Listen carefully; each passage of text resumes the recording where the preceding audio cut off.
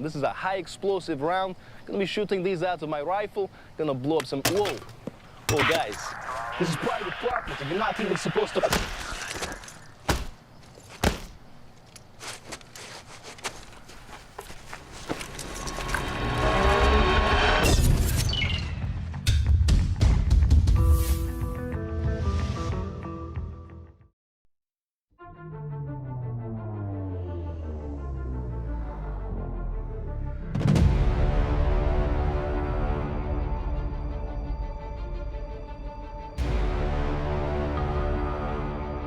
Chiz made a good point. Chiz is like, you haven't even told the stories about when you were in jail, and those are some of my favorite stories ever. It's like, do you have any that you would feel comfortable saying right now? I think, I don't want to put you on the spot. I was just yeah, curious. I don't know.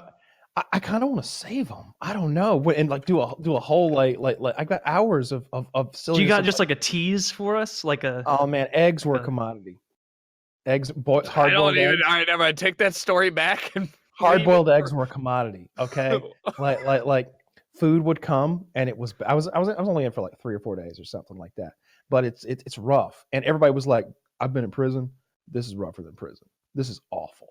He's like, in prison, we get to go outside for like 2 hours a day. We get this, we get that, we get that. He's like, you see that cooler of water over there? We had to strike for that. There was a hunger strike to get that water. And I'm just like, shit. All right, well, I'm glad y'all did that for me. He's like, shout out to you guys one time. Solidarity, brothers. And then like it's like mixed. It's white guys, black guys. We're all wearing our orange jumpsuits, which are a little itchy, by the way. I'm gonna be honest. I'm sure they don't have fabric softener thrown in. I doubt it. A lot of starch. Yeah. The beds fucking suck, and they're like, I've been in prison. The beds are so much better. The beds are so much better. I'm like, yeah, this bed does kind of. It's like this thin, like roll up, like pad you throw onto like a metal bed, and the pillow is so thin that you've got to like fold it twice to get a pillow, like enough pillow to put your head on. And is it cold? Oh, it's cold. Oh, it's cold in there. Oh yeah. Oh, absolutely. But then it'll get hot, and there's no way to get cool again. So I've got like my orange jumpsuit buttoned down to like my belly button with like my chest hair hanging out, and I'm sitting over there like. And now you're worried about being too attractive for yourself. No, that's not an issue. That's not even tying it up like a Britney Spears look. Yeah. Oops. No, I didn't shit the whole fucking time. Like I've been there for 4 days, haven't taken a shit. Because the food is so awful. Someone said that they had like a 37-cent a day like budget for each prisoner's food, and I was like, I believe it. What was the food like? Like, what kind of shit did you get served? I feel like prison. It was gruel, gruel all day. Gruel. It was breakfast would come slop. Breakfast was oatmeal with nothing in it, just kind of spattered onto a tray. A hard-boiled egg. There was hard-boiled eggs at every meal. Hard-boiled egg. There was like 2 sausage links that were like your pinky finger, and they were all like dried up and gross as fuck. And I'd rather they were the best overcooked thing. Yeah, they were the best part of breakfast. That's what I ate. Some days there were grits, some days there were oatmeal. I preferred the grits because you can salt. Shout and out pepper grits. those. Yeah, you can salt and pepper those, but there was no sugar or butter or anything like that for the oatmeal. Yeah. Every meal had the same beverage. It was Kool-Aid. Okay, you had Kool-Aid in a very small cup, and it was like, this is my cup of Kool-Aid for the next 6 hours. Once it's gone, it's gone. They don't have free refills in jail? No. So it's like, there's a little. I think it's berry. Is that berry? I hear grape. I hear tomatoes grape. Sipping on our fucking Kool-Aid. Prisoners are all cool as shit, right? Like everybody's cool as shit. There's one child molester in the group though, and we all know who he is, right? Word gets passed around. That old motherfucker down there, and because there's like levels, and I'm up in the high level. Like I wanted to get up high because it was cooler up there. Not like temperature wise, it was cool. It was like being in the back of the bus in high school. Yeah. Yeah, Like, just the highest stuff possible, yeah. In prison for 3 days and you're working out clicks. Absolutely. He's gonna be fine. That's what I'm saying. He's gonna be fine. Oh, yeah. People were giving me candy bars and shit. Like, hey Kyle, you want a Snickers bar? You want them 3 Musketeers? Snickers. They're hooking me up with candy bars. I'm like, you want me to put some money in your commissary fund when I get out? And he's like, nah, I got plenty. Dude, don't they say that in jail where they're like, don't take candy because somebody's going to come to you and be like, hey, now you owe me your asshole? I think they do say that, but this was jail, so not prison. So this guy was like, okay. nah, man, I just got plenty of candy bars. You remember me, right? Honestly, I'm not hungry. Yeah. Nice. I just got extra I'm in candy here bars. for a DUI. I just really No, everybody's in there for the same shit. Like almost like there's a child molester. There's one guy that I was in the initial holding cell. Molested kids? Yeah, he got caught with an 8-year-old girl with her panties down. He was. There was one guy who was not me. No, you did not me. You just said everybody. You know what I was the in same for. shit, and then you're like, yeah. So there's a child molester. No. What I said was they were all in for the same. 99% of them in there are for marijuana or methamphetamine, and so everybody's just kind of got the same like, yeah, I don't know, fuck me, right? Bernie Sanders, 2020. Everybody's kind of got that attitude. But there's the one guy that I was initially brought in with, and he and I are in this cold ass holding cell, just chilling together, waiting to get processed and put in. And he's like 42 years old or something like that. And I'm talking to him like what'd you do? Well, they said I was stealing out of my neighbor's shed. I was like, well, what were you doing? He's like, I was stealing out of his shed. I was like, how'd they catch you? He's like, well, they caught me breaking into his shed. I was like, open and shut case here. I was like, what'd you tell him? He's like, I ain't told him nothing yet. I don't know what to say. I'm like, tell him you needed to borrow a shovel or something like. He's like, yeah, I'll tell him I needed to borrow a shovel. Mikey will believe that. He'll tell him he'll call off the hounds. I'm like, all right, well, I'm gonna do well in here. I'm gonna get half these guys off. These guys are retarded. You just have like common sense takes, and everybody's like, "You talked to Kyle yet? He's sage as a motherfucker." It's gonna be like, give me your Kool-Aid, your little 3 ounces of Kool-Aid, and I'll get you out of jail. I got a big pile of eggs in front of me. Just a hat full of eggs. Just a hat full, like 3 dozen hard-boiled eggs in a lineup. And you're sitting on like a couple of Twinks on all fours with your leg up, and you're just eating hard-boiled eggs. Tell me again. If you want my advice, it'll be 6 ounces of what is today's special? Berry. Oh, jeez, I don't know. Seriously, that's my entire berry allocation. So one day we got. Oh, go ahead. Sorry. One day we got rec time. Right, we get to go outside and play basketball in a cage, and so we're out there playing basketball in a fucking cage, and I don't want to play basketball. Whatever. I'm sitting on the sidelines just chilling with like 3 other guys, and we're watching some of the other guys play basketball because there's like a Nurse Ratched in there who's like, no aggressive play. He's like, we can't even do layups. What? She wouldn't allow layups. It's. She was like, no body. Don't get aggressive. She's like, you can play horse or you do free throws, and that's it.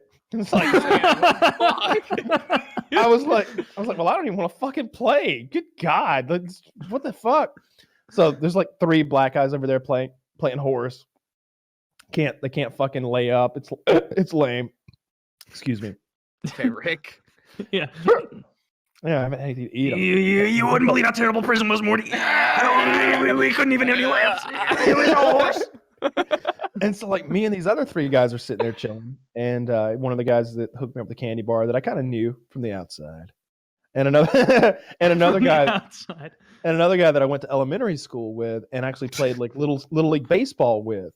And he's a black guy. He's been reading his Bible the whole time, all solemn and shit. Was fucking flipping through that thing over there, reading up. Also weed. And the guy that gave me the candy bar, he's a white dude, and he's about my size, I guess. And I knew him. Like he's like the boyfriend. It's like I got a friend, and that friend has a sister, and that sister dated this guy. Okay. I saw him around, enough to know his name. And like, I'd hung out with him, not like go to his place and hang out, but like I'd been with my friend, he'd been around, and we chilled out and like talked outside and stuff like that. Like, I knew him. And so me and these 2 guys are sitting there, plus a third guy who's one of the black guys that I had met in there, who's a nice guy too. And somebody was like, see that motherfucker?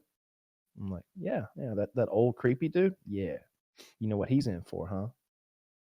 I don't know shit, man. We've been here 2 days. I'm hoping they get us some peanut butter tomorrow, though. I'm hungry. He's a child molester. He was pretending to be a plumber, and the guy caught him with his daughter in the bathroom with her panties down, 8 years old. And I was like, fuck. It's like, yeah, we're gonna get that motherfucker. I was like, yeah, I don't like that shit. Like I'm already like folded you're wearing like if I get a couple punches in, that's like what, 2 weeks? Like, is it worth it? I get a punch or child molester, like, yeah. No, I'm not looking to do anything, but I'm going along. I'm like, yeah, I hate that shit. That's bullshit. Everybody else is in here for some regular old shit, you know.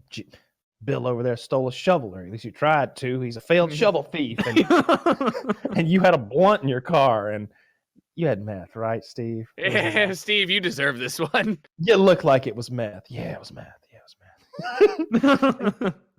But this guy over here, this creepy motherfucker, he's in for child molestation. And like, I got released like the next day, but they were plotting to get that guy. But I don't think anything was going to happen. It was more like, fuck that guy. He's a piece of shit. Don't talk to him. And like, don't share eggs with him or anything like that. don't share I don't eggs know with if a you were pedophile. trying to- Do people bully the pedophile? Like, that's my egg now.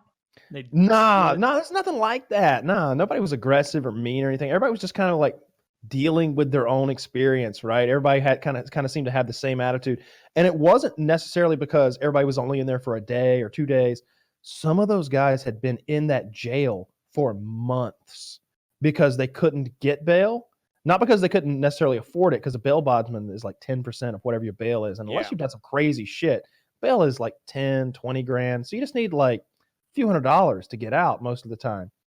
This guy, he was like, look, I'm no expert in the criminal justice field, clearly. But this guy, he was like, you know, if you ever make it up to Boston, Massachusetts, you're free and clear. They got no extradition in Massachusetts. That's where I was trying to go last time they got me. I was like, what? He's like, yeah, I was trying to. That's why they won't give me no bail. I tried to escape. I run for it. They gave me bail, and I was gone. Boom! I was out. I was halfway up to Boston, and they caught me, and now they won't give me no bail. I'm like, well, how long until your court day? Oh shit, August or something. It was like 6 months from then. I'm like, how long have you been in here? He's like, about a month and a half or so. It ain't so bad though. You know, they feed us pretty good. Can I have one of your eggs? And I was like, yeah, man. I don't like hard-boiled eggs. He's like, oh, you will. You will. Cracking it open like Gollum. So thankful for this egg. Like Gollum. Dude, the fact that they're like just enjoying hard-boiled eggs. Arguably the least tasty way to make an egg. Yeah, I make that shit when I'm like not trying to get up in the morning and do anything. I'm just like, well, it's in the fridge. Like, better pop a couple of these in my mouth and I'm good. Yeah. Like, oh, man. nobody's like, So thank God what for this. were eggs the main bartering food? I think candy bars probably would have been. There wasn't any bartering really going on. It was just that like the thing about the egg was it's hard boiled, so it'll keep. Not for days, obviously, because it's a fucking egg. But like you can have an egg at breakfast and you can put it in your little container. We all have like these little plastic containers where all of our shit goes into. That's our container. And like, you know, if you need a snack later, grab your egg and you got your egg. It's not like there's power bars floating around necessarily. So it's like you can't save your oatmeal. Right? You can't save shit like that. But your hard-boiled egg, that's good till lunch. You can have a big lunch if you're not into breakfast, you know? What was the big shit you could get at the commissary that everybody wanted? Like, what kind of options do they have there? I was told there was like Kool-Aid powder and all the candy bars you could want.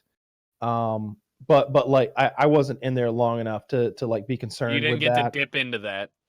No, and like my prison number didn't work on my bracelet or whatever, and that's how you like do all that shit. So like I didn't know how to make phone calls for like the first day or two, and I didn't know how to, and so that would have also been used, I think, to like get into the commissary and like buy stuff. But I had no idea how any of that worked, and I didn't feel like asking. I was just like, hopefully I'll be at her, you know, soon.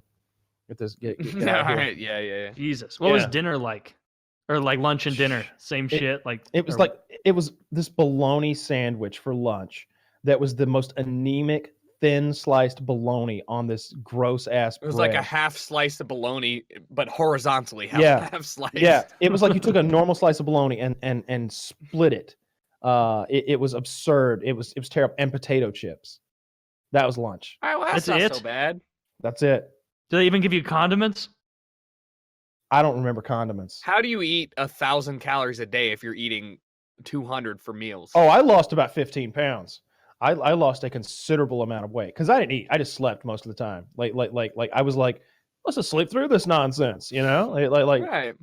I was like, you know, wake me if they need me, and occasionally they would. I'd have to do a thing, but like for the most part, I just like slept and like wrapped up. I took my pillowcase off the pillow and wrapped it around my head like as a blindfold, and just slept as much as I could to like just, you know, nap through this whole thing. And I'm pretty good at day sleeping. I can sleep a day away. You can knock it out. Yeah. I knocked that right out. And we had television. I forgot that we had a TV with CNN on, and we could pound loudly on the plexiglass and be like, channel 32. Do it. But he'd be like, all right, changed it once this hour. It's like, Jesus Christ, dude, you're literally operating a remote control and you're in a bunker over there. Like, what else are you doing? Like, what a fucking douchebag. Didn't want to change the fucking channel. And but what were the shows they wanted to watch? There was some reality Days of Our Lives. Prison Break. No. Yeah. Like mostly CNN, because the Korean Missile Crisis was going on, and Kim Jong-un was occasionally like launching missiles over Japan and shit like that. So that was like the news of the day, and we were all pretty into that, and you know, discussing it. What else are you gonna do? And then at night, like at prime time, they'd play like the local news, and because some of these guys would be on it. And then they would play like Dancing with the Stars or something like that, like some reality show nonsense. And but I mostly it was mostly CNN, the way I remember it. Doesn't sound so bad. Jail doesn't sound nearly as bad. Maybe I'll stop in sometime. That's what I was like. Maybe I'll just try and see what's up. Maybe I'll make some stories of my own. Yeah, maybe I'll loiter a little too long somewhere and find myself. I don't know. I feel like I'm not built for jail. You know. Oh, you're built for it, my friend. I'm built for it, but not in the way that I want to be built for jail. You know what I mean? Well, you're a runner. Perfect. You know, they're like, "Hey, Twinks are in this season, huh?" I'm like, "Yeah." We had the way I remember, we had 2, maybe 3 showers, and they were like in the cell block. Like there wasn't somewhere you went to shower; it was like there. And then there's like 2 or 3 toilets by that with like a little cubicle wall between them. But I was like, you know, I'm not that dirty, and I do not have to shit. I'm just gonna chill. You didn't shower or shit for 4 days? 3.5 days. Yeah, about 3.5 days. What the fuck? And I had not showered the day that I went in. It was yeah. That's gross. You should be put back in there for that. But I'm in air conditioning the whole time. I'm not sweating. I didn't stink on it. I got home and I was like, do I need to shower? Nah. No, I showered. I showered immediately. Yeah. I showered immediately and I had a nice shit. Yeah. I don't remember if I shat because I just hadn't been eating. I just hadn't been eating anything the whole time I've been in there. If you're not eating, then it makes kind of... Yeah, I had just had a little bit of oatmeal. Like I literally have like 2 bites of oatmeal. And be like, that's enough. Because I'm not burning any calories either. I'm just sitting, all day, just sitting watching TV and sleeping, and talking to those guys because they're. It sounds weird to say they're nice guys, but they really were. You know, they were all in there for, most of them were in there for nonsense things. Almost all of them were non-violent things. And like one of the guys, like literally the one guy, he's like, I had a blunt in my car, and the other guy was like, yeah, I had a little meth in my system, and I was just like, yeah, okay. I was like, right here. You're also taking these guys' word for it. Well, one like, I only had a blunt. Well, to be fair, it was weed that was going to be rolled into a blunt, and by blunt I mean 2,000 to 4,000 blunts because it was 10 pounds. Well, like the thing about it was like they had no reason to lie to me because like we're like in a cell block in a corner, like locked up, and you know they would tell me other things, and I was just like, what if they think this is good for credit? Can I tell somebody about this stuff? No, but they would, you know, they would tell me stuff that they were gonna do in the future, and I was like, don't do that. Don't do that. Yeah. He's like, when I get out, I'm gonna do this and that. I'm like, no, don't. Bad idea. I don't think you're shaped up for a life of crime because you're here. Well, we've all failed out very early in our criminal careers. We won't make it. We're not going to make it in Oz. We're going to get a swastika tattoo on our asshole on the first day. He's like, when I get out, I'm gonna do that. I'm like, no, don't do that, man. That's worse. That's worse than what you're in here for. Don't do that. He's like, is it? I'm like, yeah, don't do that.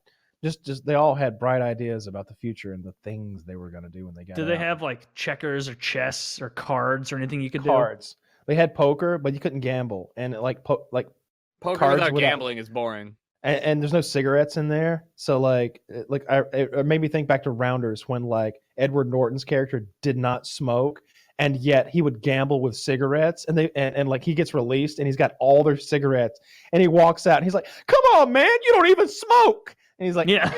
And like as soon as he gets outside the gate, he tears the cigarettes in half and throws them away. Like he's such a piece of shit. He's like, winner takes all. Yeah, there's nothing to gamble with in there except for eggs, I guess, and nobody's gambling. I love it. Gambling with eggs. Incredible. Yeah, we didn't have enough eggs to gamble with. So yeah, there was no real gambling to be done. It was mostly just CNN. Eat your sounds oatmeal. Boring. Doesn't even sound like remotely enjoyable. No, I think it doesn't sound bad. It just sounds boring. You know what I mean? That's exactly what it is. It's extreme boredom. And there was a lot of chatting. I'd talk to these guys about what they were doing and what they'd been doing, and like. Especially the guy that I went to elementary school with or whatever, and used to play like little league baseball with, and just talking to people about what just talking. There's nothing else to do. Because what else the fuck are you gonna do? Nothing to do. Damn, pretty boring. But again, it made for a couple of good stories here, and I'm trying to think if there's anything else that's of note that we did in there. I don't think so. The whole thing was silly. Oh, I'll wait till Taylor gets back to talk about do we have any more ads, Chiz? Am I skipping anything? I don't think so. Yeah. There were yeah, I think I did. There were a few different guards, and they'd be on shifts, right? So we get to meet them all throughout my stay anyway. And I got to learn like which ones are liked and which ones are disliked. Like, what makes a good guard versus like ones that just like reciprocate friendliness, or like some of them are just jerks and like kind of abuse their power. They're just rude or whatever, or like they won't change the fucking. We're talking about. Oh wait, till he gets his headset on. Where I was talking about the guards and like the different hierarchy of the guards. Like there was one guy that they called Barack Obama because he was like a clean cut black guy who kind of sounded like Barack Obama, I guess. And I immediately made him my friend. I was like he had to take me somewhere and like bring me back. And I was like, all the other guys in there, they got a lot of respect for you. He was like, for real? I'm like, yeah. For real? Do you really mean that? Do they like me? Yes, Barack. I said, they call you Barack Obama. They admire you. They say that you're firm, but fair. Well, like, I was born in Kenya. It's like, wait, what? He's like, that's good to hear. That's good to hear. That's nice. But then there was like a white lady who was just the worst person ever. She's just so rude. Just like, you up there in that bunk bed. Get down here. You sleep down here. This guy's sick. He needs to be up there where it's warm. And I was like, fuck you. I've been in this bunk bed for 48 hours now. This is my bunk bed. And I was all right, go downstairs and sleep in the cold. And like, but then she gets off, and I'm like, I go back upstairs. I'm like, hey, I want my bunk bed back. And the guy was like, all right. I didn't want to be up here anyway. Like, yeah, I heard you were messing with my friend Kyle's bed. I'm here for it. Yeah. Oh man, I love it. That's really fucking funny. It seems like was she fat? I picture fat. Mm-hmm. Okay, I'm Chunky right on board. Lady. Typical. Give them a mention. They'll take a mile. Yeah, where it's like she had to feel like overcompensating the whole time of like they all know they can take me, so I got to be twice as cunty to make it to be authoritative. I had these shackles on at one point, like full crazy shackles, like I was Hannibal Lecter. And the guy's like, hey, they had to like move me somewhere. And the guy's like, all right, chill right here. And he put me in like this little cell. I got to do a little bit of paperwork and then I'll grab you and then we'll go to where we're going. And like, but he didn't like lock one key lock on my full like shackly thing. So I was able to like slide everything out and be completely free again. So when he opened the door, I was like holding all the chains and cuffs in my hands. I was like, I'm not Houdini or everything, but I am free. And he was just like, what the fuck? Oh, Chiz asked, Kyle, were you wearing anything particular the day you were brought in? Yes, I was. I had on a pair of novelty underwear. Were they MeUndies? No, they were not. Because MeUndies does not make a pair of underwear with an elephant face on the front and a trunk to put your cock in.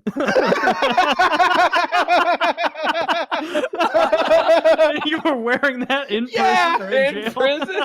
Yeah, I'm wearing shit. these yellow boxer briefs with an elephant's face on the crotch, and his trunk is my cock. Like it goes down into like a whole like trunk with my cock in it. And so like when I was first like getting into my jumpsuit or whatever, I was like, you're supposed to be naked in there, or maybe in your underwear. I don't remember which, but I was like, hey man, I wore some silly underwear. You think I could just keep my basketball shorts on over here and just nobody will know? He's like, what are you in for? I told him. He's like, you'll be out in a day or two. Yeah, no worries. Don't worry about it. That's more for people who's gonna be up in here. And I was like, cool. So I had like, and so, but then when I was like getting, so you out, had your cock in an underwear elephant trunk, unshowered for almost 4 days. yes, I did. That's so vile. It probably smelled horrific. I burnt that underwear. Like never again. Nobody would have cared if they'd seen the underwear. I'm telling you, this is a bunch of country dudes who are just like in there for fucking DUI and pot and meth and a little bit of shovel stealing. Yeah, and then the one rapist. And that one child rapist.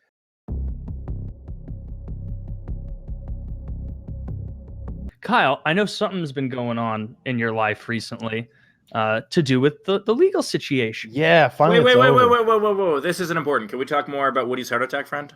Yes, back to that. He's important too. Do you know how many people watching this show have been like, how the fuck are they not talking about this yet? Yeah. There's timelines in the description. Use them, people. That is because all the comments pour in about the first hour like of the show the most. That is going to be the biggest comment Steve's right, where it's like, when the fuck are they going to talk about Kyle's legal It's thing? in the title. You know it's in the title. It's going to be one of the things. So Kyle, break it down for us, whatever you're comfortable going into the funny parts, the scary parts. But as a producer, we really should have held this to the last hour. Kyle, can you do the fast forward version of what they accused you of? Because I still see a lot of people say, hey, wait, Kyle had a legal issue? Yeah. So there were a bunch of charges at first, and most of them were nonsense. There was a charge that said I had a gun with a destroyed serial number. That was a gun that had been coated, painted with like a pretty design on it, and 2 of the serial numbers were kind of hard to read. You literally scratch them and you could read them. But like destroying the serial number on a firearm is like a 10-year federal like mandatory sentence. So like they lump stuff like that in. These were guns you bought brand new from a gun store normally and then had professionally painted. Yeah. So this wasn't like a wacky thing. This isn't one of those deals where I like paint a gun like green and red in my backyard. This was a professional job, and they did a bad job at it. And so like they lump stuff like that in with possession of marijuana, and just made it so that I really had to do a plea deal and just plead guilty to possession of marijuana with intent to distribute. And the intent to distribute thing, even the judge today was like, so was he selling marijuana? And they're like, no, absolutely not. This is, the prosecution's like, no, he wasn't. No. Was he shipping it? Nope. Was he trading it for favors or influence? Nope, not at all. Never did that. Was he going to parades and releasing it over the crowd? Like what? Nope. But the Joker shit. But Exactly. but we're quite sure that women would come to his house, his girlfriend even, and smoke a joint with him occasionally. And so that was distribution. So the judge was like, so he was like a good host? that is not what the judge said. No. So you're saying he was a polite person? I would go so far as to say considerate. We're going to charge you with 3 counts of being considerate. Yeah, which is a felony in Georgia. Yeah, so like I was glad that like that was part of the hearing today, where he was like he made sure that she explained that, and she was like, yeah, no, he didn't sell it. He's not a drug dealer, but he did share it with women from time to time. And just so everyone out there knows, you know, if you're ever in a situation where there's some marijuana, if you share a joint with someone, you just distributed marijuana. So that's crazy. What a great excuse for not giving someone your pot. You said it, not me. Nah, dude, sorry. So I don't need extra charges. Can you explain how sentencing works? Because I was very surprised to learn that your gun collection, they tried to combine it with marijuana and make it a really worse thing. Before you do that, I like the idea that like she's basically saying like you tried to ply women with marijuana. No, that was not what she said. It was just that like people would come to my house and they would smoke marijuana. But you would but the idea is that she was trying to get at the fact that like you having marijuana is part of why girls came over. My lawyer essentially said that. He was like, first of all, these friends were ladies. I was just like, I'm looking at her and the judge just gives you a high five. Yeah, I really, and just a little sidebar here, a little core humor there for you. Nice. If anyone finds himself in a similar situation that I was in, and they're in the Atlanta area, you know, hit me up, and I guess I could refer you to an attorney. I really thought that my guy did a good job for me over the last year and a half that this thing's been going on for. Seems like so long ago. This started. Yeah. Sometimes it comes up and I'm like, they're still mad about that. Yeah, they're still mad about it. Yeah, you know, it's that's part of the legal system. If you wait long enough, they just go, eh. Yeah, you know, bygones. In some situations they do with statutes of limitation, but this isn't one of those situations at all. That doesn't apply here in any way. What's the statute of limitations to fake pot charges? So Kyle, the guns combining with pot use became a weird thing. So there's like federal sentencing guidelines. We've all probably heard that terminology before. And it's like this sliding scale of like a point system. And it's like, oh, you did a good thing, 2 points off. Oh, you did a bad thing, 1 point on. And the things that took points off for me were, you know, I have no criminal history whatsoever. What was another one? So wait, it's like a fucking driver's test? Kinda. And the more points you get, the more time you can do. Are there like multipliers? Yes. Huh. On the left, there are numbers that go from like 1 to 50 or something like that, and just to the right of those are how many months that's recommended that you do in prison. And so I started out at 31, which is 31 points. Yeah, I don't think people recognize how outrageous that is. That is a really, really big legal problem. It's like 35 years in federal prison. Jesus fucking Christ. Well, that's also. But did you guys listen to season 3 of Serial? You're really going to interrupt his story for okay? No, because they take you through the court system and how pleading, how basically they lump all these false charges on. And not only that, but they charge you twice for the same thing. Like they'll be like possession of a firearm and also possession of a weapon. And it's like, that's the same thing. And possession of a firearm by a drug user. It's like, wait a minute, am I getting charged 3 times for one gun? And and they do and the reason they do that is so that by the end, they're like, you're facing 31 years in prison. And you're like, all right, I guess I'll plead to 2. And really, they just wanted you to have 2 in the first place. That's absolutely the situation. And what it was in my case is that it didn't make any sense to go to trial and potentially face all that craziness, the level 31 stuff, it made so much more sense to just plead guilty, even though I really disagreed with the distribution charge. That seemed wrong to me. I'm not a legal scholar or anything. And then, there were a lot of inconsistencies in the whole case, the way the search warrant was obtained and some stuff like that I won't go into, but it wasn't, I could have won if I'd taken it to trial, but the risk was absurd. You could have lost. And Yeah, that you was also the could have lost. And situation. Yeah. So you were FPSRussia, which meant that you owned a lot of specialty, interesting guns, silencers, and short barrel, all licensed, all completely above board. Yeah. But in this context, they became like extra big problems. Can you explain? Well, at first, that was adding on like 8 points, which is a lot. For owning legal guns? Yeah. Yeah.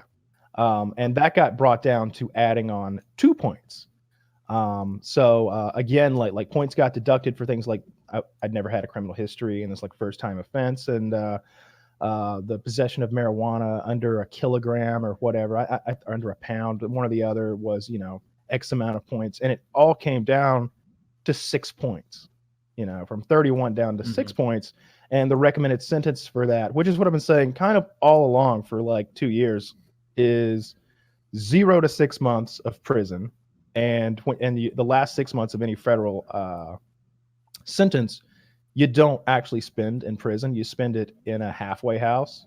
So yeah, it's kind of like a dormitory that you sleep in at night with some other cool guys, I guess. And you have your, with all the people you've been making fun of for years. Yeah. I'm sure I'll make good friends there. And you get your days to Heard yourself. what you were saying on the podcast. But you get your days to yourself, and you're not like locked up. They're just keeping tabs on you for a little while. And there was a maximum of, I think, maybe $9,500 they could have fined me, and it was up to 5 years of probation, which is pretty annoying. That much probation. That's a long ass time. What does that mean? Does Like, you probation couldn't include leave- drug testing? Yeah, I think so. Yeah, I Okay. think so. And so we went in today, and I got there at 9 a.m. to Athens, which is like Rack a of 2-hour dawn in drive. Kyle's for me. world. Yeah. Yeah. I got up at 5 a.m. I got That up is at early, 5 yeah. a.m. I And, probably wouldn't have slept at all. I would have been so nervous. I slept pretty well, honestly. Like I went to bed at like 9 p.m. It was I all the would be- pot that helped him sleep. Get out of here. Get out of here. Fuck off. Not a funny one, Steve. Not a funny one. No, it wasn't. No, it wasn't. Anything of the sort. It was my wholesome nature and melatonin. my love of Jesus Christ that helped me sleep well. Hey, cool kids, gather around. Let me tell you about Jesus Christ right now. I've been taking random drug tests for 2 years now. I'm clean. and so I got up at 5 a.m., got there at 9 a.m., and my lawyer's not there. And I'm like, and see, there's no way to really coordinate with the lawyer, because as a lawyer, he won't answer the phone when he drives. I understand that. He understands it's a crime to do so in this state. And he's got a long drive just like I do. And I'm not going to call him at 6 a.m. And so I can't call him on the phone. I can't take my phone into the courthouse, because I'm a defendant. One of the interesting things. I didn't even know that. Yeah, you can. One of the interesting things throughout my whole legal process is I've got a very nice suit that I had made, and every time I go into any courthouse, lawyers on the left, and I'm like, no, I'm not a lawyer. Really? What are you doing here? Wait a minute. Are you that? You look familiar. Is that your that hitman internet suit? guy? Yeah. That's literally what happened at the federal courthouse. Both times, the metal detector guy recognized me, and then we ended up watching videos, my videos with the metal detector guy, having a good little chat. So I get there. Please tell me he was like taking selfies of you, and he's like, but not with your phone. You're not allowed to have that. Yeah. I get there, and I go up into the courtroom, and I'm there before they even unlock the doors. I'm ready to go here. I don't want to be late. There was an incident a few months back where they didn't notify me that today's my court day. And so I just get a phone call at like 10 a.m. and they're like, hey, you're supposed to be in court. And I'm just like, what? What do you mean? No one told me. And I had to like rush and drive 2 hours. But they were told that I wasn't notified, so it was all good. So the court opens up and I go in there, and I'm going to be the last guy on the docket for the day. So that gives plenty of time for my lawyer to get there. And he does eventually, although I'm very nervous because court has begun by the time he gets there. And today was mostly sentencing. And so there's this big chorus, I'll call them, of people in orange jumpsuits and shackles over there, kind of like a, sitting in like a choir formation. I want them singing now like it's Sister Act. Like about how many people are in front of you? Like 10, 20, 30? I would say eight or 9 people. And so I get to watch each of their cases go. And the thing about it is, like, they go up and the prosecutor is like, they tell you what these people did. They're like, if the person pleads guilty, like the whole spiel is, they go, if we had proceeded to trial, we would have proved beyond a reasonable doubt that so-and-so did this on this day, and then this happened, and then this happened, and they really lay out what these people have done. So the language they use to lay it out, is it half legalese, like strong arm burglary or this or that? Or is it more like, she was 78 years old, he tied her to a chair with telephone cord, like descriptive language? They tell a story. And so Woody wants to know how hard to get. You can't get any more. And so this Mexican guy goes up first, and my lawyer's sitting next to me at this point, and he's pleading guilty. He's pleading guilty today, so he won't be sentenced today, but he's pleading guilty. And she starts explaining what this guy did. He had driven like 150 gallons of liquid methamphetamine from Mexico to Atlanta in exchange for $12,000 in the diesel tanks of his big rig. And then he was having 2 associates separate the diesel from the methamphetamine at a residence. And they go into all this detail about like how the investigation went down. And I'm like, I'm interested now. Like this is some crazy you're stuff. invested in this story. This is Breaking Bad level. Yeah, and, you're like, what happened season 2? Well, I may have to go back in October. Javier doesn't get to appear in season 2. Season 2 happens in prison. Javier is going to be seeing season 2, season 3, season 4, season 5, season 6. He's going to be doing 10 seasons at least. And that's what she said. She's like, this carries a minimum of 10 years and a maximum of life imprisonment. And the judge is like, you understand that, Javier? And he's like, see, they got the interpreter there. They're going back and forth. And I'm like, fuck, that's rough, man. And he's like, and just so you know, I hope your lawyer has expressed this to you. You will be deported after you serve your prison sentence. Then there was this brief period of time where I think Javier and myself were like, wait, you're saying that maybe you just send me back home? Yeah. I was like, can we just skip the whole prison thing and I'll go home? I'll never come back. I'll go. I thought that might happen. And I was like, you feel bad for him, even though, he was clearly doing a bad thing. But like when he turned around to leave, his face looked rough. I felt bad for him immediately. And then 2 more illegals go up, and they're just getting like time served, $100 fine. And well, that's not what they say in the federal courtroom. They refer to them as illegals. Okay. And so they deport these 2 guys. Wait, then that seems cool.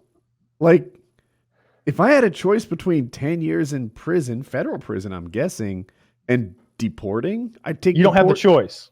Dude, if I commit a crime in France and I go into court and they're like, get out of here. Like, I want to be like, oh, thank God. I'll never do that again.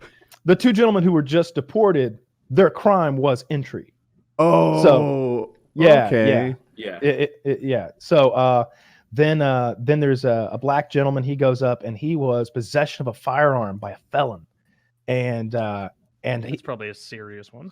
It was pretty serious because of his criminal history. He had an aggravated assault in his past, and the judge was like, "Ooh, I don't like to see violence. That's no good." And there's like, there's a 6-point multiplier here for this aggravated assault, and I'm just like, "Ooh." And was there anything you'd like to say for yourself? And I thought he spoke for himself fairly well. He was like, I've been around a lot of guys recently who aren't going to get out again. They're never going home. And this is kind of this federal thing has opened my eyes that, if I don't straighten up, one of these days I'm never going home. And the judge was like, oh, okay. Maximum sentence, 5 years. and so it goes on like that for like 40, maybe an hour. I would also love if the guy who had the possession of firearm, it's like, if there's anything you have to say for yourself, and he's like, that FPS Russia right there. Big fan. Yeah. Is that the gun guy?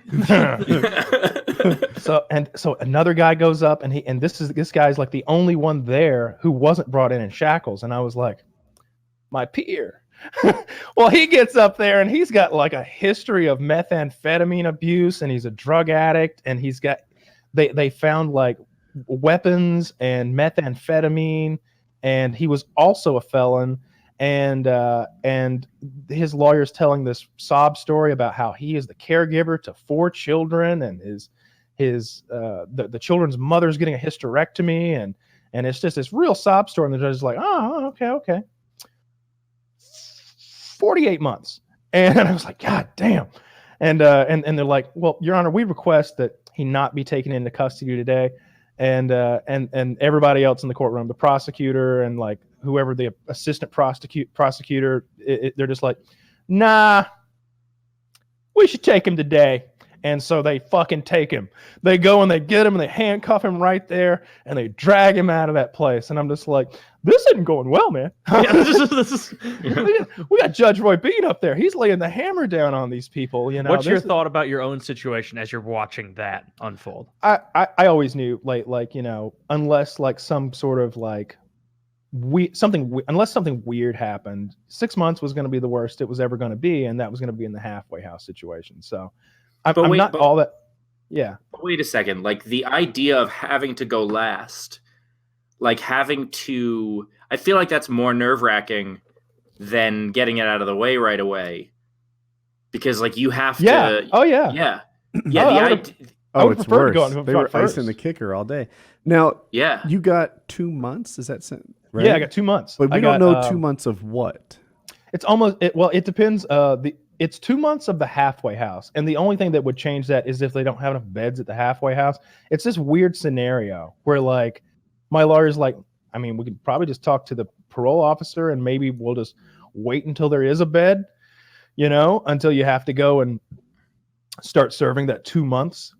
But we don't really know. Like worst case scenario, I have to go to something that they described as summer camp, which you know that's I don't know. Sounds fun. Not really. But it's Bible summer camp, Taylor. Yeah, it sucks. I was laughing to myself earlier today, thinking about the possibility of you getting house arrest for 2 months or something, and just like them being like, now you can't leave your house. You have this anklet on for 2 months, and then like 3.5 months in, they're calling you like, we do need that bracelet back. Like you know you can leave now, right? And you're like, yeah, I'll get around to it. You're just doing Postmates and Rust all the. There's a whole new season of One Punch Man out. I think maybe next week. So does the halfway house have a sex swing though, or you have to? I don't think so. I think and that's in that scenario. So yeah, I got 2 years of probation, which is the minimum amount of probation that I could have gotten. You know, he could have given me 5 years of probation. I was pretty thankful for that. The probation was the part I was most concerned about, honestly, like how many years I would have to continue to do these like drug tests and be under like the, you know, sort of have a babysitter to some extent. You've My probation officer, Kyle, you've been under probation. Am I right? Yeah. You have. It's called pretrial. It's called pretrial probation. I've been on that for. And what impact does it have on one's life to be under probation? There's drug tests. Can't leave the state without permission. My parole officer calls me maybe once every 2 months or something like that, and is like, "Hey, I'm gonna stop by, see how you're doing." He stops by and we talk for a little while. He's a big fan of cooking as well, so we usually talk about YouTube. So he goes to you every time. Yeah. I've only had to go to them the very, very, very first time, and then I have this like local to me. There's a place that does drug treatment. I had to go through a drug treatment situation. How many hours is that? Like a 1 day class or no, that was every week. For what happened was I went and they immediately said you don't need drug treatment, and they said but they did offer me help for PTSD, So I went through this whole like PTSD treatment situation with them, which was very helpful. And then the lady who was doing that treatment with me, I can't remember. There's an acronym for it. It's like EDSMR or something like that. It's a bit like hypnotism, which sounds a little hokey, but it helped. And so she retired, and so I took on a new therapist / counselor, and she was like, "That's a crime." She was like, "You go to jail for pot?" And I'm like, "I don't think you're supposed to be saying this stuff." The greatest, by the way, the greatest / worst thing about this whole thing is that in 4 years, none of this would have mattered. Like we are so close to the time where it becomes federally legal, or when enough states legalize it or whatever it is, that like you literally would not have had a problem at all. Yeah, that's definitely around the corner at some point. I would say definitely in the next 8 or 10 years or something like that. We'll see who wins the next election. That's absolutely pivotal, who wins the next election, about how fast it happens, because I think Sanders would do it rather quickly. But yeah, just to by the way, Glebe is a total stoner, just so people know. Okay. So don't throw your vote away, people. Bernie Bros, get after it. And so 2 months of this halfway house situation. Don't know when I'll have to check in. They'll call me in a month, 2 months, maybe more even, and let me know. Some menial fine, wasn't that much. Like back when it was like a level 31 fence, it was like $1 million fine. It was ridiculous. I didn't know what a halfway house was, so I looked it up on Wikipedia. It seems to involve a big therapy component. Do you know more than I do? I think if you're there for a long time, then it does. But I think with this federal halfway house situation, it's been described to me as a dormitory that I check into in the evenings. I sleep there, and then I leave the next day. Like I drive my car to this place and like sleep there. I performed in one once. Oh, but that was. What do you know about them? I performed in a halfway house. How many people were there? It was about halfway full.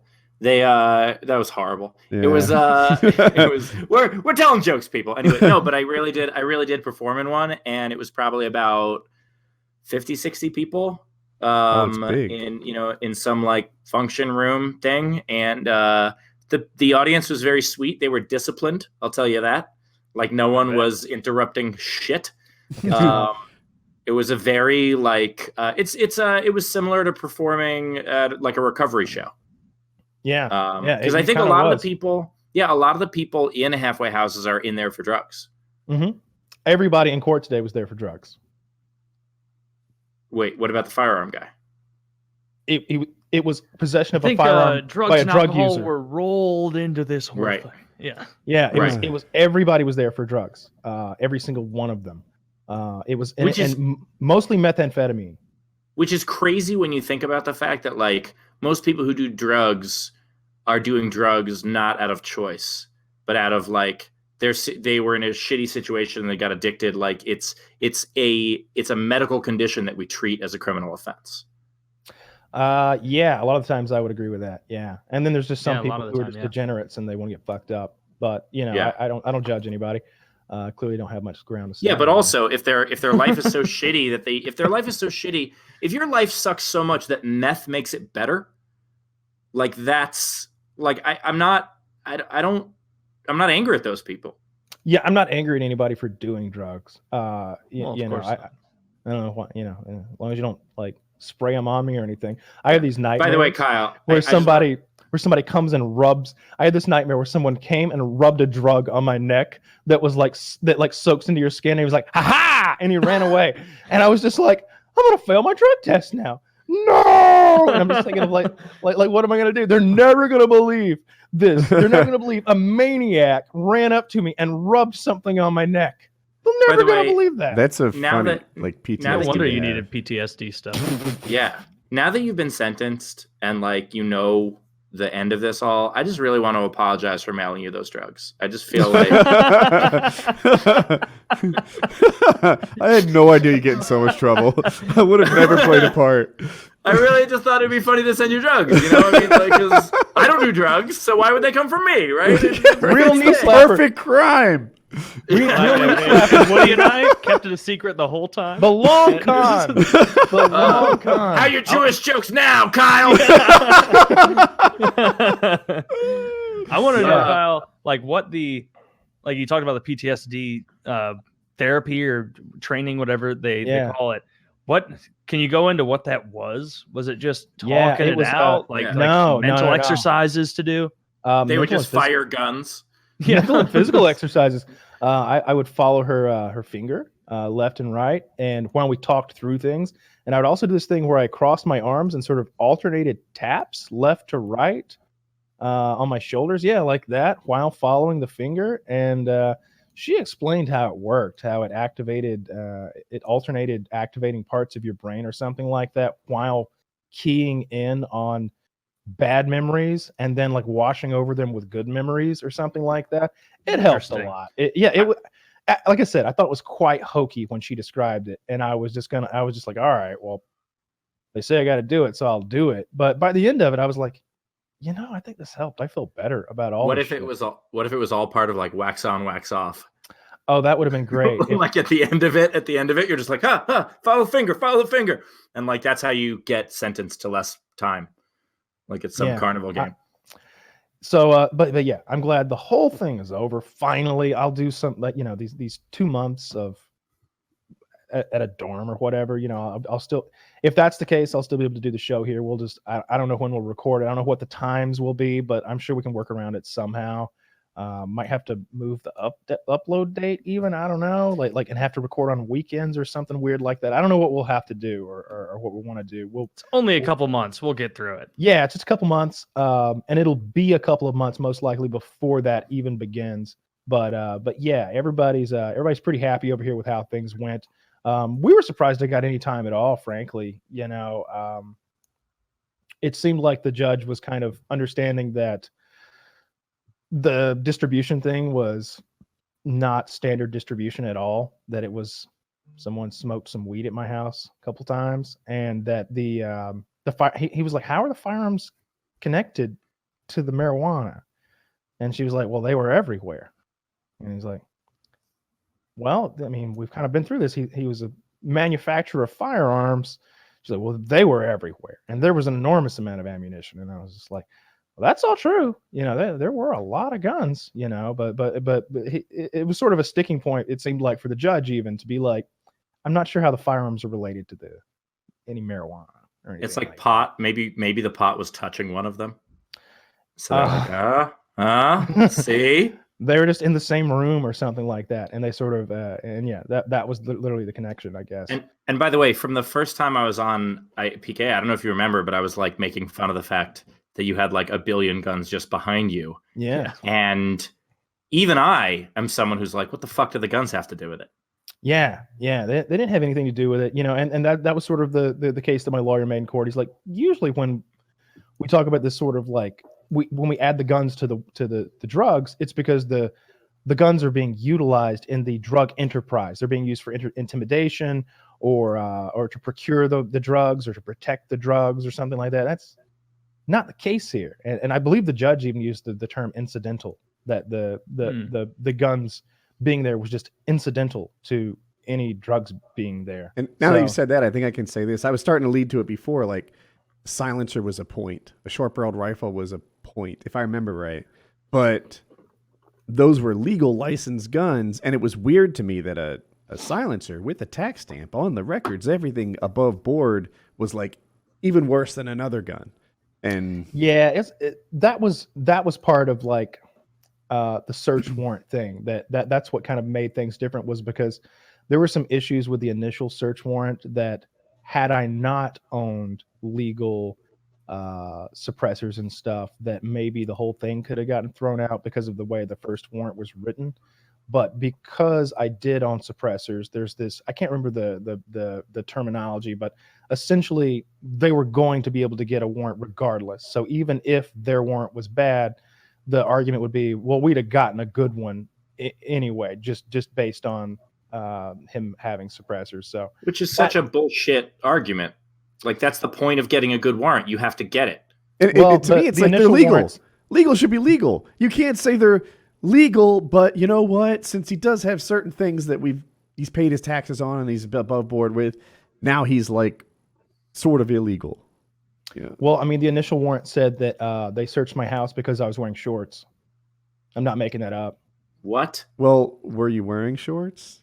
I was, in fact, wearing Guilty shorts. as charged.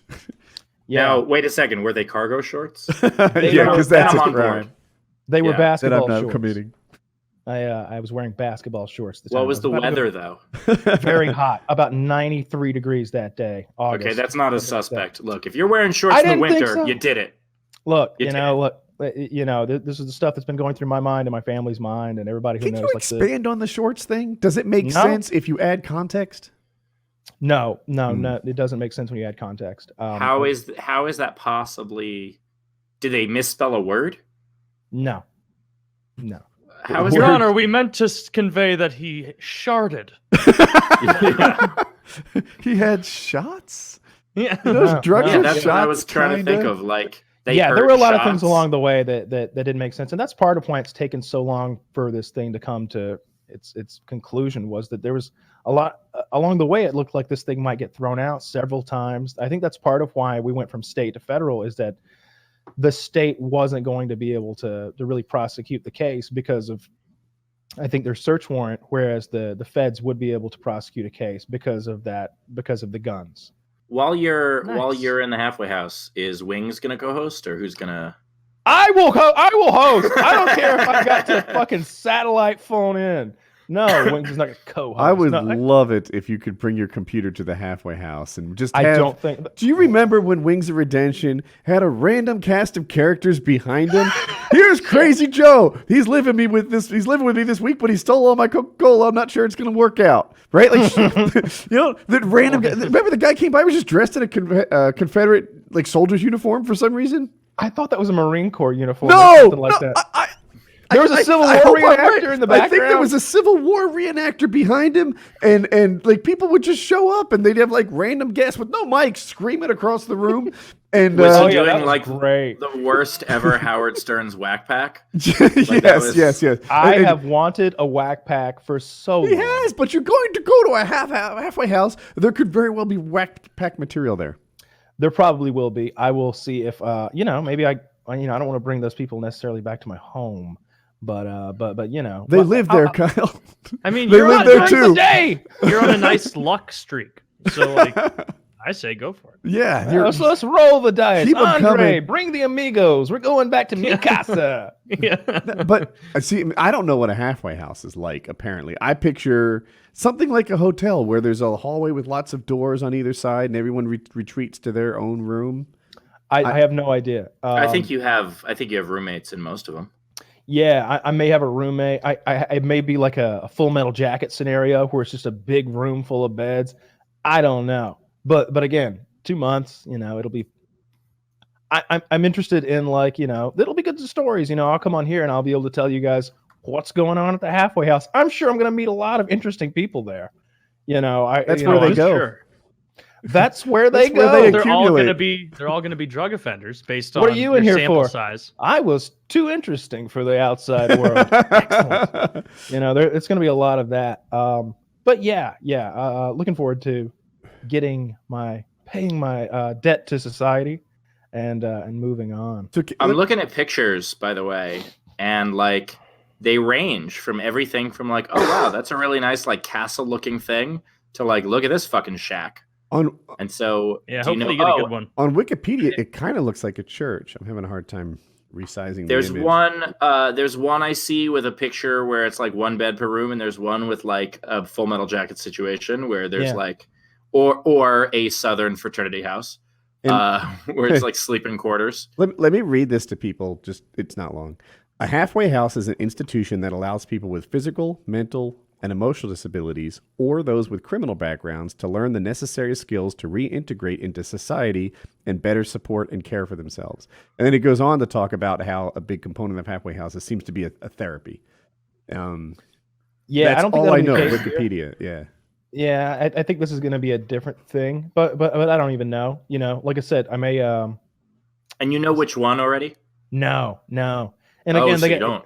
Yeah, we don't even know if they'll be able to find a bed for me. So like there's a whole like we'll see what happens next type scenario going on right now. I'm crossing my fingers that 2 months goes by. They don't find a bed, but they figure that's, it has been 2 months and your time is served. That well, I mean, I think the lawyer said that like he's like, you got 2 months, you won't do 2 months, and I was like, really? Well, all right, so. Again, time off for good behavior. Like I have no idea. He just explained that the system is so crammed full and overcrowded. He's like, if you went to prison, well, they could take you today. They always got room in prison, but not in the halfway house. If you aspire to be cool guy of the week, I would love to see a Tinder date back to the halfway house, right? That takes a certain level of... I know for a fact that's not allowed. But if you could pull that off, it'd be so legendary, right? Like it's hard to get a Tinder date when you live at your parents' house, but if you could do it from a halfway house, I feel like that shows a level of charm that's rarely seen. You just have to find, and by the way, no loopholes, no like finding the ugliest girl there. She needs to be your peer. Yeah. By the way, I'm looking at some of these pictures. Some of them look like just like the shittiest garbage dorm rooms, and some of them look like bed and breakfasts. It completely depends on which one you get, I think. This is also a quick read. New patients are admitted in individual rooms, providing one-to-one services and programming. As they become more independent, the dorms become bigger so that by the time the patient leaves, they're living in 50 to 100 person dorms. Yeah, I'm pretty happy myself. I'm just glad it's over. It's just taken so long to do. Just so long to get it over with. And hanging over your head like a guillotine for years. I can't imagine the stress. Like that was. It was actually 6 months to guillotine. It was more frustrating than anything. It was like, because there were several times along the way where it seemed like today's the last day. Today we'll sort this out today. There were a couple of times where that happened. January, not this past January, the January before that was supposed to happen. Today's the last day. We'll go in. They'll say this and we'll say that. And we'll agree to this thing in the middle. Probation, state probation. No big deal. And then it was like, we'll come back in March and we'll be all done. And we come back in March and it's like, well, might be another year. You know who you should have got as your attorney? That Johnny Cochran. But no. he's dead. Cliff Hutchinson. The dude that unavailable. flips cars that was on the show. What was his name? Vin Wiki. Vin Wiki. We'll meet in the middle one day at a halfway house. Yeah. Not much negotiation. I did get to speak before the court, I quite a bit. This time too? Yeah, every time. No panic attack this time. That was good. I didn't pass out or anything. I wonder. Did you do that? Did you do that in the past? Maybe that would be a good look. I don't know. Yeah, I have panic attacks. I don't know if it'd be a good look or not. And you clearly cannot use drugs to help your panic attacks. No, of course not. Yeah. That's what they were for. Yeah. The idea that like you get arrested for that. By the way, I know I'm giving you shit for it, and I know also like over the 2 years or so I've done this podcast, like I know we butt heads on stuff, but I genuinely, when I saw that your sentencing wasn't jail, I was really happy. Yeah, I did not think that you should go to jail for this shit. I think that it was a railroaded garbage thing. And I think it's so gross that like this is for a thing that everybody knows is not even going to be illegal in a couple of years. And it was crap. And so I'm really glad you just, get sentenced to hang out with people you'd probably hang out with anyway. I'm sure I'll meet some interesting. I'm sure I'll meet some interesting people, like that little stint I did in jail. For those 3 or 4 days, really interesting people in there.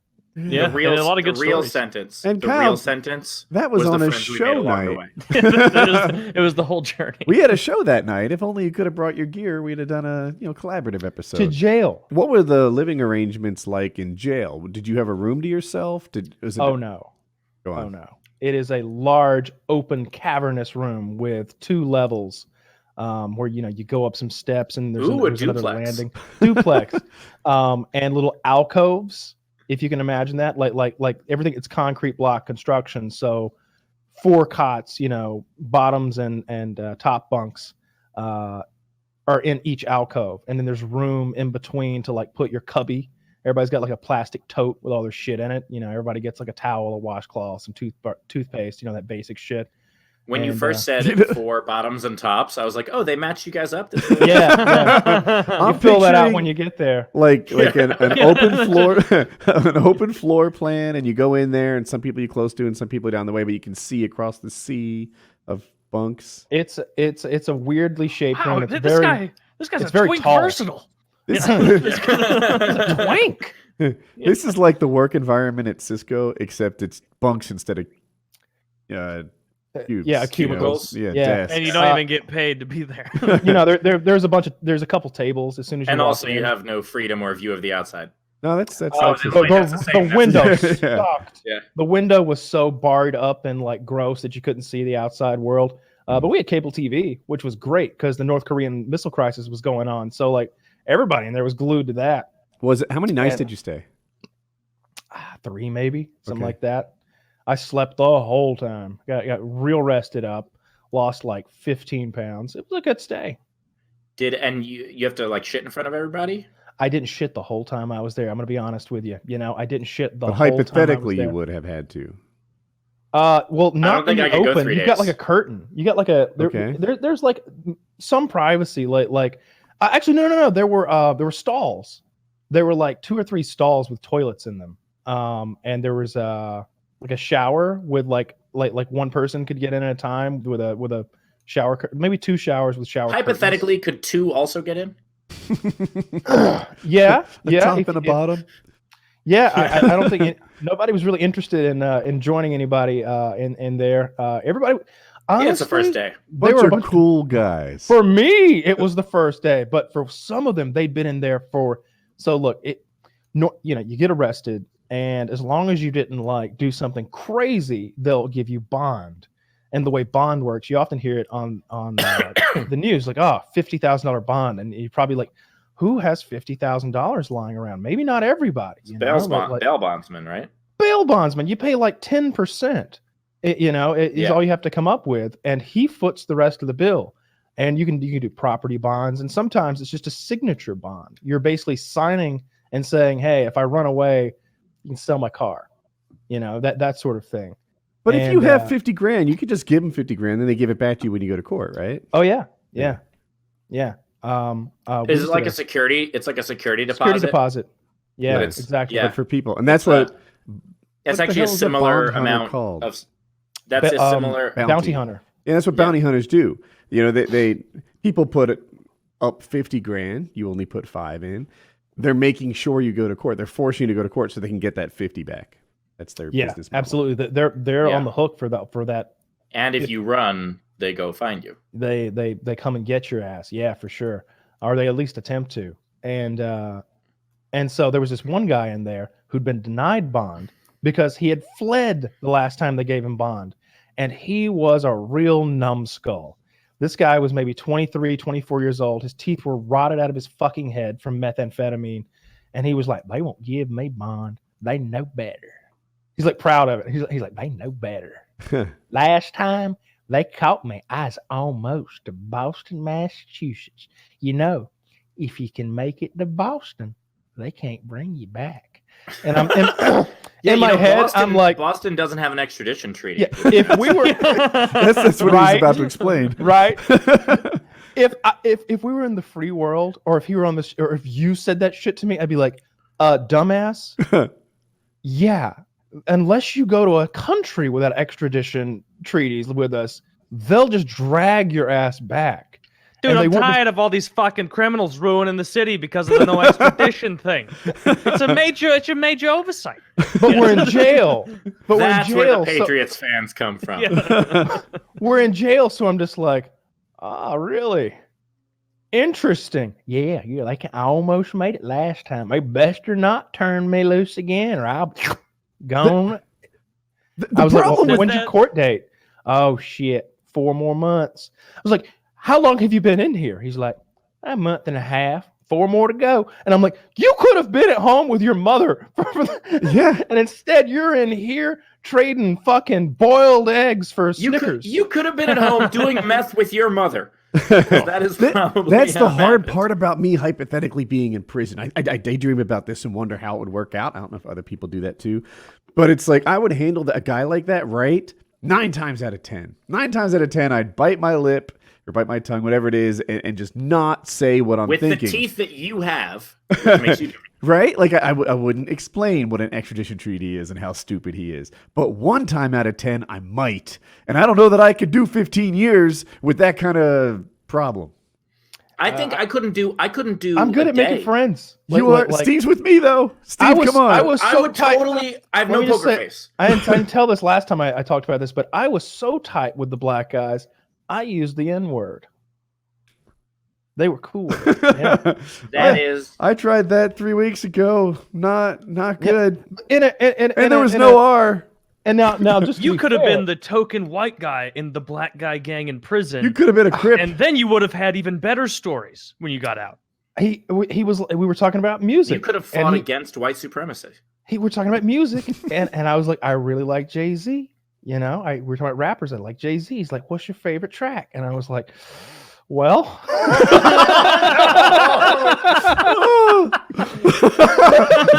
All of them. They're all so good. It's hard to narrow it down. and I was like, I'm trying not to say it. And he's like, well, how does it go? And I'm like, well, and it's that one song. Let me just find the I title. just said- making it so I easier don't- on 99 Problems. I think he sang that, and that's probably. No, the one I like is He's like, let me here's see. 100th. Yeah. it's just- Let me find the actual title. It's called The Story of OJ. Now, I'm just going to copy paste in like one line of the lyrics, all right? Just so you guys are getting a sense for what this song is like. It's called The Story of OJ. oh These no, are you the can't lyrics. sing that in prison. I sang that in jail.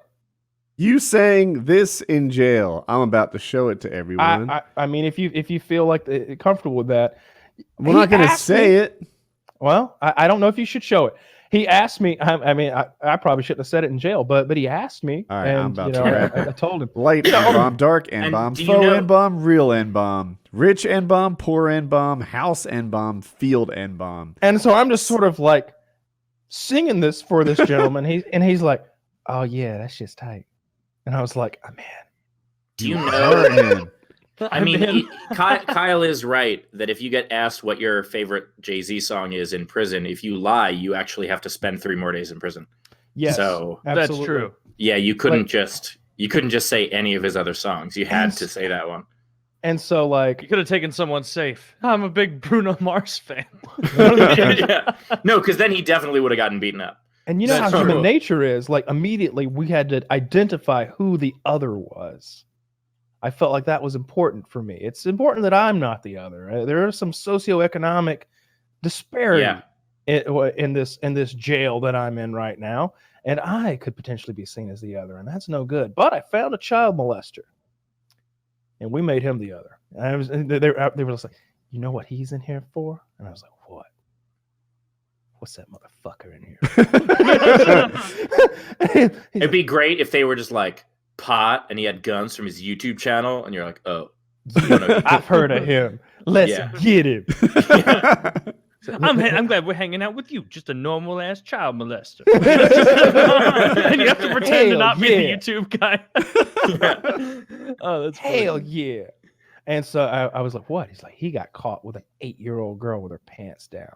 And I was like, fuck. He's like, yeah, I don't like that shit. And I was like, I don't like that shit neither. My like as we go, my voice is completely changing. I'm no You're longer code switching. Yeah. I'm prison cow. you just start becoming an extra from Do the Right Thing. Absolutely. Yes.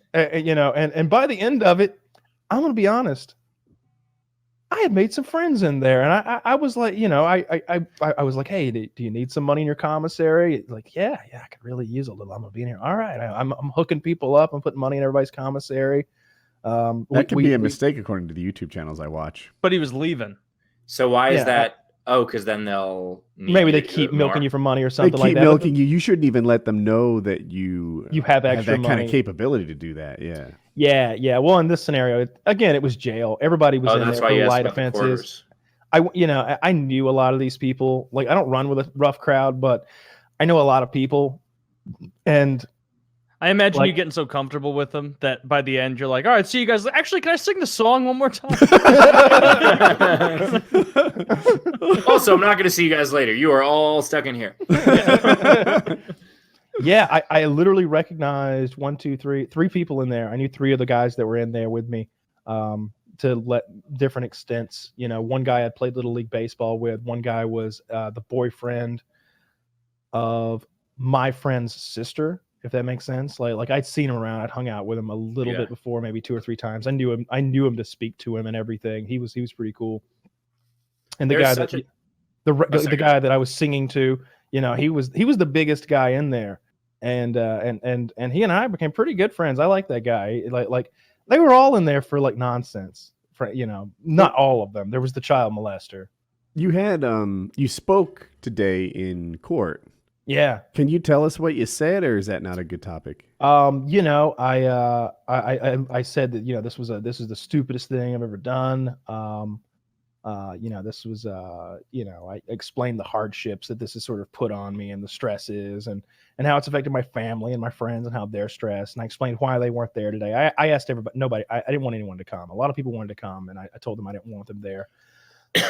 And you know, went sort of explained how this whole process has affected me, and you know, showed some remorse for sort of what I'd done, and that, you know, I definitely regret what I did, and you know, explained, you know, what the future was going to be, you know, that I wanted to get this over with and move on to the future, and that I accept whatever ruling that you give me, but just so you know, I feel like I've been punished quite a bit already, you know. So it's something along those lines, I guess. And again, didn't pass out this time. That was swell.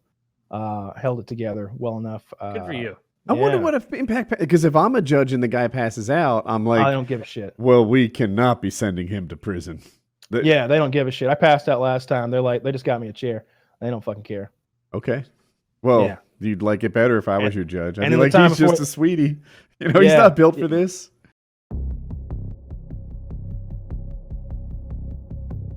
You should come back tatted the fuck up. Right? Just neck tats by prison tat. It should say prison in the shape of a necklace around your neck. Like, Kyle was 2 months in a tennis camp. Couple months.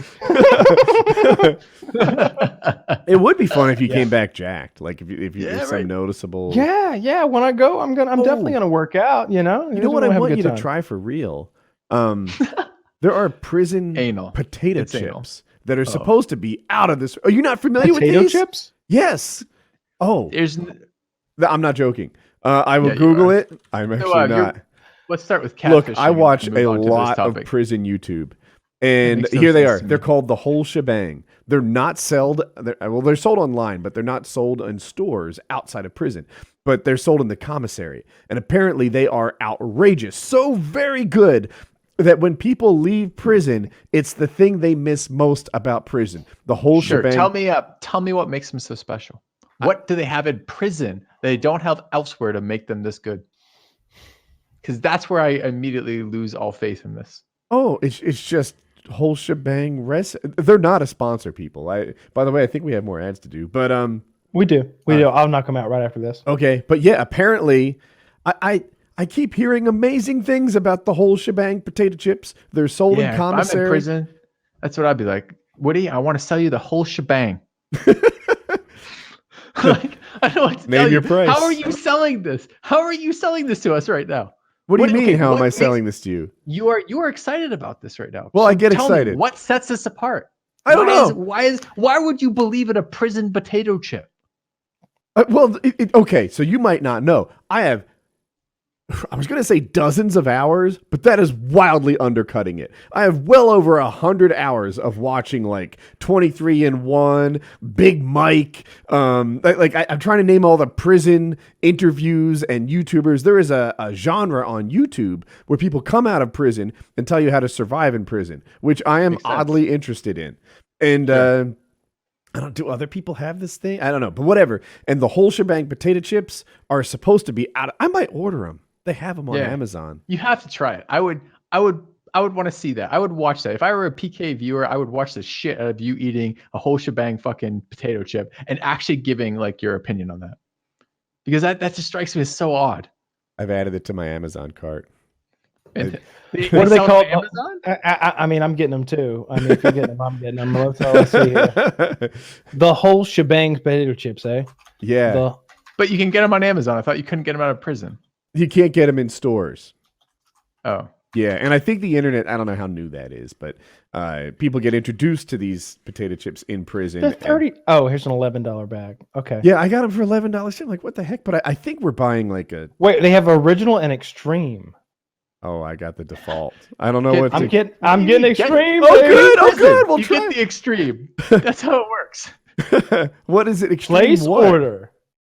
What is it? I don't know. I don't know. Is it the double whole shebang. salt? Extreme, of course. That's the difference between Double Schillinger. salt. These are Schillinger's fucking potato chips. All right. That's right. These are That's right, fucking Woody. It's Nazi double tattoo salt. on your ass. Nazi tattoo on your ass. Shitting in Schillinger's face. Extreme potato chips. I believe it getting was those. a brand, a Nazi brand. Am I right on that? No, Was he it burned? tattooed his fucking ass the first fucking night. It was rough. It was rough. Yeah, I was looking at what the commissary was like what foods I had available, and I was like, oh, I bet it's fucking like low grade, like what you get at a convenience store, essentially, like gas station food. Mhm. No, it's like fucking Whole Foods. It's like fucking Whole Foods. Like it's like everything. I got like 8 choices of shampoo. like 8 choices of shampoo. Like 4 different combs and brushes. Like robes, literally robes, and Nike tennis shoes or New Balance tennis shoes for the track. There's a squash court. I have all this advice on how to because you don't want to go into a level like 3 prison. I think 3 is like where prison starts as legit. Like 1 and 2 are kind of not so bad, which is where you would be. Yeah, like even medium If security. Kyle applied your advice to his prison, wouldn't that be perfect? Well, for example, if you go to a level 3, right, and you've maybe got money on the outside, you can't just go wild, like just furnish your cell on day 1, because people will see that, and then you'll be a victim or a potential target for all kinds of blackmailing is not what I'm looking for, but they'll basically tell you that you need to pay protection money weekly and find a way to extract that money you have on the outside under threat of violence. So, but I think in level 1, that's not really an issue. He's got other people committing like cyber crimes and shit like that with him. Hello? But so yeah, I was about on the edge of being like, Kyle, you can't go furnishing your cell. You can't, buy a dozen ramens and robes and sandals and stuff out of the gate. It turns out like it's really the size of your lazy boy that determines the hierarchy in this fucking prison. It sounds like your flat screen's only what? The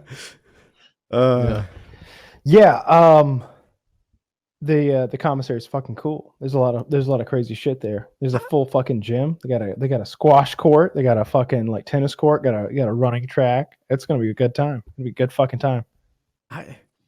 Dude, what I want is for you to get the tea prescription and then spend 5-7 days a week pounding iron and pumping. I was just like come back a fucking super Kyle. I'm not gonna shave the whole time. I'm gonna come back. I'm gonna come back with that wild man beard, and I'm definitely gonna get the tea when I come out. I was worried about getting tea and then going in, because I was worried that maybe I couldn't get that done there, and that was gonna fuck up my whole what do you call it? I must not be tracking what T is. I thought you meant Testosterone. Okay. Yeah, I'm getting fucking testosterone replacement therapy. I'm looking into getting that. I've already Are you went really? to one place. Yeah. It's Is this essentially because like low levels, or just because you want to fucking do it? yeah. Okay. Performance The latter. enhancing drugs. You don't. It doesn't say anything about performance fixing. Enhancing. We're gonna be. Kyle's gonna get a big S on his chest by the end of this. Yeah, absolutely. Tattooed by Big Mike and the boys. That's right. Stands for submissive. Big Mike is the. It took me a second to process that. No, Big Mike is a YouTuber, but he was previously a shot caller in prison. So he would tell people when they had to put in work, which of course means, I don't want to put it in work. yeah, oh, there's a term for beating someone up. It's not cracking heads, but it's like, I forget. Splitting wigs. Splitting wigs. Yeah. Splitting wigs is putting in work. And Where I'm going, they don't split any wigs. They have it's literally like people who are doing like 5 years or less of white collar crime. I'm in there with a bunch of tax cheats and shit. And there's no fences. There's literally no fences. Like there's no cells. It's like a dormitory environment. They call it a camp. It's essentially camp. And I'm curious. Do you know if I'll call it a cell. Does it have painted cinder block or drywall? neither. Like I'm in a big room, like military barracks. Like Yeah. everybody's just in a big room and bunk Like Full beds. Metal Jacket. Exactly like Full Metal Jacket. Yeah. Okay. Yeah. Oh, don't say where I'm going, by the way. I'm aware, but I don't mind the reminder. But yeah, yeah. It's you're no big like deal. no fences, and I was about to say, well, but there's the X, and I'm like, you know what? No hints either. Yeah. It's like honestly, like I got no fear going in. Like if anything, I'm looking forward to a controlled environment where I'm going to be able to work out, eat healthy, stay focused, and like not have any distractions or anything. And I'm going to try to call it. Sleep schedule will be like super good. Like I think we would go to bed at like 10 p.m., wake up at 7 p.m. or some shit like that. And I think we end up with some kind of a job. I'm in for such a short period of time. It's unusual. Like the fact that I'm going in at all is very unusual. Like most people there are like a year, 2 years, 3 years, 4 years, 5 years. Synchronized swimming. Yeah, I don't know if they got a pool, but the fact that I'm going in at all is unusual. So like, just there's a process of like checking me in and a process of checking me out. That's gonna be 1/8 of my entire stay. It's just the checking in and checking out period. It takes so long to do both of those things. You know, it's an unusual thing. So I don't know if I'll actually get to have a job. And yeah, I want to take a second to virtue signal just to let you know that I'm really pleased that it worked out that well, man. So congratulations on that. Yeah, me too, right? My probation officer was like, so you got a really good attorney, huh? I was like, couple of them. Yeah. So I have a question. Based on the like TV shows I watch and stuff or whatever, it seems like they don't always know the date they get out. But that seems like something you'd know. Like my last day is, I'll make it up. What is it? July 31st, which is today. So like you just sort of wait and count off until that day happens. But it seems like guys are almost surprised that they've just been selected to leave. Yeah, I don't know anything about that. I know that I got 2 months, and I know when I go in, and but I don't know if they mean count to 2. I don't know if they mean 28 months, 28 day months. I'm sorry, I should say, or 30-day months. I don't know exactly. So I don't know exactly what day I get out or whatever. I don't. It'll vary up and down 4 days or whatever the fuck. Oh, I guess. Yeah, if it's 28 or 30 or 31 day months or like whatever what they call it. Yeah, I'm like in banking they're 30-day months, so duh. As if that's relevant. Yeah, exactly. Maybe it is relevant. I don't know. Crime. Yeah, right. The white collar crime. Yeah, right. They use the 30-day system there. Get charged for something else. Different system.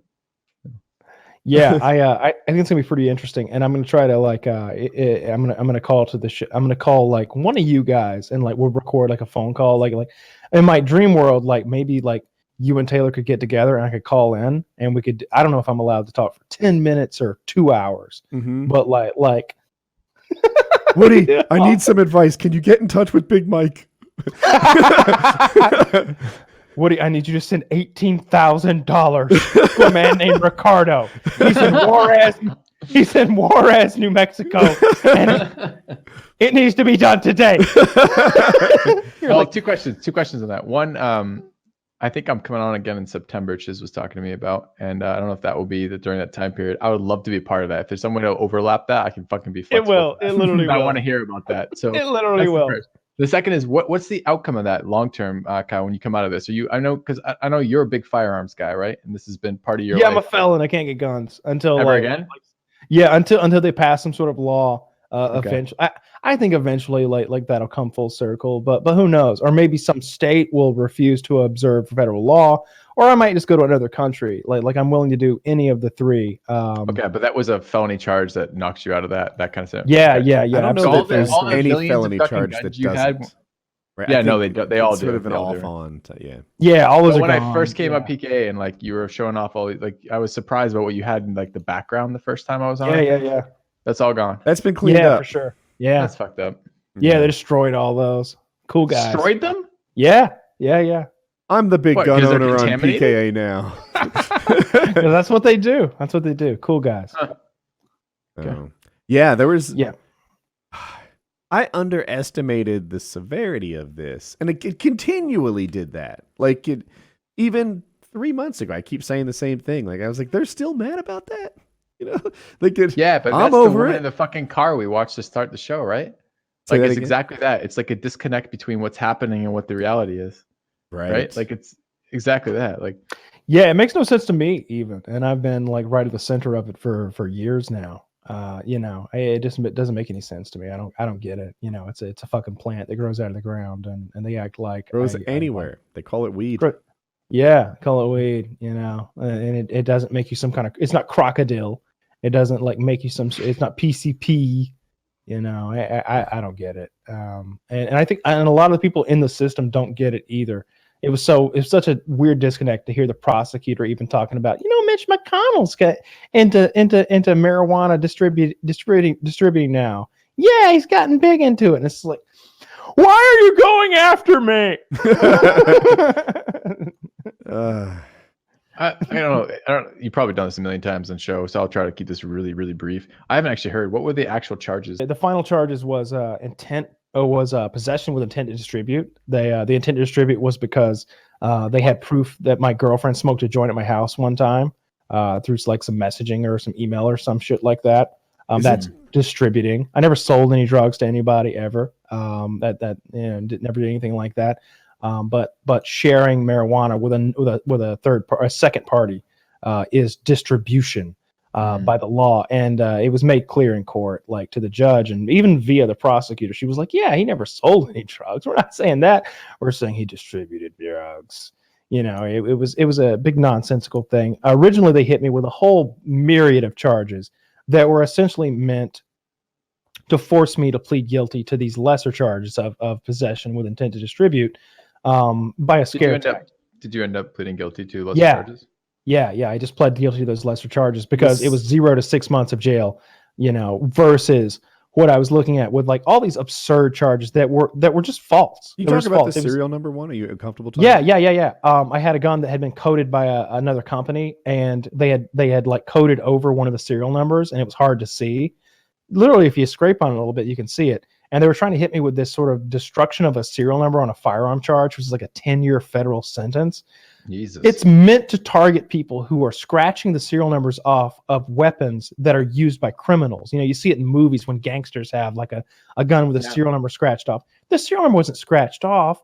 A little bit of the coding to make the gun look cool had like went into the engraving on the serial number. It was something that it wasn't a new thing I didn't know it was like that, and it had been like that for like 2 or 3 years like that, and I didn't do it. That charge was crazy. That to me was the craziest one. That's why I brought it up. So, while this played out, I didn't ask Kyle details about it. One, who knows how tapped all this stuff is? Obviously they saw his text messages, right? So just communicating is an issue. And two, even if he told me something via some secure thing, now I have a secret to keep.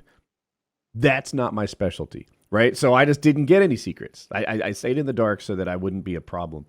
And when I saw the serial number one, I was just like every other fan, like, what the heck? I started plugging in holes in my head as to what might have happened.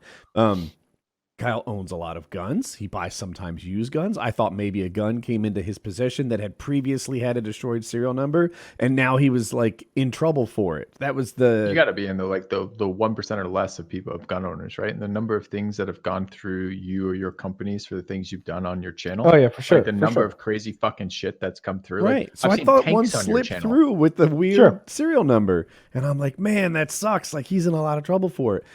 What actually happened is he bought a brand new gun from a gun store, all perfect, sent it to a professional gun coding place who sent it back with coding on the number. Like that's nothing like the charge made it seem to be. Yeah, absolutely. Like all the charges were like that. Every one of the charges was like that. Like even the distribution charge was nonsense.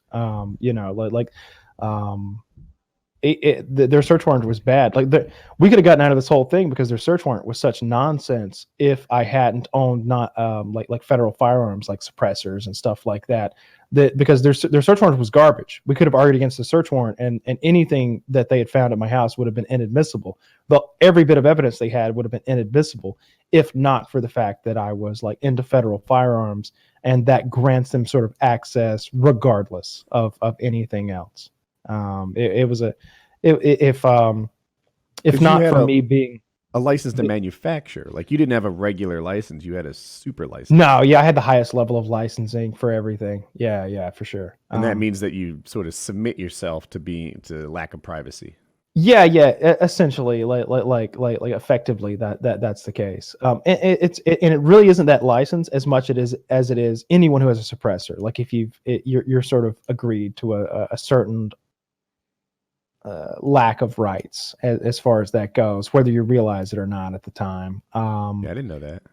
Yeah, you're kind of on a database of like, oh, this guy has this, and I can't remember the exact terminology for it, but essentially they have the right to come in if you get caught with any sort of marijuana or anything like that.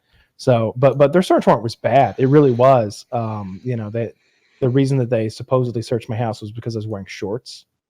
What? That's what it says in the search warrant. I was wearing shorts. Were they cargo shorts? Because if so, you should have known better. Yeah, My they were wife has been basketball shorts. Tell me that for a while now, and the last pair of shorts I purchased weren't cargo shorts. Not because I don't like them, because apparently that's not a thing anymore. Yeah, they were basketball shorts, I'm with and you. they said that it was unusual that I was wearing basketball shorts, and therefore, when I was caught with marijuana, then I must have been heading right back home, because there's no way I'd have been going anywhere else but right back home wearing those shorts. And it's like, dude, To be fair, August. Kyle, do you often wear pants or shorts at all, like when you're home? Yeah, I go naked 100% of the time when I'm home. Yeah, absolutely. What would they have Yeah, thought as of a your streamer, I never pajama wear anything jeans? below my shirt. Yeah, it just didn't make any sense. They had just written a bad warrant so they could get inside my house. It was a whole thing, but there's nothing I can do about it now. So I'll just move forward to the best of my ability. There are certain states that are going to ignore any sort of federal guidelines. There is the possibility that maybe that if certain people get elected, then they'll start expunging records. And there are various countries that I could just go to, and I'm open to any three of those options. And I'll do one or the above. I don't know why the country one seems so closed to me. Like I don't. Maybe I'm closed-minded. There's a lot of countries. There are a lot of countries with gun rights, and there are a lot of countries that you can immigrate to, regardless of having a felony, especially the kind of felony that I have. They're like, oh, that okay, we don't care. So you haven't named them. Is that on purpose or? Canada would be the one I would go to. I'd have to hire an immigration attorney to work through a few things, but I could probably go to Canada. Yeah, sorry to bring it up, man. It's just curiosity. No, I don't care. I don't mind at all. Yeah, it's no, this whole thing. It was not a good topic before the trial ended. Yeah. No, I know. I've been on air a number of times and asked prior to that, and you've been like, "No, let's not talk about that," and I'll let it go. But I've just been kind of like, I've been curious. Like, I want to. Yeah. I didn't want to talk about it too much when it was ongoing and like a thing that was makes a lot of sense. Yeah, I wanted to get as good of an outcome as I got, and I did. I went from a level 31 federal offense to a level 6 federal offense, which basically means I went from 25 to 30 years in federal prison to 0 to 6 months in federal prison. They confiscate any of your sex toys? Does that mean no? And I could tell you a funny story off the air about how the sex toys came into the search. I want to hear it. Tell me after. It's very funny. It's very funny. They did not want to look too thoroughly in the sex toy drawer. You could tell. They're like, I ain't searching that one. Nah. Good thing too, because that's my sex toy bong drawer. That's right. I opened the sex toy drawer and I was like, well, they didn't find any of this stuff, huh? That's funny.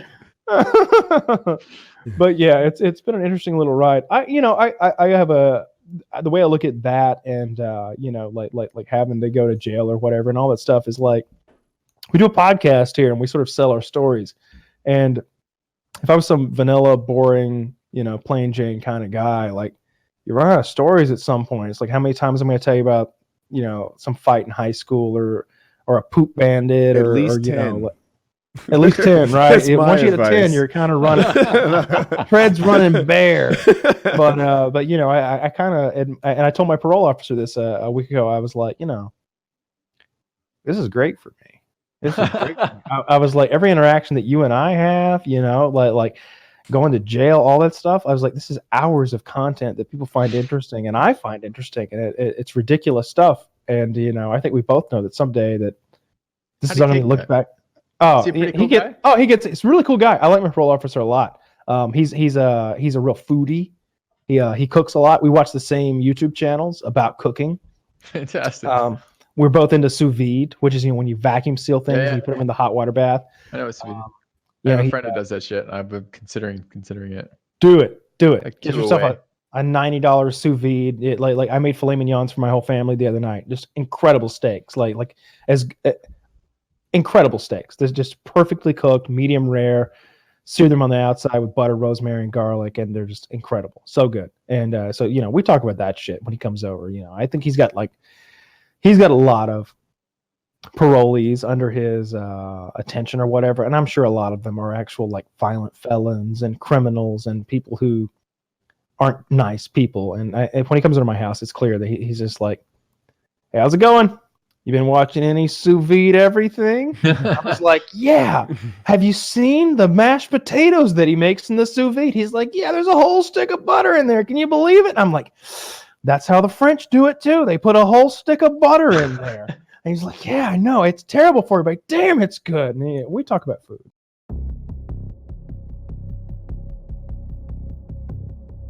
The Kyle episode. Kyle? They're all Kyle episodes. This will be my last show for a little while. I know. You're like, they're all Kyle episodes. I'm au contraire.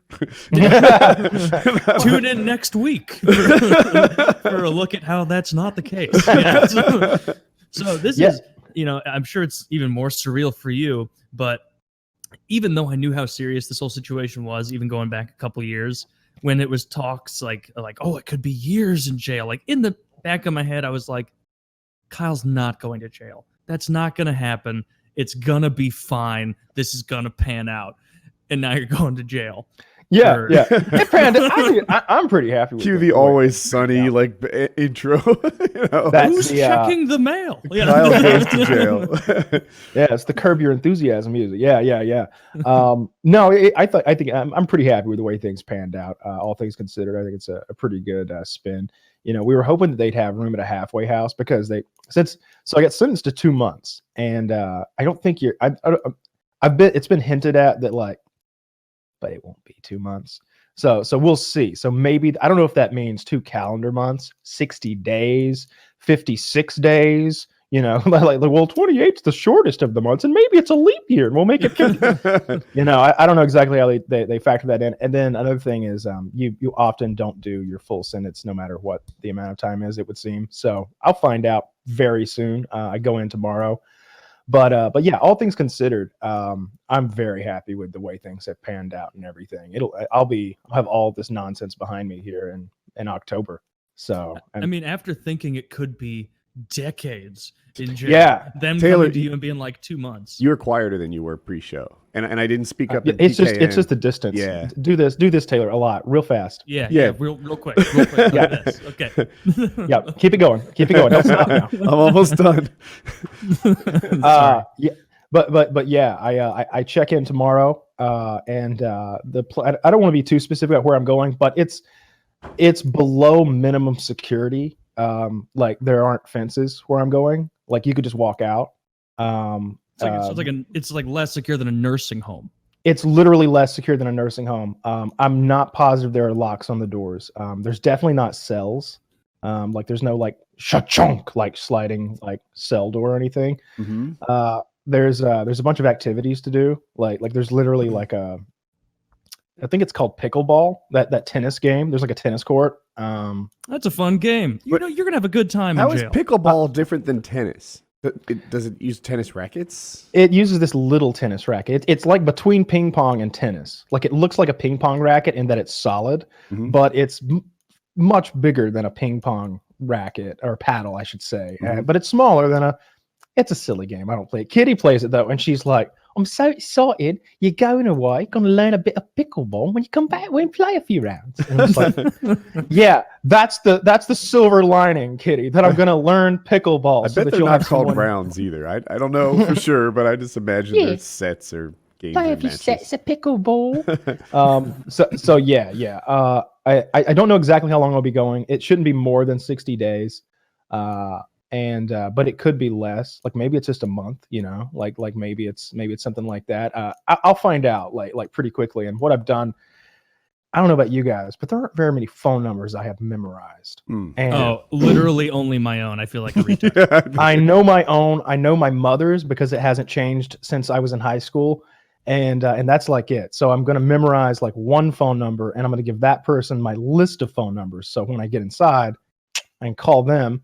Like, all right, I need Woody's number, I need Chiz's number, I need my dad's number, my mom's number, and once I'm in, I've got access to all kinds of nonsense like notepads and pens and paper, and so I'll have. I'm pretty sure that I'll be able to have quite a bit of phone time, in an ideal scenario, I'll be able to like. I'm just guessing. I don't know anything about how this is going to work, but let's just say I get 20 minutes of phone time a day. I'm guessing it might be 2 hours a day, or it might be all day, or whenever you want. There might just be a phone hanging there. But ideally, I would like call Chiz and be like, all right, let's set up a call, and like maybe like one afternoon, like when you guys are doing PKN or something, like we just record a segment where I call you guys and we record like however much time I've got, and I tell you what's going on in prison today. Like, well, that's going to be hilarious. I'm here with Dirty Mike and the boys. Say hey guys, hey Woody, hey what's up? Hey, what's up? That'd be funny. And Woody, they're letting me know that they're going to need a lot of boggle timers mailed in. They're all out of boggle timers here. That's a reference of King of the Hill where Peggy. Woody, you've got to get boggle timers in. It's critically important. They want their own special sand for the boggle timers. You're going to pick up a package names from a guy named Slippery Steve. He'll be coming by twice a week. Peggy, you don't find it odd he loses the timer every week? What I've seen it from him. What I've seen in TV is people don't know their checkout dates, right? In my head, it should be like vacation. You know exactly what your starting and ending dates are. It's firm. Taylor's situation aside. But in prison, they don't seem to know your checkout date. This is weird to me. I don't know anything about that. I don't know how that works or how that will work. Like I said, I think I'm going to learn a lot of stuff tomorrow. Figure out what's going on. I'll get checked in everything, and I think I'm allowed to bring like $200 with me, so that'll like be an instant injection into my commissary, so I can buy like basic necessities like fucking sneakers and shorts and like soap and shampoo and like Protection. all that. Yeah, a shiv, A sharp toothbrush. Yeah. Colgate now with extra stabbiness, so I can get all that stuff down, and yeah, I'll get going, and I guess I'll be able to call you guys pretty quickly. I'll let somebody know like what the situation is, and like the phone situation. I think is what's going to be cool because I love the idea of like you guys doing PKA and be like, all right, now we have a segment from Kyle. and being able to. I don't know how my audio will be in prison. I You know, asked if I could honestly, bring the mic. worse it is, the funnier it's going to turn out. If you sound like you're just in an empty concrete room. Yeah, and there's a riot in the background. But yeah, I think it's going to be really interesting for like content for the show. Like this whole experience should be, because I didn't even go to camp as a kid, so this is going to be interesting. I never slept at my friend's house. What if you get into pickleball so much you're like Ricky in Trailer Park Boys when he's like they like force him to leave. He's like, you can't force me to leave. Today's the hockey tournament. They don't- up. Yeah. I've gotten so good at pickleball. They're trying to kick me out of jail, Right, so I don't get to. After 20 days, you're dominating the pickleball league amongst all these 57-year-olds, and they just like, get him out of here.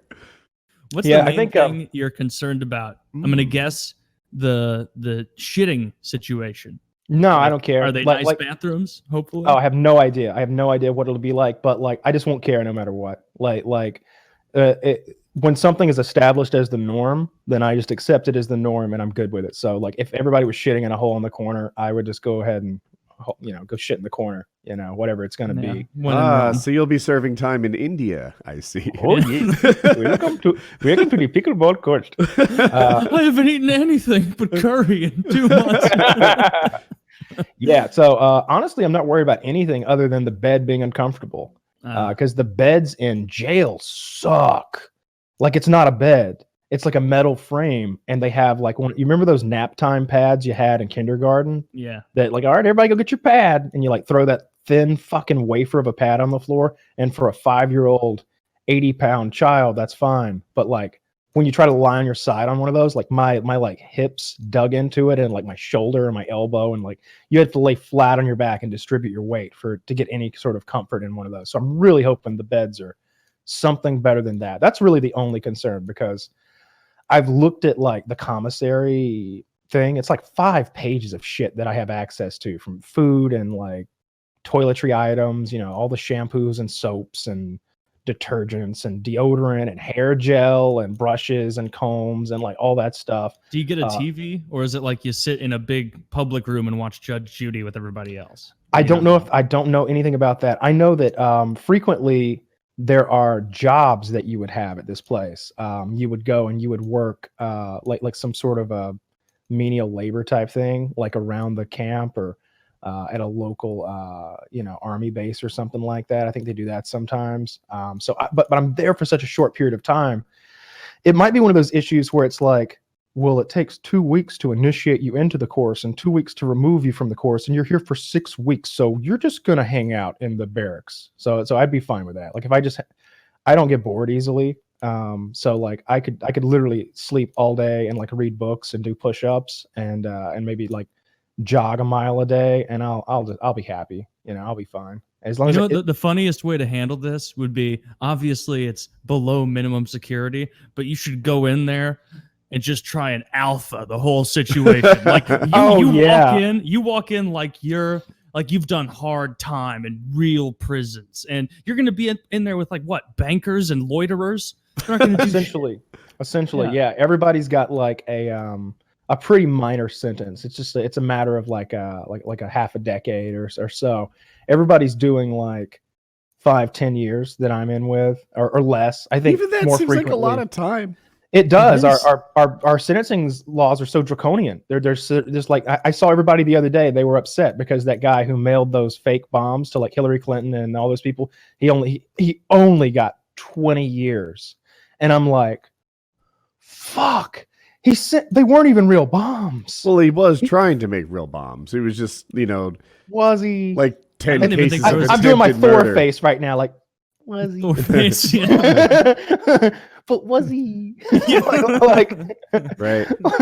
If that was his best attempt, then maybe he needs some sort of special education, like instead of prison, because those were, they weren't even wired up. There wasn't even a way to like for them to go off.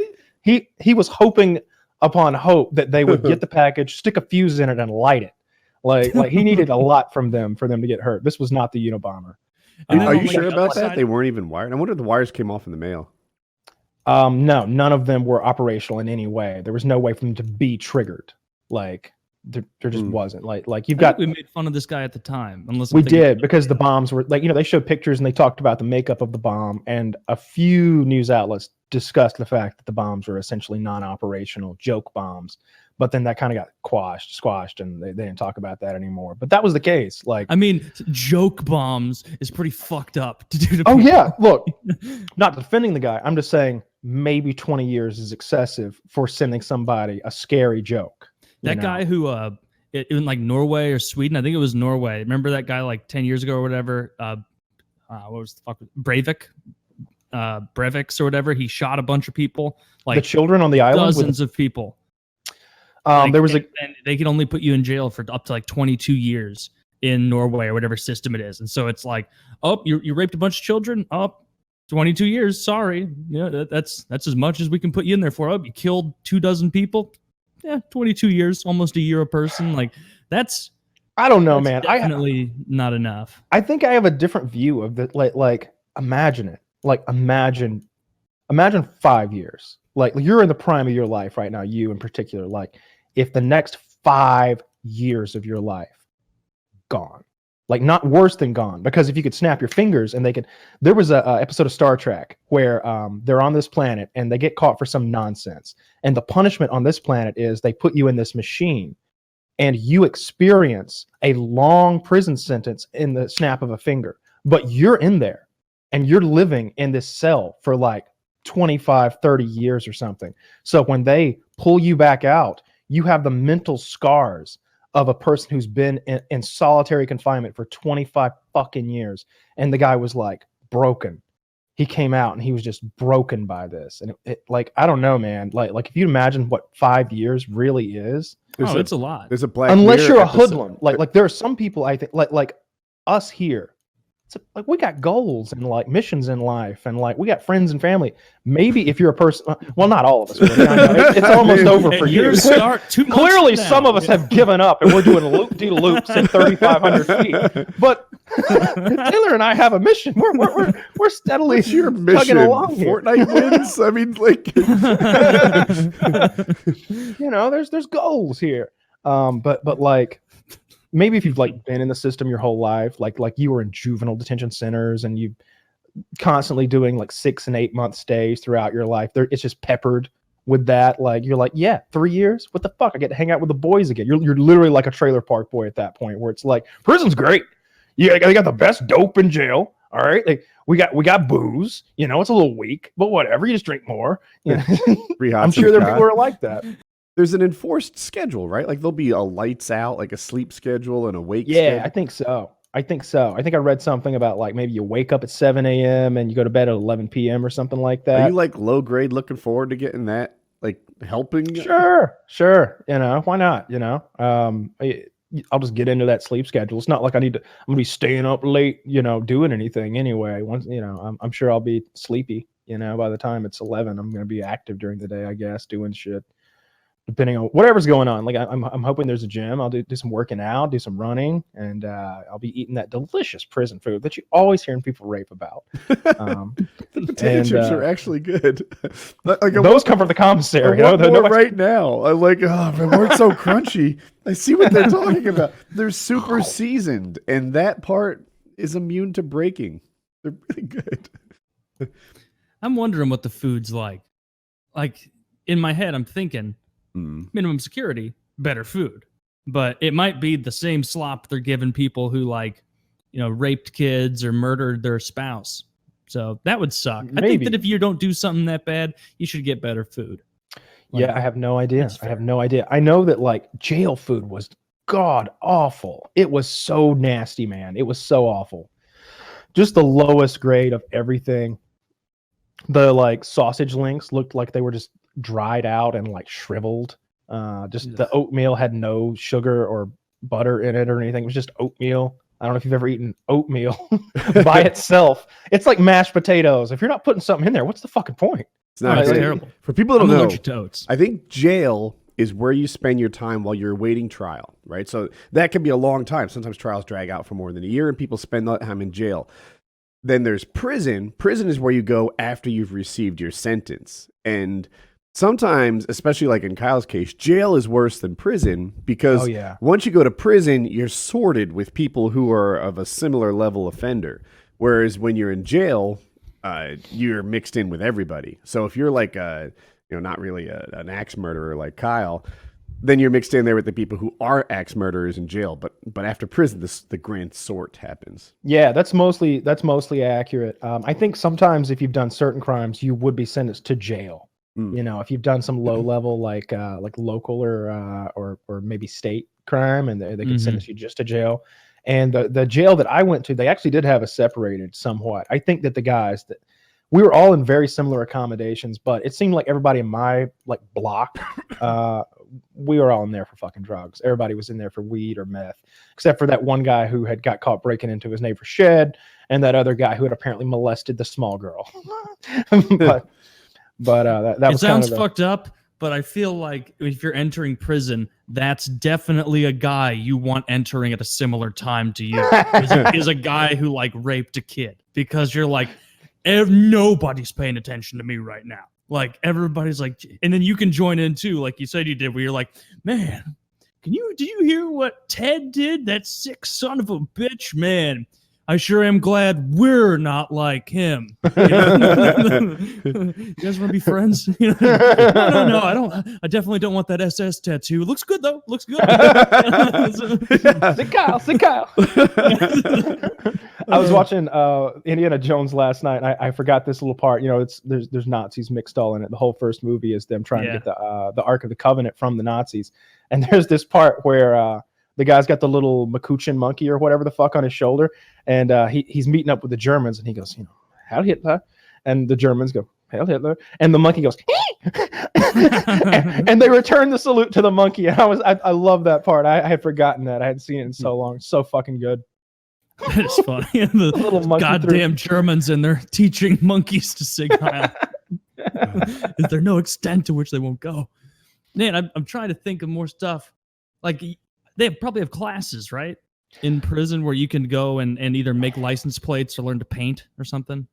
So again, I hear about that stuff. I think maybe that's it depends on what prison you're at, what's going on. And I think maybe I hear about that, but I don't know. What new skill would you choose to develop in prison? Interesting. Self-defense. Carl's going to come out like a ham radio operator. Yeah. Can I join that ladder building class?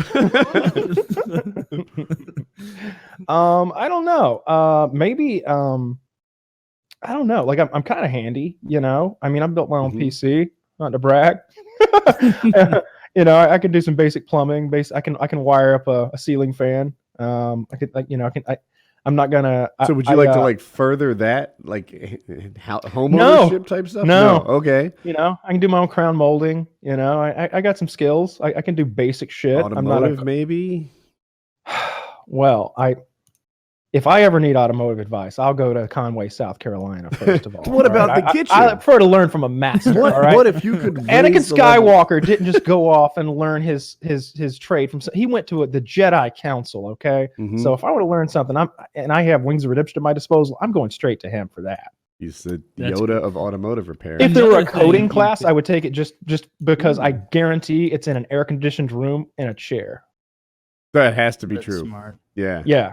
Probably not that one. I hope that it is a lot like the Shawshank Redemption, except without the sisters. I'd like to tell you that Kyle fought the good fight and beat up the sisters, but I can't tell you that. I'd like to tell you that when Kyle left prison, his farts still made noise. But they didn't. And they never would again. Oh God. Yeah. So yeah, I think it's going to be pretty monotonous days of nonsensical, trash picking up kind of work, and maybe some working out and some reading of books. And I hope there's television, but I don't have high hopes for television. I thought television was common even in shit tier prisons for people who I honestly don't know. I imagine there's television. I'm just not sure there's. It might just be common room television. That'd be cool. Yeah, that'd be fine. I don't need my own. Now, as long as it's a nice 70-inch plasma, Then there's drama and politics around the television, right? That's how you make friends in prison. The first thing I do, standard def. Yes. No, thank you. What is that, Shrek 1? You're going to be watching like E! Entertainment or something. You'll want to change it, and you'll find out that the different gangs have different TV shows they want to see. Never turn off Maori when the Latin Kings are watching. Man, I'm on easy episode, Holmes. God damn it, I've seen this one before. Yeah. Spoiler alert. I am a father. The baby's not his. Yeah. That would be so funny if I imagine that's like a real thing, and I get all my information about prison from that show Oz. That seems realistic. You know, all you have to do, you get past the first day without having someone tattoo a swastika right near your butthole, and you're home free. But that's Belcher, or whatever the fuck his name was, he didn't do well. And the guy from the State Farm commercials, well, you know, or Allstate, whatever it is, right? Yeah, I think it's Allstate. Yeah. He was in that movie about like being angry at a band. I don't remember that. Yeah, Schillinger. I can't think of his the actor's name. He's a good actor though. It's Schillinger. Yeah. Yeah. Well, I'm glad it's a minimum security what are you prison. Wearing to it? Like, did you show up in an outfit? Did they say bring a white tee? Nah, I'm sure they're going to provide some sort, some prison clothes. You know? Well, they take all your shit when you go in and put it in like a bag, and then when you go out, you get it all back, right? Yeah. Who's taking you there? Dad, I guess. No, I got a ride. I got a friend who's taking me. Okay. Yeah. So I'll head out tomorrow. I head out in the morning. What time are you supposed to get there? Before noon. Oh, okay. Yeah, it's that's not so hard to accomplish. Get there around 7 or 8 to make a good impression. And extend your sentence. Yeah, that's so funny. Yeah, that it is such a stress on how not intense what you did is that they're like, show up noonish. Is that work for you? Is that okay? I know you probably want to have a late breakfast with your dad and mom or something, but yeah, noonish. We'll call it noonish. You'll be out of there in 4 to 8 weeks. I wonder if you could get off for good behavior. And does that even apply to a sentence? I don't think so. I don't think I have enough time to show any good behavior. You have time to show bad behavior. You can see how that works. Definitely to have time for that. Yeah. We'll try not to do any of that. My parole officer, probation officer, he was like, give me a call whenever you're about to go check in, so I know that you're checking in. And I'm like, well, if I was gonna run, I'd have ran 2 years ago. He's like, I was like, I had to be a real maniac to go through all of this, get sentenced to 60 days, and then run. He's like, I've seen crazier. I'm like, trust me, I'm going in. like I'm going in, dude. Like, doesn't seem to be another option.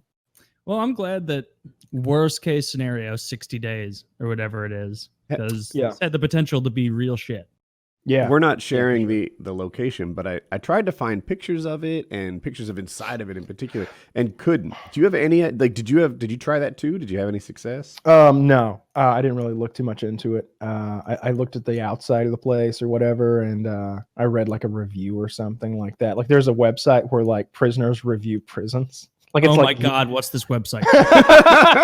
It's like Yelp for prison. Yeah, I don't even want to type it. I don't want it in my URL type ahead autocomplete. Like, I have secrets to keep. Yeah, but I mean, it's gonna be. How did it do on Prison Yelp? I like the posts that I found were literally like 8 years old or something like that. So I didn't even look too much deeper into it. I was really just trying to find out what part of the place I was going to be in, not to give too much away, like which area of it, because they've got like multiple kinds of they got like several levels of prison at each prison, and I was just trying to figure out what that was about. But yeah. Looks like I looked into something similar and I didn't have a lot of success. So. Yeah. I love that there's a Yelp for prisons though. It's like the mashed potatoes suck. That's an area where you could do well, right? You're looking for a prison job, maybe. We talked about coding or car repair. What if you worked in the kitchen and really elevated their shit to the next level. Right? That your phone calls to PKA could just be 20-minute diatribes on pepper and salt and other seasons I'm unaware of. They're loving the spaghetti. It is the rave of Cell Block D. Everybody's going nuts. I got other people committing other crimes just to get into my cell block. Everybody's talking about it. After lunchtime, they carry you on a chair like at a bar mitzvah or something. They're sucking dick for spaghetti. It would be funny if every time you came back on the show, you got a little bit more like, and these guys teaching me a lot about Hitler I didn't know. And then you get further and further down that line. Yeah, I'm bringing my manifesto with me. That thing I read on the show about the Holocaust. I think that is going to really, really elevate me several levels once I get in there. When they hear my take on that, I'm going to be one of the guys.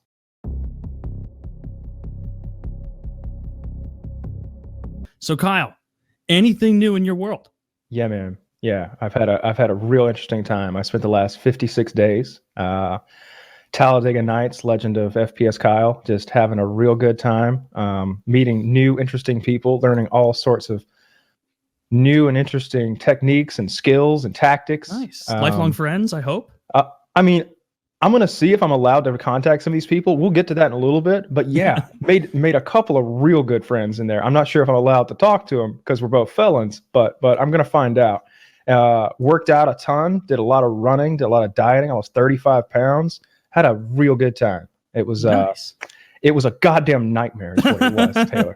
It was a goddamn motherfucking nightmare. All right. I woke up. I don't even want to ask questions. I want to let you just go. I couldn't sleep the night before, right? I'm up like till 3 a.m. I got to wake up at like 5 to like get going and get there in time. Go to prison.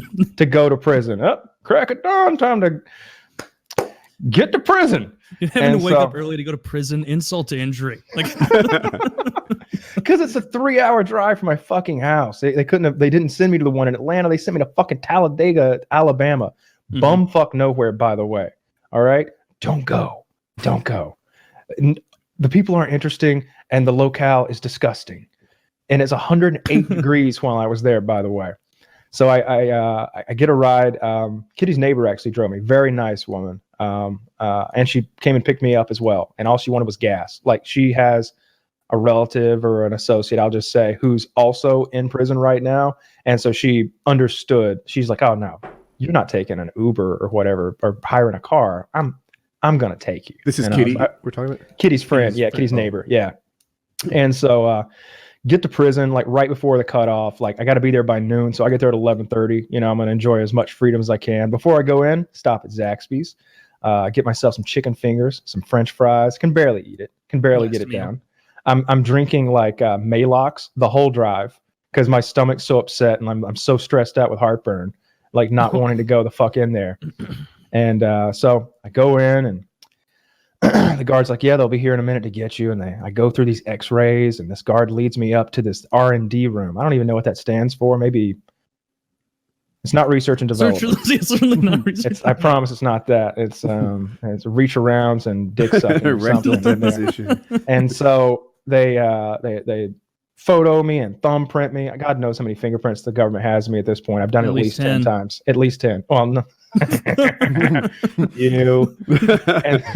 And so they strip me down, and there's no cavity search. I go through a which I thought there might be, I was hoping. And yeah, you're hoping. I was like, hey, I thought we were gonna get a little closer here in this initial phase. I want the cute one. I brought my wet platinum and everything. I'm prepared. So they put me on an X-ray, and it X-rays me, and I'm like, I need to lose some weight. I can see in the X-ray I'm getting chunky. And so go back there. They strip me down, put me in these super lame prison clothes. Like I can't even figure out which side of the underwear is the front. There's no dick slot? There's no dick slot. They're brown. Like, they remind me of the burlap sack that you would see people wear in cartoons. That's not cool. On TV, the newbies have a different brown versus orange. Did that happen there? It's funny you mentioned that. I liken the experience of when you first get there and when you've been there for 2 weeks, 4 weeks, 6 weeks, and then I'm sure for years, as like a Skyrim character, like an RPG character in Fallout or something, and how at first you're like wearing like ragtag bullshit and you've got a spear, and then by the end you're like all armored up and you got a machine gun and everything. You're like fully kitted and fully geared. Very ragtag at first. You could tell that I just fucking got there. So were there orange? Was the jumpsuit orange or striped? Green. There's no jumpsuit at all. No jumpsuit at all. The uniform is green pants, brown shirt for the summertime. And then there's a green button up that goes over that in the wintertime. But it's so fucking hot they let you wear a t-shirt. And so they lead me from that's at the medium security where I was there. And so somebody picks me up and takes me over to the camp, which is just a stone's throw away. So we get to the camp, and I'm shown where my barracks, my dormitory is, and everything. They give me a bed. I'm using air quotes because it ain't a bed. It's like a fucking cot. No, I would love a cot. What was it? It was one of those kindergarten pads that's about 3 inches thick. Like it's nap time, motherfucker. But it's on a platform of some sort. On a bunk bed that's like a net of springs, so that it's like when you throw that up on the bunk bed. But everybody's got their own mattress, so I go to the laundry. They fit me up with some green clothes and some brown shirts, and then they give me some big fucking army boots and some shit ass socks and a couple more pairs of underwear. Get all that shit in a bag, and I go to my cube.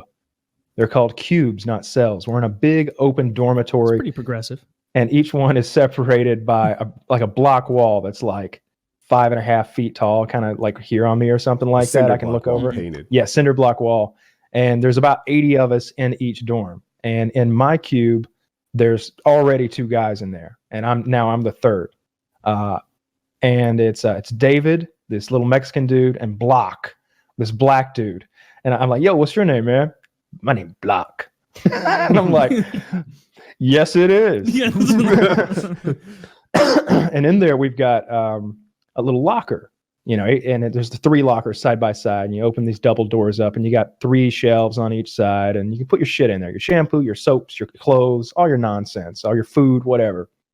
Well, everything was fine. I was like, this isn't so bad. First of all, air conditioning is roaring in there. It must be 65 degrees on the hottest of days. They had this massive industrial air conditioning, and running down the center of the ceiling is a gargantuan, maybe 3 foot in diameter AC pipe with the big heavy duty industrial vents pointed out to the edges toward the cots. So it's just blowing cold air. Our tax dollars, keeping felons cool. That's the only thing they spend money on there. And so I'm like, all right, this is going to be okay. Now for the first 5 days, I had no commissary money. We couldn't get it transferred in. My bank was blocking the transaction. So I couldn't buy any shampoo. I had to use borrowed soap, and I was still wearing the bullshit level 1 RPG character clothes, which is super lame.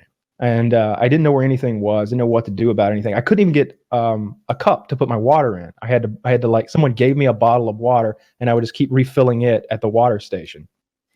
So, and then everything's fine. I'm getting to meet some people, getting to know some people.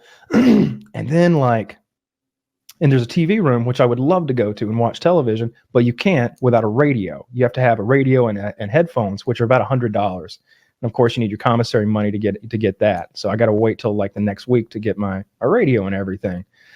So I basically just chill in my cell or my cube or whatever until I get my commissary money. I can get equipped at least as a level 2 character. And finally that happens. And now I got my radio. Now I'm wearing sweatpants. You don't have to indoors. I would just wear sweatpants and a t-shirt and flip flops. This radio powers private headphones, I'm imagining. Yeah. Okay. It's just a little hand radio, and you would tune it to the a station that corresponded with one of 4 televisions. On the left, you got ESPN. Don't change it from ESPN. That's where it stays, motherfucker. Yeah. Just to the right of that, you got the black TV. Don't touch it, Whitey. In the middle, you got the Spanish TV. Don't touch it, Hueto. And on the right, you got the Whitey TV. Now, you don't need to know this. You could walk in and tell. Because obviously on the left there's Sports Center. Just to the right of that, there's BET or VH1. Just to the right of that, Telemundo. And just to the right of that, it's the fucking History Channel. Oh, I was going to say HGTV. That'd be such a funny.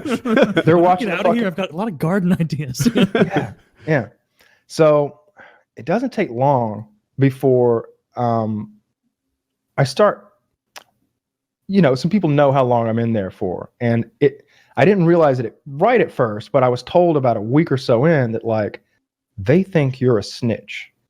They think that you are either part of one of those 60-day in reality shows because you don't look like a criminal and nobody gets 60-day sentences here.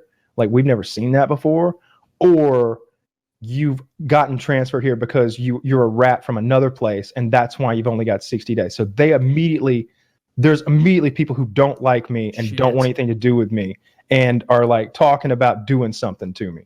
How'd you find this info out initially?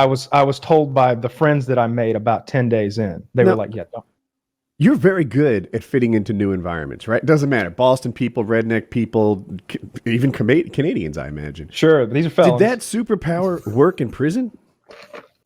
I got along with the people I wanted to get along with, but there's 80 of us in there. So immediately I felt like I needed a representative from each race. So I found a white guy who was... there weren't any big, tough white guys. There were only old white guys. There weren't any really young and big, tough white guys. So I found an old white dude named Pops, and I made Pops my friend. Pops gave me a pair of sneakers the second day I was there, so I wouldn't have to buy any, like some Under Armour like sneakers. And then I decided I need a black friend. So I noticed that this big black dude with dreads, big dude, had his radio was like busted up, and he had it all taped up with tape. And I was like, "Hey man, what happened to your radio?" And he's like, fell and it broke. These things are shit. I was like, look, I'm leaving in 2 months.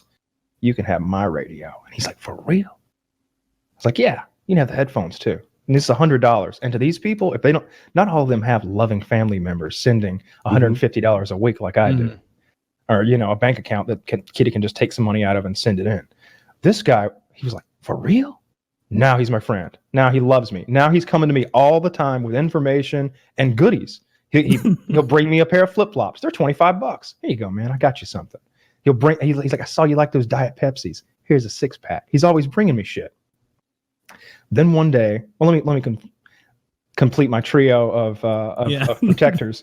Then I'm assembling the Fellowship of the Federal Prison System here, the Tolkien-style band of merry men. And then I was like, well, I definitely need a Spanish dude. And this guy, Snow, is sitting there watching TV one day. So I'm sitting like 2 chairs from him, and I strike up a conversation with him. Snow is a big fucking dude. And I told him what I was there for, and he thought that was bullshit. And he starts telling me what he's there for. Well, he's a member of a Mexican crime family out of Texas. He's in for trafficking, aggravated assault with a deadly weapon, and fleeing the police. And that's just what they caught him for. He confessed to 2 different capital crimes to me while I was there that he had not been charged or for.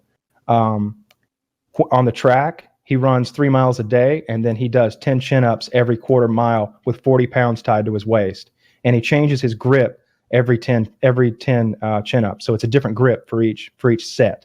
It's either these or these or these or the wide ones. They're always different. And he explains this to me in great detail all the time. Like he's very meticulous about his routine. Are you telling me this fucker repeats stories?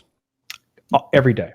He's been in for 10 years and he's got 5 more to go, something like that, on his charges. And he's got a really strong, like, Cholo accent. Yo, Holmes, yeah, I've been in here a long time, Holmes. And I'm just like, cool, man. That sucks. You're going to get out soon. You're going to see your family. Well, after like 2 days of knowing him, he's like, hey, man, you want to go work out with me? And I'm like, yeah, that'd be great. He's like, I'll come by your cell 7:00 in the morning. All right, you be ready? I'm like, yeah, I'll be ready. So every day I go with him. We run our 3 miles. I'm not doing chin-ups. I run my 3 miles and have a good day. And it turned out that he was watching my back the whole time I was in there, and anybody that wanted to fuck with me, he was squashing it before I even knew anything about it. Because, like, the scariest thing that happened was about 10 days in, the black guy comes by my cell, and I'm sitting in bed reading. Do we know this black guy? Your friend? The dreaded black guy I'm giving the radio to. Yeah. He comes by and he goes, yo, man, I thought I'd let you know. there's somebody in here that's wanting to get with you. And I sit up in bed, I'm lying down, like reading like this. And I sit up and go, mark place here. Someone's looking to get with me? I already have a workout partner. Yeah. He's like, yeah, they looking to get with you. I was like, well, you let them know that I'm not looking to get with anybody and I won't go down without a fight. I was like, that's not happening. He's like, I'll pass the word on, man, but you watch your ass. And I'm thinking like, I wonder if he's going to add literally at the end, but he's not a smart guy. So he just walks away. And now I'm terrified because he's not bullshitting. He's very serious. He whispers this to me and he's one of my closer associates in there. And I'm just like, fuck. Now I'm terrified of the shower. Now I'm terrified to go in there. So now I have to time my showers for when Snow showers. Now me and Snow, the big Mexican guy, like we work out together already. So it works out fine that we both go back to our cells, get our towels, get our stuff, and we go to the shower. And so the shower, you walk into this room and there's 5 different shower heads and they're each separated by a partition wall with a shower curtain behind you. It's very private. And it's nicer than my high school showers. It's really nice. Those shower heads have excellent pressure and never-ending hot water. It's excellent. And by this time, I've got good soap. It's the same brand I use. Good shampoo. I've got a good towel. I got everything. So you walk up to the door of this thing. It's a shower curtain too, and you pull it back a little, and you avert your eyes in case somebody's standing there naked because you don't want to get caught or accused of cock looking or something like that. Yeah. Meat gazing, a dick peek, and you say as aggressively and as much of a manly tone as you can, shower. And whoever was last to go into the shower, you don't go shower. So whoever was the last to go into the shower, they call back and they answer with whichever showers are available. So if somebody's in 1 and 3, they go 2, 4, and 5. And then you holler back, going in 5. And then you do it while averting your eyes once again, because it's just a shower curtain separating you. And then I would always go in 5 because that was a handicap shower and it was very nice. It had the big shower head. Yeah, and the like chest high shower thing too. So I would take incredibly fast showers. I get clean, then I get the fuck out. And when you're ready to leave, you say, leave in 5. And everybody says, all right. And then you get the fuck out, averting your eyes again. But the whole time, I'm gonna say from the time that dude told me that until like 2 weeks ago, I was terrified to go to the bathroom. The whole time. Like there was a day when I didn't catch Snow in time, and I was like, I'll shower tomorrow. What's the actual bathroom situation like? There are 4 toilets in stalls, just like in a department store or anywhere else. There's a urinal and there's like 6 sinks. So it's fine. The toilet paper was awful. I immediately bought toilet paper. Like I got some fucking Charmin right away. It is a must-have item to anyone who's about to go to prison. Get your Charmin toilet paper. So yeah, the Snow guy, it turned out, was like watching my back the whole time. And anytime anybody would say anything about me, or anytime I did something I shouldn't do, he would pull me to the side and be like, hey, like one time I pissed and I didn't wash my hands. He said, hey, somebody said you didn't wash your hands. And I'm like, somebody told you I didn't wash my hands when I pissed? He's like, yeah, you got to wash up, man. People take that shit seriously, because you're going to touch the microwave or you're going to touch the TV. And I'm like, I didn't even touch my dick.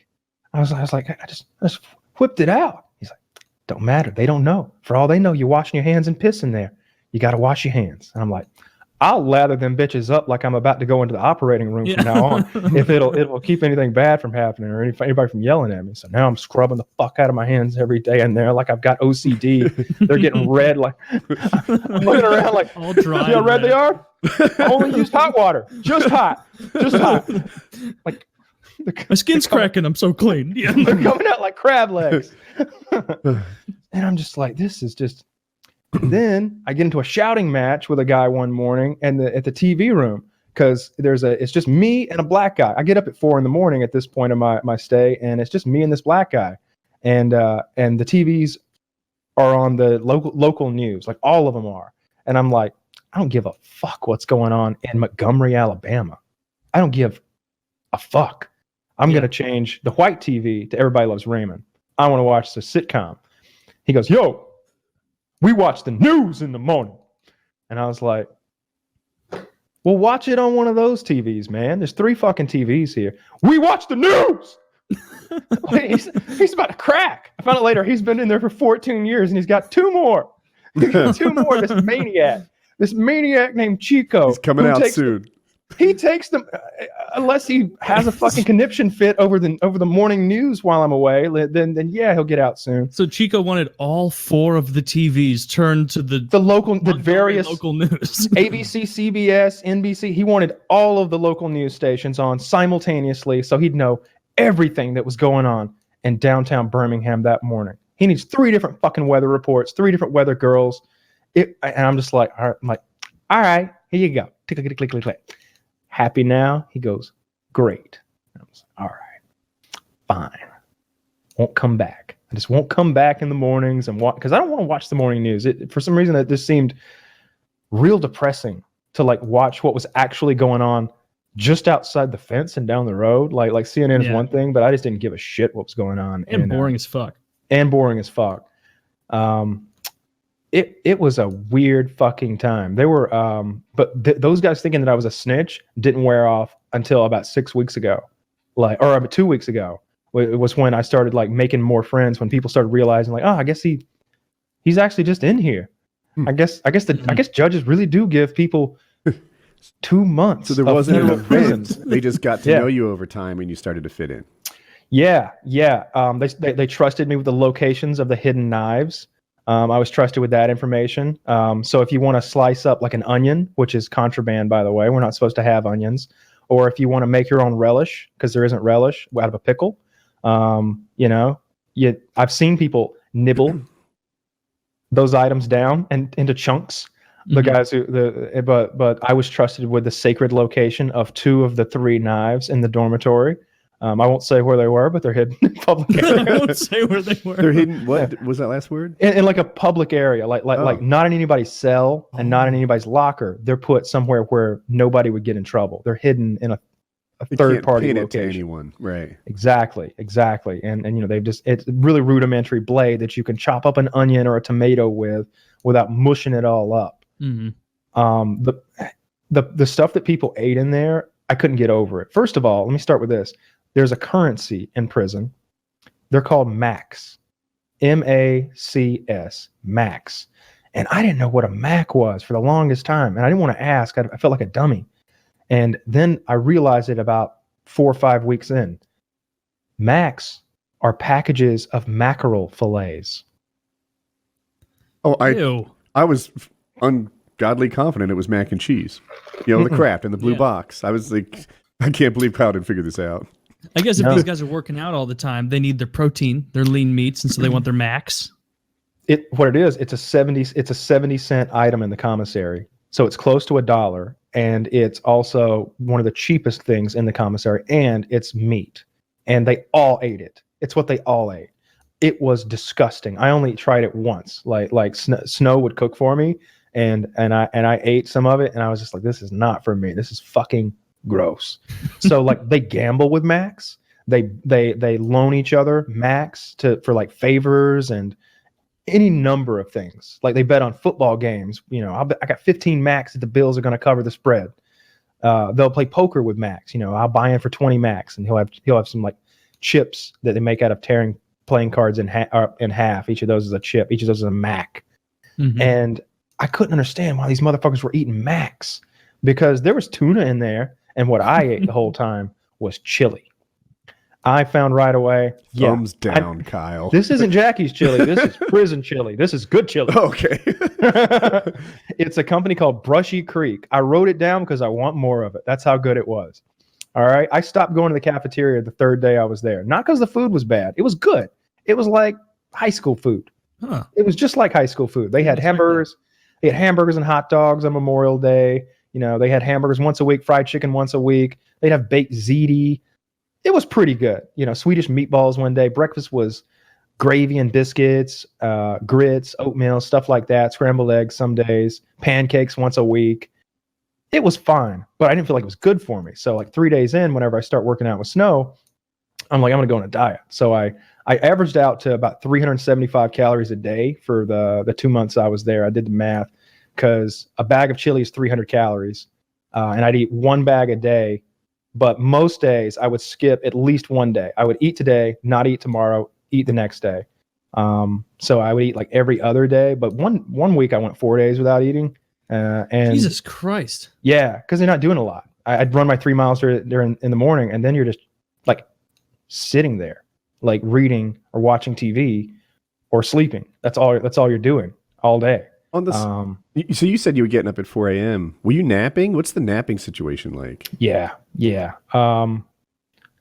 So the schedule is this: at 5:20 in the morning, the lights come on, boom, bright as fuck, fluorescent, right in my eyes because I'm on the top bunk looking straight up, and that wakes you right up. You're up now, and at 7:30, your bed is supposed to be made. Now you can still lie in that bed, but it has to be made beneath you. So, and if you get caught still in the covers, the guard caught me one day and he went, ding, ding, ding. You need to make the bed and get over them covers, buddy. I'm like, no problem, man. I just overslept. All right, good day. And just kept moving along. It's not a big deal.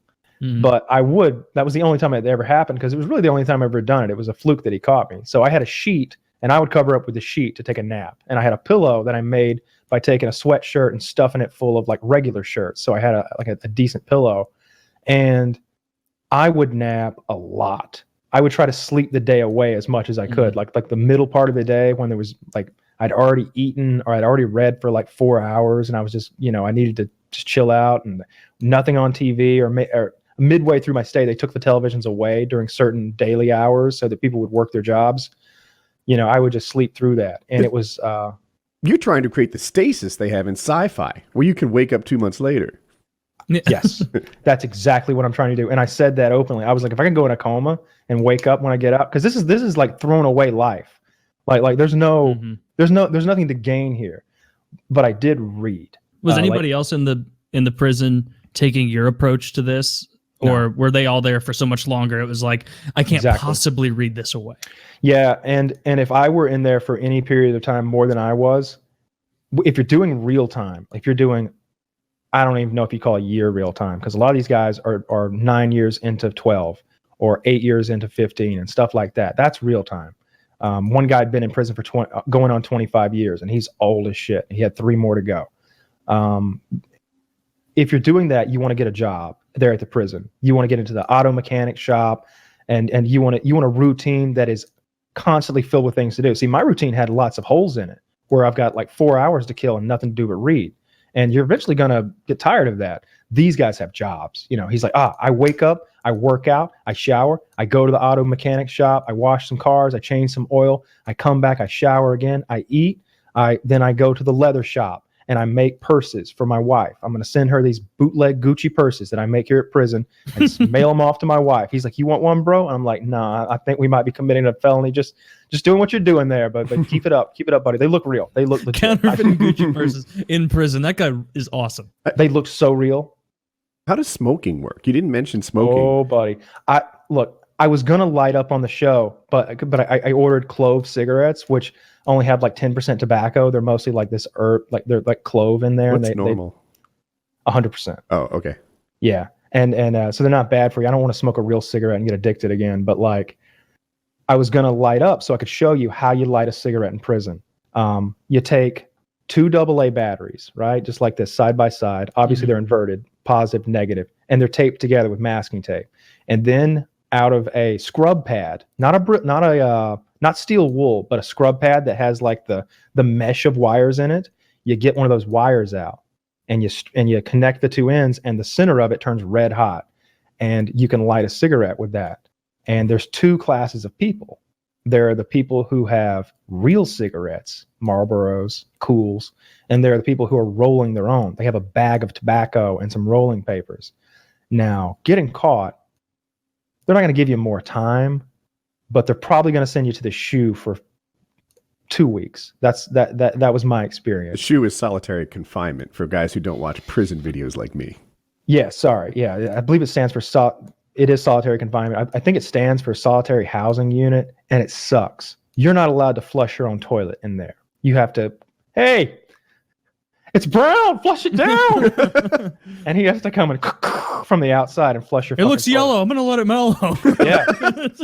Yeah. And if you're in there, you're just locked down 23 hours a day. I think you get up for a shower once a day, and that's it. That's it. You're just locked down. And I didn't want that. A guy had gotten that. Excuse me. Right before I got there, the guy who had been in my bed, I was like, "Where'd this guy go?" Because he left a lot of his shit in his locker. Like, I'll take this toothpaste. I didn't have any. I'll take this brand new toothbrush. All right, now I got one. What happened to him? He's like, well, the warden came through. We were warned, of course, as we always are, and she was inspecting. And when she walked past his cube, he was stuffing rolled cigarettes into his sock. And she went, doop, doop, doop, doop. What's that? He went, what's what? And they snatched his ass up and they threw him in the shoe for 2 weeks. I met him about 2 weeks later. He told the same story that everybody else had told. Like, fuck, I don't want to get caught. And it's you're not going to smoke. You're not going to smoke in there. Did you not risk it at all? No, I would never smoke in there. There's no way. Like, no matter how stressed out I got. But everything is available, by the way. Like, forget cigarettes, because every time there's a count, that's the most important thing as far as the guards are concerned, by the way. Guards don't care about your safety. They don't care about what drugs, tobacco, alcohol, contraband you have. As long as nobody's bleeding and you're all there, that's all the fuck they care about. And they come through every 3 hours and they count you, 3 to 4 hours roughly. But you know exactly when. Mm-hmm. It just varies whether it's 3 or 4 hours spread out. That ties into one of my questions, the guard relationship. So you made friends with Snow. You didn't make friends with guards. They weren't there to protect you. Is that a bad idea? So that's a terrible idea. And I had to stop that. The guards wanted to be friends and I had to tell them to get the fuck away from me. The guards recognized me, like 2 or 3 of them did. And those 2 or 3 told their buddies who I was. And then they became like fast fans. And they all wanted like autographs and to like talk to me and ask me about all kinds of stuff that I'd done. And they kept coming by my cube talking to me. And Snow was like, hey man, I see you talking to those guards a lot. What's up? And I'm like, well, they're coming by because I do this thing on the internet with guns and stuff, and they've seen it before and they like it. So they're kind of like fans. And he's like, oh, that's cool, man. That's cool. But everybody ain't gonna believe that. He's like, that looks bad. He's like, that looks like you snitching, you know, because they seem to like you a lot and you just got here, you know? That don't make no sense.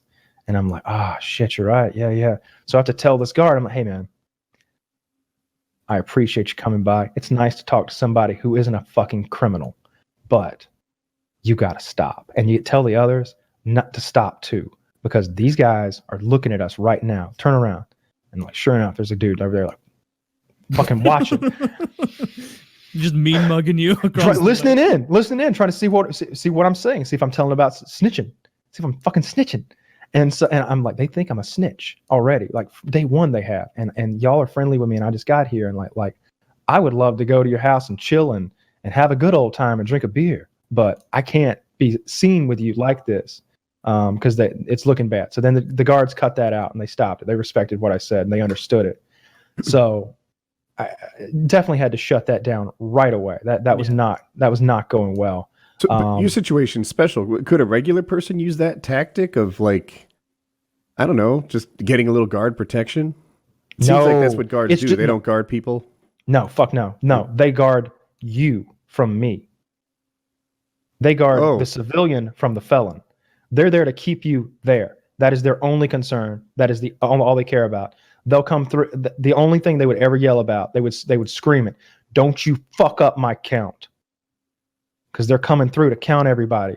And you know they're coming because they just announced it. And you know what time they were coming anyway. So if you're in the fucking shower and when they come around to count and they count everybody and it comes up one short because your ass was in the shower and they got to come back around, they might take you to the shoe for that. Really? Yeah. I saw a guy get threatened severely because he was in the shower. He'd been there a year. He was this gay guy that was next to me in the cube next to me. He was in the shower when count time came around. And he was like, I just didn't know. And I'm like, motherfucker, I've been here for a month and I know. How do you not know? And he's like, I lost track of time. And I'm like, well, don't. Everybody seems very upset with you. He's like, nah. The next day, they fucking straightened him out right away. They cussed his ass out and screamed. Guards? Some dudes. No. Oh, some inmates. Yeah. Because they'll lock us all down. They'll lock us down and like they'll take our microwave away, or they'll take our television privileges away, or they'll take our rec time away, or they'll do something like that. They'll fuck everybody up over one guy.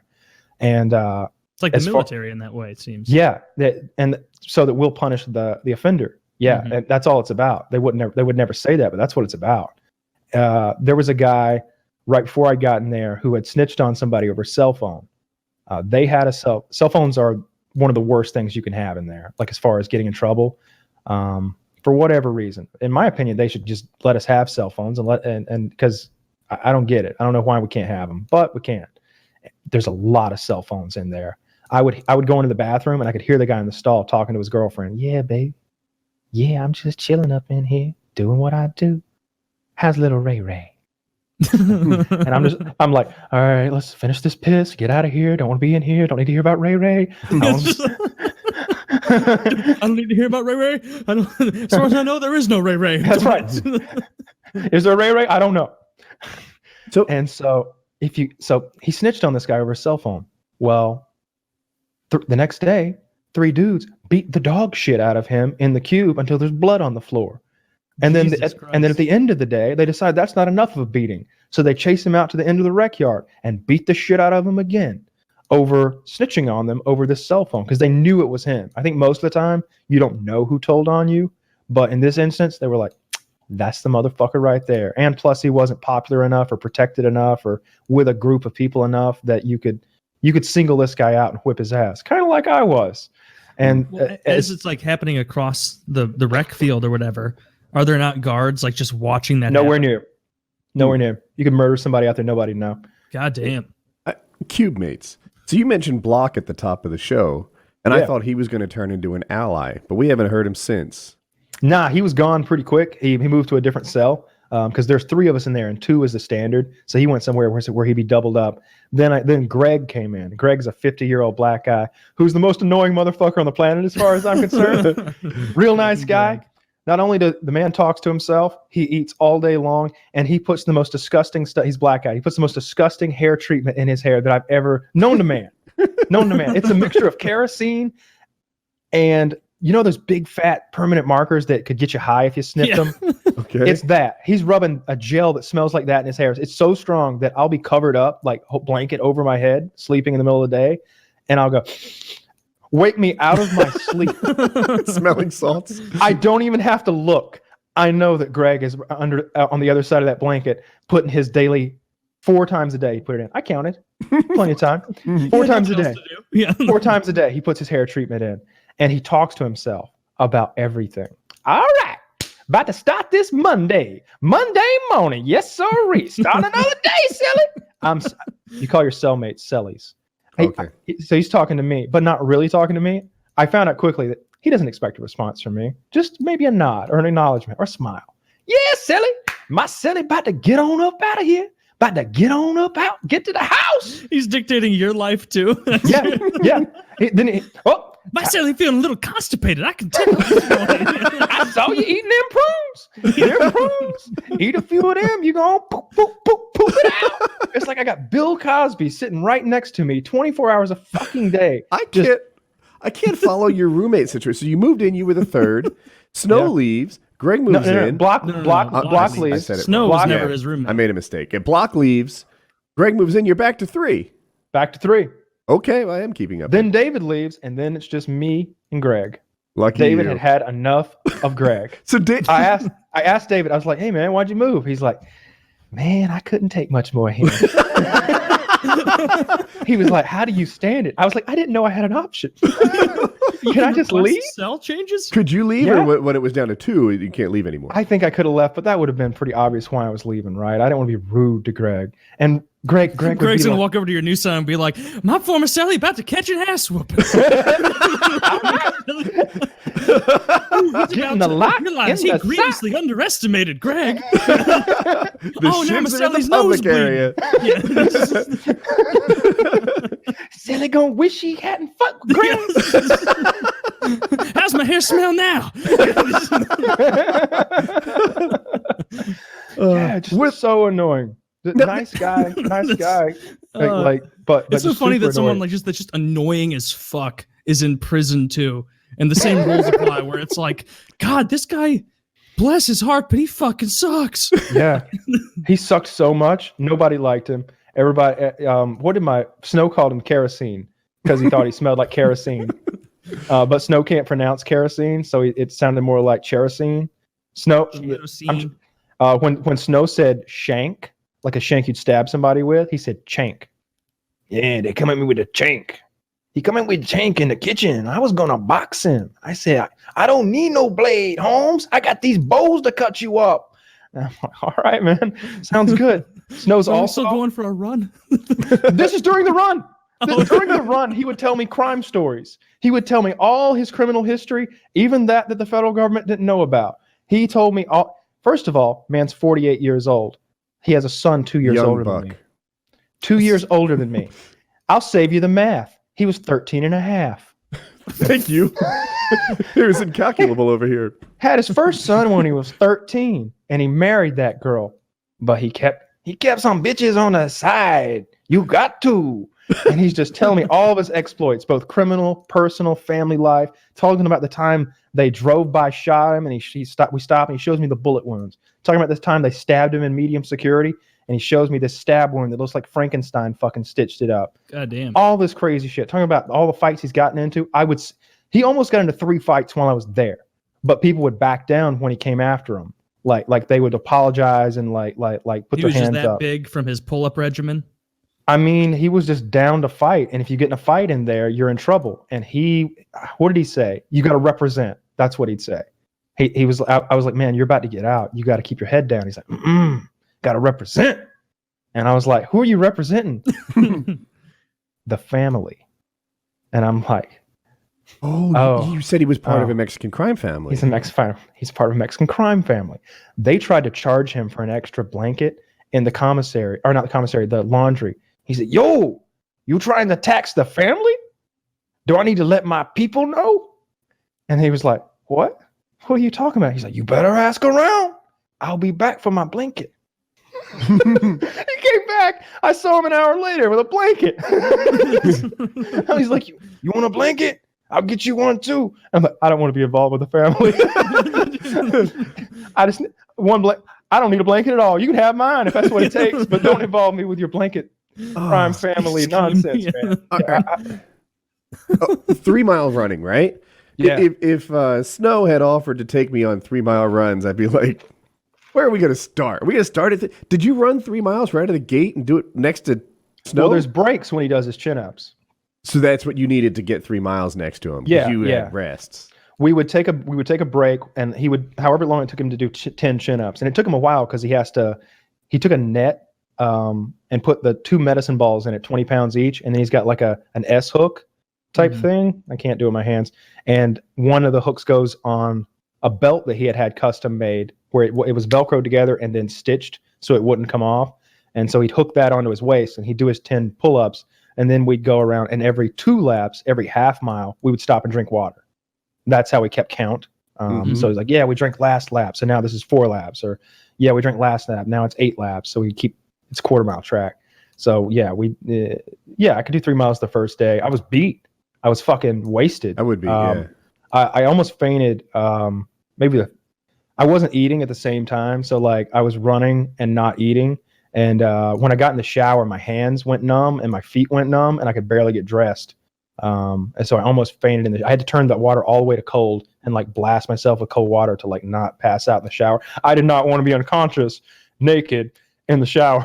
No, it seems like a poor choice. Even Snow would Andy be like, Dufresne realized he should have eaten breakfast. And it's at that moment Andy Dufresne realized his ass wasn't nearly as tight as he imagined. They slid in easily, helped by the lubricant of the chili he hadn't finished that morning. Unfortunately, it was very spicy. Yeah. Were there any fights while you were there? Like, I know you weren't in any. You did. So, even though there was a constant concern about fights, it wasn't a constant occurrence. No, it was not a constant occurrence. It was there was talk of rape though. I talked to people who had been sexually assaulted and people who had witnessed sexual assault. The gay guy next to me, they had been coming after him a lot because he was like 20. He was 20 years old and like fit, and he was doing like 2 years for cocaine distribution. He had an ounce of coke he was selling, basically. Real nice guy. He was one of the few people who was intelligent enough to have a normal conversation like I'm having with you guys. Like, I was like, what kind of TV shows do you like, man? He goes, Trailer Park Boys, It's Always Sunny in Philadelphia, and Parks and Rec. And I'm like, man. It's a winner. Don't say that. That's what he said. That's what he said. He's like, keep it down. Keep it down. Just me and you. So yeah, there were definitely like talk of that had happened and that did happen. And both consensual and non-consensual, but it was like, don't. So he had been frequently raped, this guy you're talking to. Did he manage to stop that from happening going forward? Yeah, he eventually told on the person, and he was pretty ostracized. Snow even said it to me. He's like, that faggot, he snitched on somebody who was trying to get after him. And I'm thinking like, well, what's he gonna do?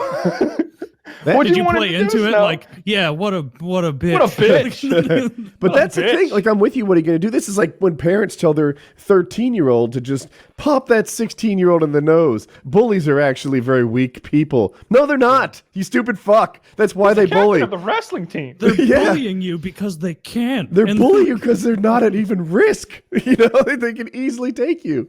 Dude, I can't, like, the scariest thing you've said so far is when Snow came in and was like, man, there's guys who want to get with you or whatever. Oh, that was the black guy. Yeah, the black guy said that. Oh, the black guy said that to you. Like, if someone said that to me in prison, thank God I'm not nearly as pretty as you are. Like, I would have been like, what do I do? Like, what's the move? Do I just go about my mile? It stressed me out. It stressed me out so much. I didn't know what to do. I knew I couldn't tell because you can't tell. It would be the equivalent of like, if you're in like the 5th grade or something and Billy's fucking broke your pencil and you went and told Miss Walker and she goes, all right, I want the class to hear this. You've been picking on little Tommy here. Billy broke his pencil. Billy, you go outside and sit in the hall. I don't want anyone to be picking on little Tommy here anymore. Tommy, you take that supple little ass and sit it back in your seat. Now everybody's like, all right, bitch. All right, bitch. That's what you do? Okay. So you can't tell. You can't. And that's why when I would talk to Kitty or Chiz or anybody, I would be like, yeah, no sweat. Because the guards are listening. And if I'm just talking to you saying, yeah, man, they're threatening me in here, the guards are going to have to be, because it's recorded and monitored, they're going to have to do something. And it's going to get back that I said something, even though I didn't go like tug on a teacher's shirt tail and cry like a bitch, I did sort of say something that got back to the guard, that got back to them. That makes sense. And I didn't want that because I knew that would only make things worse. Like the worst thing that was going to happen was I was just going to have to get in a fight. We were just going to have to fucking fight it out before anybody was going to fuck me or anything. And I was going to end up in the shoe probably alongside them. And I was like, that's not that bad. As long as they put me in the shoe with them, we're straight. I'll steal my books. That's not how solitary works, Kyle.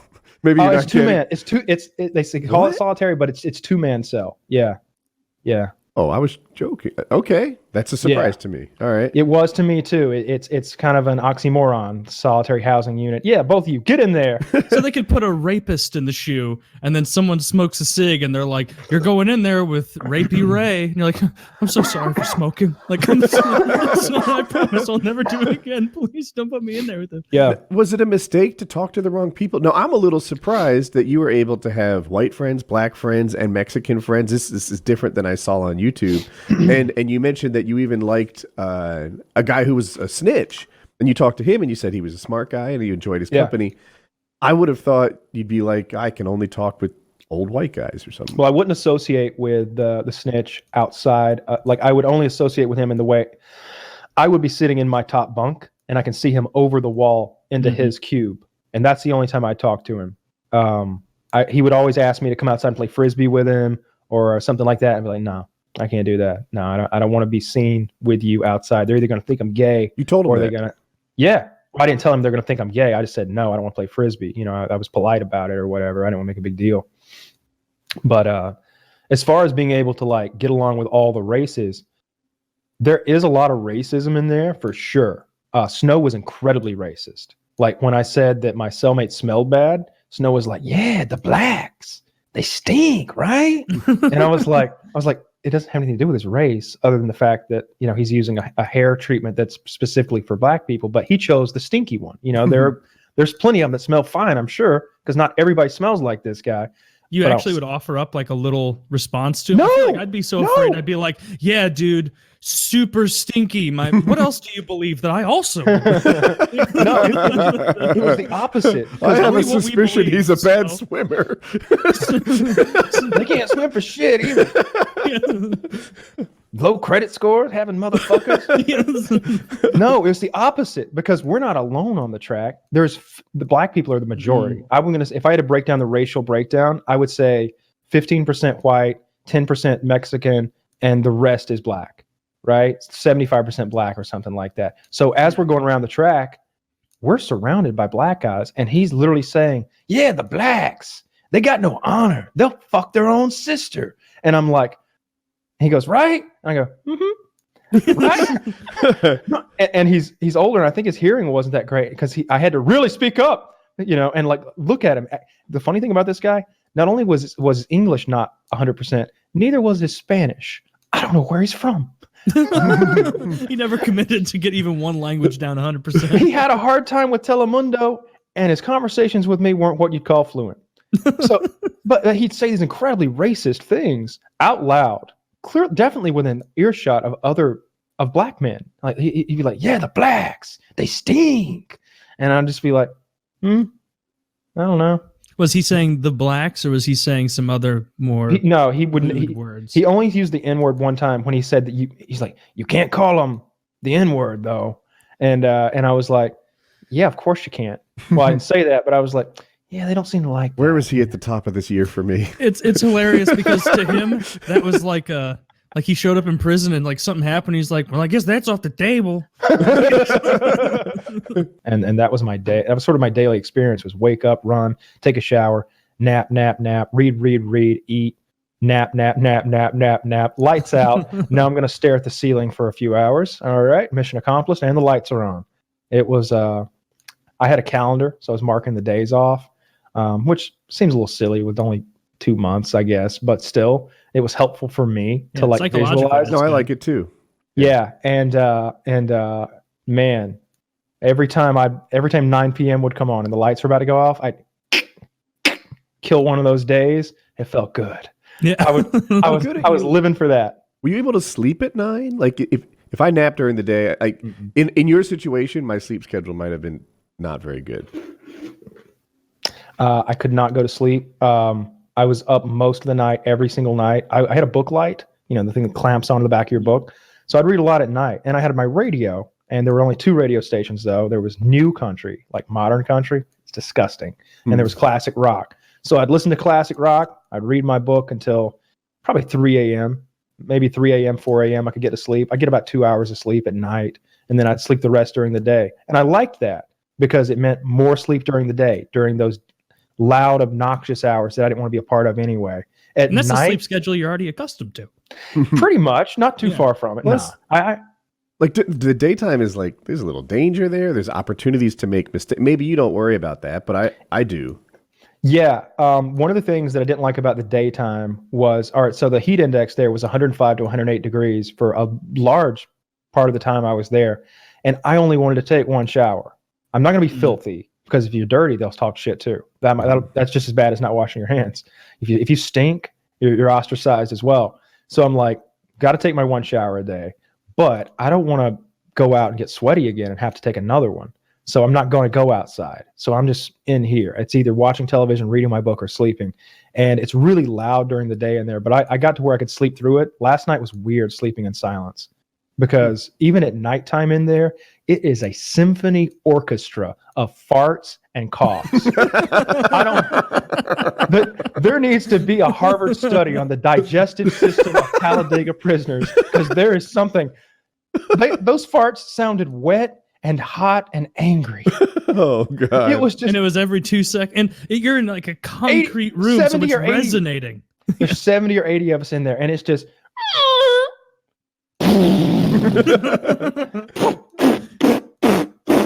Just everywhere. They're popping off like shooting stars all night. And this one guy would have a coughing fit every night that we would all make fun of. And everybody would laugh as people made fun of it. He would just start coughing, and I'm not going to like duplicate the cough because it would just be obnoxious on a microphone, but it's just like, oh! there'd be a lot of those mixed in, and a lot like when you're coughing so bad you gag. There'd be a lot of gagging, and so you'd hear some black guy yell, "Spit it out!" Or that he gonna die. He gonna die. and every time, put him out of his misery, Big Tim. And every time that somebody would say something, like 8 of us would crack up and start laughing at this guy. And meanwhile, I'm thinking like, that gentleman's very ill. I'm super glad you're out, man. Like we definitely missed you a lot on the show, and I missed you because you're one of my good friends, and so that sucked. For sure. Yeah, Shout man, out to Chiz for double booking guests for 2 months. I appreciate Yeah. that.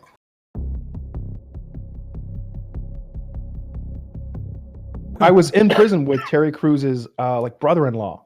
He's in prison. Yeah. Whoa. Yeah. Real nice guy. Small world. Yeah. Do you know what he did? I didn't get into that. His name is Isaac. Okay. And but Isaac's a real nice guy. He was next. His cell was right next to mine. Kyle, that's one of my first questions about prison, and I don't want to get into this unless you don't want to talk about it. So don't answer. I Oh love no, talking it's going to about be it. a It's tentpole hilarious. topic for some Okay, all right. time. The reason I want to. The first question is, do people talk about why they're in there? Is that a thing that everybody talks about? They don't talk about. They don't bring it up. But if I got comfortable with somebody, I would ask them. Yeah, that makes sense. Or if I didn't feel like they were a scary person, I would just ask them right away. Like the gay guy that's like right next to me, one cell on the other side of Terry Cruz's brother-in-law. I was like, what the fuck are you in here for, man? He's like, I was selling a little cocaine, and I was like, how much is a little? A couple ounces. I was like, okay, that sucks. Yeah, that'll do it. How long? Right around 2 years. 2 years. Holy shit. Just for trying to have fun. Yeah. Well, I got mixed up with those machinima guys. And Oh my gosh. Wow. Kyle, you want a prison question? yeah, sure. You said there were people from Atlanta that were way worse. There was an Atlanta minimum security prison, but it was like Yes. way more hardcore. Homeless Yeah. people? What was the scoop with that? All right. So they didn't put me in the Atlanta camp, I think, because they don't want people too close to their homes for whatever reason, which Yeah. seems like bullshit. Because what if I was in there for 5 years and I wanted to visit my family, but they were 6 hours away. Yeah. But there were guys who had been transferred to Talladega from Atlanta's camp, and quite a few of them. So I got it from like multiple sources what that camp was like there, and they were like, man, it's wilding out. And I'm like, tell me more. He's like, well, shit, we got everything in there. We got fucked up though. The snitches told on us. They shut it all down. I was like, what did you have? Everything. I was like, all right, well, what does everything mean? We want to go out and party, so we get a hobo to come in and sleep in our bed. That way they come through and count. N-word is sleeping in my bed. So it's all good. If you there, they don't care. And I'm like, What? Yeah. You can just leave? No, you can't just leave. They're not gonna, but they just walk by with a flashlight at night and count bodies. They Holy don't shit. recognize you. Well, So how as did they long get as out? I think that they were, I know at one point there wasn't even a fence around that camp. Like some of the Wow. camps, like especially in the north, don't have a fence. We had like that big scary 12-foot fence with the razor wire on the top and the bottom, and You had cement that. I is thought you poured. didn't. I thought I didn't too. There were a lot of lies about that place online. Like all of the programs that they said that we were going to have, like they only exist for the medium security guys. And so people will transfer to Talladega because they're like, yeah, I want to learn to be a fucking graphic artist. That'd be cool. I'm out in a year and a half. I need a job that, won't discriminate. And they're like, oh, that's only for medium security. So they're like, shit. Well, can I go to Pennsylvania? I think they have it. They're like, yeah, you can transfer in 18 months. Oh shit. Till then, we get $93 a day off your ass. Go find a bunk and get a job. It's just like, fuck, Holy this shit. is slavery. So there were they would leave and actually go party. They would bring girls into the prison, they said, and fuck them sometimes. They would literally bring whores in. And then they had like all of the drugs That's and awesome. alcohol. But we had Yeah, I all the drugs approve. and alcohol too. That's insane. Man, maybe Wow. prison's not Wait, so did you bad. say you said you had something in alcohol? That you had whores in alcohol? Drugs and alcohol. We had Oh. drugs and alcohol. Like every drug you can name, and alcohol and cigarettes and cell phones. Like all of that was like everywhere in Talladega. Like it So was the just- alcohol, you guys didn't. It wasn't like prison made alcohol. It was professionally made alcohol. You imported. When I asked about it, they said I was like, do they have? Because I was reading a Stephen King book where they were talking about making alcohol out of prunes and raisins in prison, and so I asked a guy that was near me. I was like, do they do that here? He's like, they don't have to. They got Jim Beam and vodka. They got it. They have real alcohol. And I was like, well, how much is it? He's like, you want some? And I was like, no, I don't. Well, maybe. How much is it? And he's like, $8 a shot. And I'm like, fuck. That's a good deal. That's not bad at all. Cheaper than That's here. Los Angeles. That's Los Angeles. Yeah. It's bar prices. Yeah. Tucker's just getting wasted. Blacked out. At these prices, I can't afford it not to be. So yeah, they would explain that you could really just get away with anything there, and that it was just rampant with people like leaving and going out and partying and like going to strip, like their friends would just pick them up off on a road that was nearby and take them off to town, and they'd go get burgers and go to a hotel and fuck their girlfriends at the hotel or whatever. And I was like, that doesn't sound like here at all. They're like, nah, it sucks here. Oh, what a bummer. Man, you got sent to a sucky prison. We were talking about the workout equipment last week. I kind of alluded to it, but so we had a running track, and they had sports. You know, they had a softball field, and they had they would play like pickup football. Actually, it wasn't even pickup. It was organized flag football with teams. One of the teams' name was the Woodlayers, and yeah. Were they gay? I had to process. I don't ask. Don't ask. Don't tell, Woody. Right. And so they would go out there and they'd play football, but it was hot as fuck out there. I couldn't believe they weren't just heat stroking out in that 100-degree bullshit. And there was like medicine balls, and then there was like one good elliptical, one decent treadmill, and like some shitty ellipticals that had no resistance. Even you were just on this green thing doing this a lot, and then that was it. And I was like, well, shit. What do you do for like? Or there was chin-up bars and dip bars, but there was no free weights. And I was like, what do they do? And my buddy's like, over here, I'll show you. We go out there, and these guys have gotten big rocks, like the ones that like retain an area to keep from washing away. And they have taken them to the scales and weighed them and written with magic marker what they weigh on them. So every rock you look at in the gully says 25.5, 32 pounds, 16 pounds. Big rocks. Yeah, they're big, like the retaining rocks you like put to like keep water from washing a gully away. And they would take these bags and fill them up with rocks, and they put them on either end of a pipe. And they're out there doing bench press and curls with a pipe full of rocks. So why would bags of rocks? Why wouldn't they give them free weights? Was it because they were worried that they would like hurt each other with them, or? That's what they would say if you asked. That's the same reason they said that we didn't have a pool table, but they give us padlocks and socks. So that's bullshit. We got big long tube socks, and we've got padlocks. What's safe about giant rocks? Yeah, nothing. Yeah, right? Yeah. No, let them go play with the rock pile. So every morning I'd go out there to the track, like crack of dawn, and I'd start my run, and I'd look, and here came the same guy with a wagon, like a big the kind of wagon you would use around a greenhouse is the only way I know how to describe it. In high school, I remember seeing that. It was like a big heavy duty wagon full of rocks, and because you got to put them back. You can't just leave the rocks up in the workout area. Like they're real big on cleanliness and neatness. And so and this, I was asking my buddy, I was like, that guy's the rock guy, I guess. He's like, he's lost like 200 pounds. When he got here, he was like 450. Now look at him. And I'm like, still looks pretty fat to me. Yeah, right? It's not a good look. You could really benefit from the gym that's like, not just like rocks and pipes.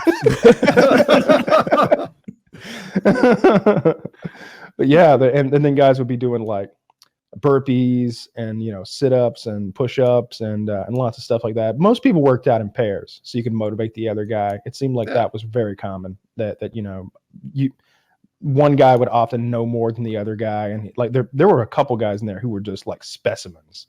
You could tell. Was Snow a specimen like that? No, I would say he was just bulky and strong. But there were some of these guys who were just like, they look like Brad Pitt and Troy, like just real ripped up and like a tiny waist, and just real symmetrical, good looking guys who were just out there doing dips all day. And man, that's all I would do if I went to jail. That's all I would do. I would just what else are you gonna do? Yeah, I would just lift you'd work out 24/7. 6-7 hours a day, lift rocks. Yeah, lift rocks. Why not? Call me Fred Flintstone, bitch. Fucking rock in each hand. They would do that too. They just have a rock in each hand, and they'd be doing all sorts of like. Those are the free weights. You just for real. I can see swear. myself going either way, really. Like there's a version of me that might just hit the gym hard, and there's a version of me that might just get a little depressed and sleep and do nothing. It's a long day. You wake up eventually and need something to do. I read a lot. Mostly reading. That's almost exclusively what I did, for sure. You have access to the internet at all, or no? Not really. Not like the real internet. Like we had internet, but it did lame things. Like you could do like a email to text thing. So you could text somebody and then they would email you back when they returned the text. Mm-hmm. I didn't really bother with that. I just used the phones. You got like 15-minute phone calls, 300 months a month. 300 minutes a month, yeah. The phone is one of my questions, Kyle. How did that work? Like, is it a common area? On TV, sometimes there's people waiting for the phone, and if you're on it and I'm a tough guy, I might be wanting to boot you. Like, what is the phone like? It's a little room you go into that's not very far from the dorm, just a stone's throw. And you go in there. It's got air conditioning. It's very small. It's about the size of this room I'm in right now. And there's 8 phones, I think, in there, maybe 10, just along the walls, maybe 4 on this side, 4 on this side, 4 on that side, something like that. And you dial the number you want to call. You dial your prison number, which is like a 9-digit number that identifies yourself. And then it asks you to repeat your name back to it and at the tone. And the voice recognition sucks dick. So like I'd have to make like 10 phone calls in a row. It would take me 15 minutes to make a 5-minute phone call, because I'm just calling it over and over. I'm like, Kyle Myers. Yeah. Didn't understand that. Sorry. Try again. And gets, maybe next time. Nope. Not going to understand you at all. Try again later. I'm like, fuck. click, and just go again. But yeah, there's guys in there. It's usually real loud. I try to pick off times to make my phone call so it's not so goddamn loud in the room, because they're real depressing phone calls. Of course. You know, it's like, sometimes it's funny. You know, I remember distinctly one of the early times I was in there, he's like, yeah, baby, you need a gangster in your life. And I'm thinking like, does she though? He's calling from jail. Yeah. Like, so is he trying to seduce someone for his soft landing? Yeah. I like his gumption. I mean, good for him. I mean, there are women out there who want to fuck Charlie Manson. There are. Shoot your shot. And but yeah, it sucked. You got, like I said, you got 15 minutes, and then the phone starts doing this little countdown bullshit. It gives you these little tones to let you know that any minute now you're running out of time, and we're just gonna hang the fuck up on whoever this is. And unless you're calling locally, it's expensive, like $1 a minute or something like that. To you? Yeah. Okay. Yeah. On TV, it's always collect. No, I don't even think that's an option, because this way the prison gets the money. Call from help, I'm being raped. I don't know, help. I'm being raped. Is that Turkish? What is? I don't know, gentlemen. No, I think that the federal prison system wants to get as much money out of you as they can. So like it comes right out of your commissary fund. There's a little process in which you transfer money from commissary fund into your phone fund, and one of the problems with prison, like you said, get the money out of you. Most people exit prison, even if they just do 2 months, which is a low yet. Most people do more. You do 6 months in prison, you come out broke. Most people can't, they don't have a 6-month emergency fund that they can tap into, and they exit, and suddenly it's not a problem, like renting their next apartment and such. Like they leave in dire straits, and right. That's part. Yeah, that's why they put them in the halfway house. I think that's one of the main reasons. You know. And they can give you like a year of halfway house. So, and that comes right off your sentence too. That's not like an in addition type thing. So a lot of those guys, like Snow, for example, he's really trying to get them to give him as much halfway house as possible. So, and as much home confinement in addition to that as possible, so he can get out like early next year, because he's been in there for fucking 10 years or whatever the fuck. Jesus. So basically, you just like your account. Like, let's say you have a savings account. You just take your savings account with you to prison, and then you're just whittling away at that account? Or no, you use like Western Union. You get somebody on the outside to like wire the money into your prison account. And so you know, I had plenty of money, but you have a spending limit. Even in the commissary, it's like, you can only spend $120 every 2 weeks or something like that, or $180, I think it was, something like that. Yeah. Did anyone maybe not you, but like, did anyone in the prison use other people as their like pay pigs? Like, hey, if you want to feel safe, you keep me rolling in potato chips or something. No, I didn't see anything like that. People were real honest about like making promises, like, hey, could you give me a little bit of this, and I'll buy you something for that, like commissary day, and they would always like actually make that happen. There was a lot of like on commissary day, like each dorm had a different commissary day. So if I don't get to shop until Wednesday, but it's Monday and you get to shop, I could be, hey man, will you get me 4 bags of chili and some Raisin Bran? And you know that would happen. And then when it's my turn, I will buy him, you know, $18 worth of shit too. And that's a pretty common thing that would happen. Or if you had gambling debts, you could handle those. If they didn't want max, which is the packets of mackerel fish fillets that I talked about, that were kind of currency in there. If they didn't want that, they could also do commissary credit. So like, give me your commissary list. I'll put down $6 for the shit and just bring it to me whenever, you know, you go. So the gambling debts was that like gambling debts from within prison? Like basically they'd. Oh wow! Holy shit! Yeah, there's that like nobody's like loan sharking you from in prison. I know. I mean, because like basically they were I don't know, like shooting dice or like just playing cards or something. Poker, Monopoly, and football. Did you play poker? A little bit, not much. They did like this dealer's choice thing where the dealer got to choose the game, and they played a lot of how should I put this, ghetto games that I'm not familiar with. But a lot of nonsense games, and I like to play Texas Hold'em pretty exclusively. That's what I always played when I would, you know, play for real money and play online and stuff like that. I'm good at that, I think. I always was, and I didn't know how. Like I don't like Omaha, and they play a lot of like different kind of pot limit games, and they just mix it up. So if you got 6 guys playing, you might play for half an hour and play one game of Texas Hold'em, which is all I wanted to play. And plus, like, I didn't know those people very well either. So like sometimes like, there were scary people in the game, and I didn't know they might get upset if I win too much, you know. That would be my holdup. Like I don't want to win a lot. I don't want to lose a lot. Like I don't want to play. Right. I don't want to owe you money, and then suddenly like that's a danger. I don't want you owing me money. Then like that's another problem in itself. Right. And they were pretty chill about that. I didn't feel like it was going to be a big thing. It was mostly just they weren't. Everybody, there were a lot of people with good sense of humor. Like some guy got his towel stolen one day, his bath towel, and you're assigned, I think, 3 brown bath towels. They're garbage. They remind me of the kind of chamois that you'd like dry your car off with, and like very not very absorbent, real rough, too. And pretty small. And if you like got them soaking wet and like wrung them out, brown liquid would come out because they were like dyed brown. And it was pretty gross. And I always thought, like, I bet I'm just like rubbing a little bit of that brown dye on me every time I dry off. I'm never actually going to be clean while I'm in here. But you could buy your own towel from the commissary, and it was an okay towel, and I think it was sort of a cream color, and it was better. I don't remember what they cost. I didn't bother to buy one. But this guy's towel got stolen one morning, and he starts screaming, "God damn it, y'all! Who gonna steal my towel? My motherfucking towel was hung up right motherfucking here. I hope you know I've been drying my balls with that towel. I've been wiping my asshole with that towel. And now you gonna wipe your face with it? What the fuck is wrong with you?" And he goes on like this forever, and everybody's screaming at him, "Ain't nobody gonna bring your towel back. Just let it go. Let it go. They ain't bringing it back. Not now that you done made a big deal." He's like, "I ain't making a big deal. Maybe you accidentally grabbed my towel. I hold no ill will toward you, towel man.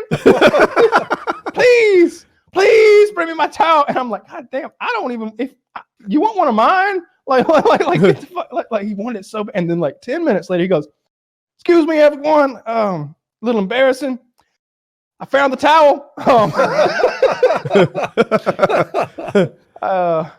Sorry about all that." That's pretty cool of him, though. Did people laugh? Like, how did it go? Yeah, everybody's laughing their asses off at him. Yeah. He was all right. He was in my drug class. He sold crack on the outside. Entrepreneur. Yeah, he was working on it. Yeah, nice guy. He had gold teeth. Yeah, it was a He was interesting a little successful crack dealer. He had a good sense of humor. Yeah, he really did. You lost over something else. The currency you said that you use in jail. You said it was fish. What was it? mackerel fillets in a tear-off pouch, like you can buy Starkist tuna in those pouches. Is it like I don't know this pouch? I'm picturing like an Altoids tin. Am I close? No. It's a metallic pouch that it's got a gusseted bottom, so it'll stand up, and then the top just like a big Capri Sun. Yeah, sort of like that. If you just Google like tuna pouch, like you'll see it. Like it's So why did you use those as currency? I think. I don't know, but my best guess is that they were one of the more affordable items. They were 70 cents a pouch, and it's one of the fewer meat items that was on the commissary list. And it just seemed like, I don't know, that's how people did it. You know, they were like, I'll do this for 3 max. I want, how many max you got? You know, it was always about how many max you had. And I didn't even, and I was just like, I don't have any max because they're fucking disgusting. And I don't want any either. I don't want any. Like I ate mackerel one time when I was there accidentally. My friend made me this bowl of food. It was like mashed potatoes, rice, and meat with like vegetables in it, like peppers and onions. And I'm eating it. And I thought it was chicken. And I'm like, when was the last time we had chicken? 4 days ago? I mean, he's eating it. He knows best. I guess. Chicken has scales on it. Yeah, I'm like, what's all this black connective tissue? I guess that's the bad part of the chicken. But I mean, who am I to? Beggars can't be choosers, you know. And I ate like 3 bites of it, and my next door neighbor goes, "You eating tuna?" And I'm like, "No, I'm eating mackerel." Mackerel is so cheap and shitty. It is. It's actually really cheap. My girlfriend has those pouches. They're the Starkist pouches that you can just get those and eat them. But I would assume it's probably a more generic version of those in prison. Absolutely. I wanted the chili that we had in there. It's Brushy Creek brand chili in a pouch. I loved it. It was fucking delicious, and I want to eat it on the outside now. It was so goddamn good. Oh wow! It was like $9 a bag to order some or something stupid. I think I found it for $4 a bag, but you had to buy a bunch of it too. And I'm thinking like, it was $2.40 in prison. It was $2.40 in prison. How are you going to charge me $4 out here? It's $4.40 on this website. I was going to ask that, Kyle. So commissary prices. Let me back up a step. Prison income is very low. You guys are working sometimes, not you, but the guys are working for less than $1 an hour, I think. 8 cents to 20 cents an hour, somewhere in there, depending on the job. So the prices in commissary, did they scale down at all, or would you find up? Yeah, things were more expensive than they were in the grocery store. Could be like 30 hours of work or more. I wish I had a commissary list. I should have brought one because I didn't consider the prices. You may be able to look it up online, but I didn't really care because, like, you know, I'm going to spend what I'm going to spend. If I need toothpaste, well, you know, spare no expense. You got commissary money. Making it rain. Yeah, I'm like you at the fucking movie theater. I'm just fucking Ike and Mike's, fucking Reese's Pieces. Let's fucking go, baby. Yeah, I want the large cherry Coke. So you know, like I remember I had this St. Ives like face moisturizer, and it was like $11 for this jar of it, like that big. And I was, what, are you gonna not face moisturize? Yeah, I'm not. Prison. You gotta look your best. I got a gay neighbor who I'm trying to impress. You know, like, and nobody would like think twice about that because everybody did it. Everybody is like moisturizing and like trying to look their best. Really? Yeah. Well, I'm putting something together that's a little racist here. I think that black people are more moisturizing people. Yeah, well, they Bill Burr grease had a whole up. bit about that. About white people need to start using lotion because it'll do wonders for your skin. I would, you know, there's no privacy. So without staring, you become very aware of your neighbor's daily rituals and like what they put on themselves and what they do and I'm laughing how at your kerosene guy. Yeah, I'm about to talk about him. That fucking Gregory Milton, the guy I bunked with, this 50-something-year-old black fella who's got a huge bald spot on top, and it's like bald here too. He's rubbing this shit in his hair. He's got 3 goddamn jars of it. It's called like Fresh Grow Organic Scalp and Hair Treatment or something like that. And I got a good look at it one day, and it looks like a clear gel with bits of plant matter in it. and he'd get himself a big goop of this shit and lather up, and he'd start rubbing it into his scalp and his hair, and it would wake me from my A sleep. clear the gel is smell. it's like a chia pet baldness cure.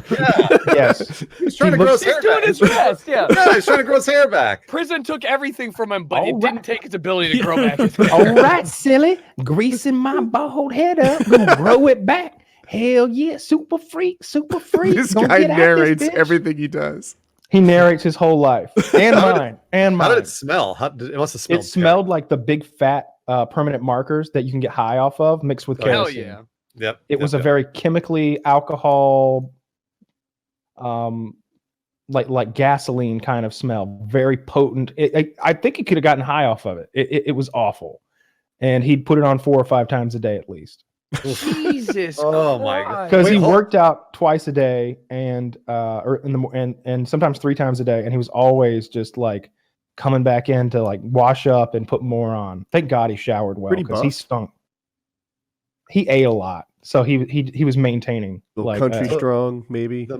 yeah, Country you know, strong. and he's in his 50s, so like you know, he looked fun. He looked pretty good for being in his 50s. You got a and dad everything. bod, yeah?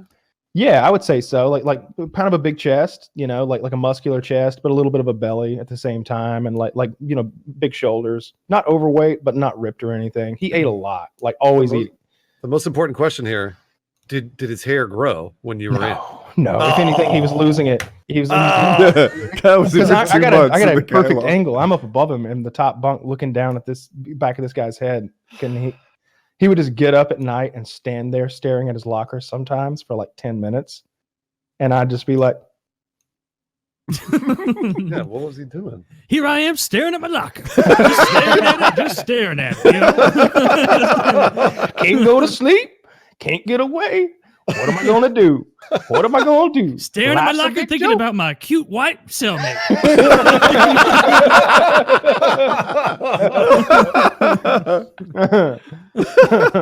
I want to know about the commissary shit. Like obviously, it seems like most of it was like small time, just amenities. Like I need toothpaste, I need a toothbrush, I need Max. Was there any like really big dick stuff that if you Big were ticket walking item. back from there, they're like, he got a George Foreman grill, son of a bitch. Like any Yeah. kind of stuff like that. Yeah, sunglasses were $55. I had me a pair right away. Hell yeah! Fucking Men in Black style. Fucking, because I don't go out in real life without sunglasses. Like I always wear sunglasses, and that was a big problem for me when I first got there because I couldn't get the sunglasses right away because of the spending limit. I just didn't have enough money to get food, clothes, and sunglasses, so I had to wait a week to be able to get them. And my eyes were so goddamn bloodshot that the nurse tried to have me piss tested because my eyes looked like I was on drugs. And but the guard, I explained myself to the guard, and he was like, "Oh, all right, well get out of here then. You're not on drugs." I'm like, "Yeah." Can you tell? If I was on drugs, I'd really be enjoying it, though. I wouldn't be this upset if I were on drugs. I'd love some drugs, but I'm not. I'm not on any drugs. Did you partially get the glasses just to rank up your RPG character to make yourself look a little more senior in there? No, I thought they made me look goofy because there were those lame like Nike sports sunglasses. I wore them for like sun protection. I pictured like Ray-Ban Wayfarers. Like, am I off? Yeah, That's I would even have more loved expensive. Ray-Ban Wayfarers. That's what I wear in real That's life. what I choose. Yeah. Yeah. What was the No, most they were, expensive thing you could get at the commissary? I think it may have been the MP3 player. The MP3 player was probably close to $100, and the radio was like $70. And I got a good pair of headphones. I think the brand is Core, Korr, and they were like $30 or something like that. So your headset and radio of choice would be around $100 to $120. So they would get stolen occasionally. People would steal them, and But so I kept. So like, how'd you get music on it? Like, you know? Yeah, you go over the computer and you download whatever you want, like gangster really? rap or whatever. Yeah, I used a radio. Or How does it? I didn't get into that because I used a radio. I didn't care to like. How does you it know, get I just stolen? Like in my head, I take What do you mean, how's it yours. get stolen? Let me explain. I take Kyle's stuff. Well, there's Kyle's shit sitting by my bed. Like if I'm gonna Your shit steal looks from like someone, well, it's not like you get different brands or colors, and you All of them can't look the same. distinguish it, you can't like take a Sharpie to it or a Scratch it. scratching. That'd be smart to do, but this Well, guy also- hadn't done that.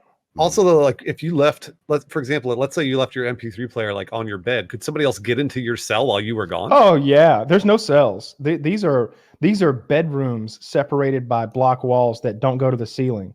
Like you just walk right in. There's no door to your cell at all. Got it.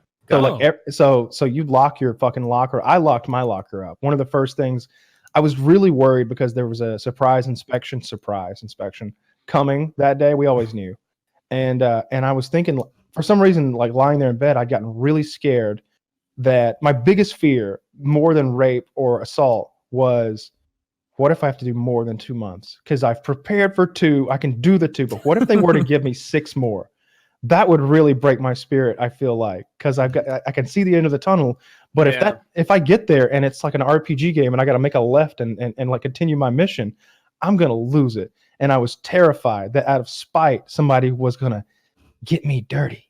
Yep. They were gonna put some fucking drugs or some contraband in my locker, or maybe either to intentionally get me, and then maybe even go rat me out and say, "Hey, Kyle's got this. Go look."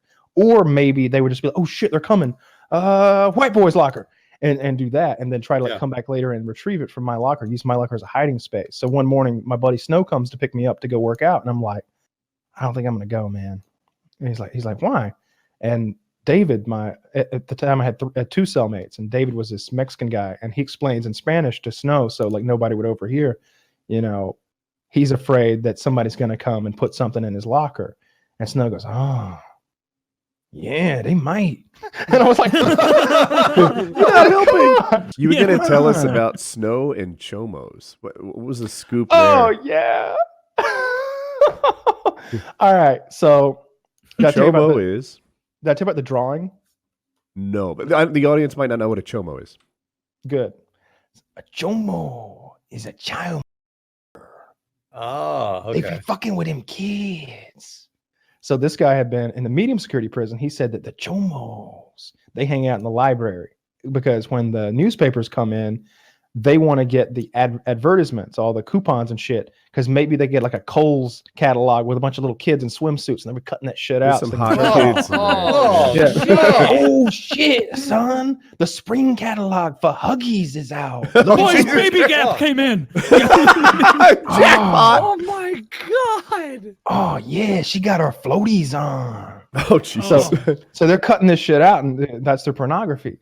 And so he was very sensitive to this because apparently they rough those guys up in medium security. That's pretty regular. They've got their own like wing or their own unit. They keep them to themselves because. And imagine if you're just like, I feel like you should distinguish between sexual crimes, although some people might find that to be offensive.